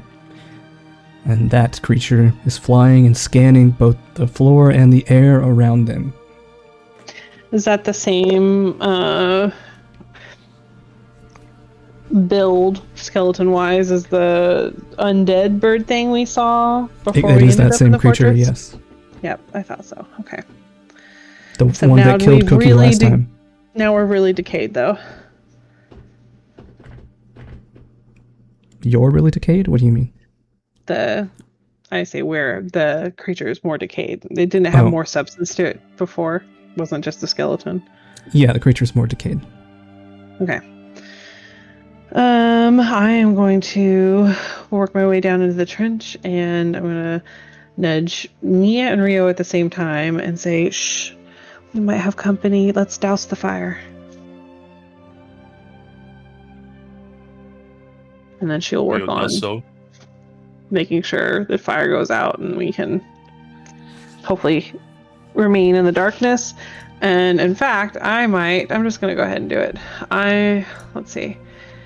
How many people? 6 of you total. She's 7 gonna including Realtor. I can make 5 people disappear. Who's really good at stealth? She whispers. I'm kind of practiced at it, but not especially good. I wouldn't say I'm an expert. Okay. Nia says, I'm pretty good at being sneaky, believe it or not. Okay, then I am going to, if there's 7 of us, I can do me plus 5 others, so that's 6. I will stealth everyone except for Nia, right? There's 7 of us. Yes. Alright. So I'm gonna cast invisibility, shared invisibility for all of us. Ah, very nice. Oh, nice. All right. And it lasts for 10 minutes. All right. Given their slow pace of the marching undead, it might run out just as they approach, or it might last long enough. You are not quite certain. But you hear the encroaching noises of armor clinking and clanking and weapons jostling in their sheaths. A few minutes pass. Seems like they've gotten even closer. You can hear the creaking of their bones as they move without tendons and without any flesh. You imagine they're maybe 20 feet away at this point. You hear the zombified dog sniffing in the air. An occasional almost like this cackle / chirp from the skeletal bird humanoid creature in the air. The tension mounts as they begin to slowly continue creeping generally in your direction. And that's where we're going to end tonight's session. Let's hope they don't see us and go by. Am I mistaken remembering that the Vengeful Prince told us that his undead forces would let us pass, or did I hallucinate that? We'll talk about that next session. Okay. Remember to ask that next time. We don't know if this is his undead forces. Oh, yeah. Considering everything that's been going on in this forest. Okay. Alright. Have a So, good night, before guys. you log off, you all gain 220 XP for that encounter. Nice. And go ahead and Okay. choose your level ups because you did just take a long rest, so I'll be nice and let you have it this time. Yeah. Okay. So 220. Yes.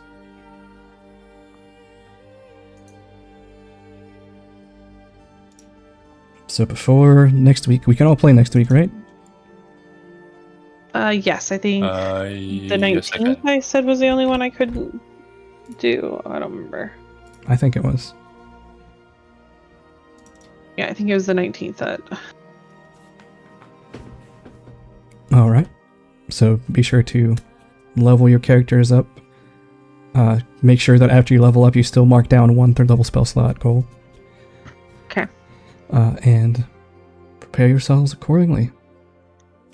All right. Yeah, exciting.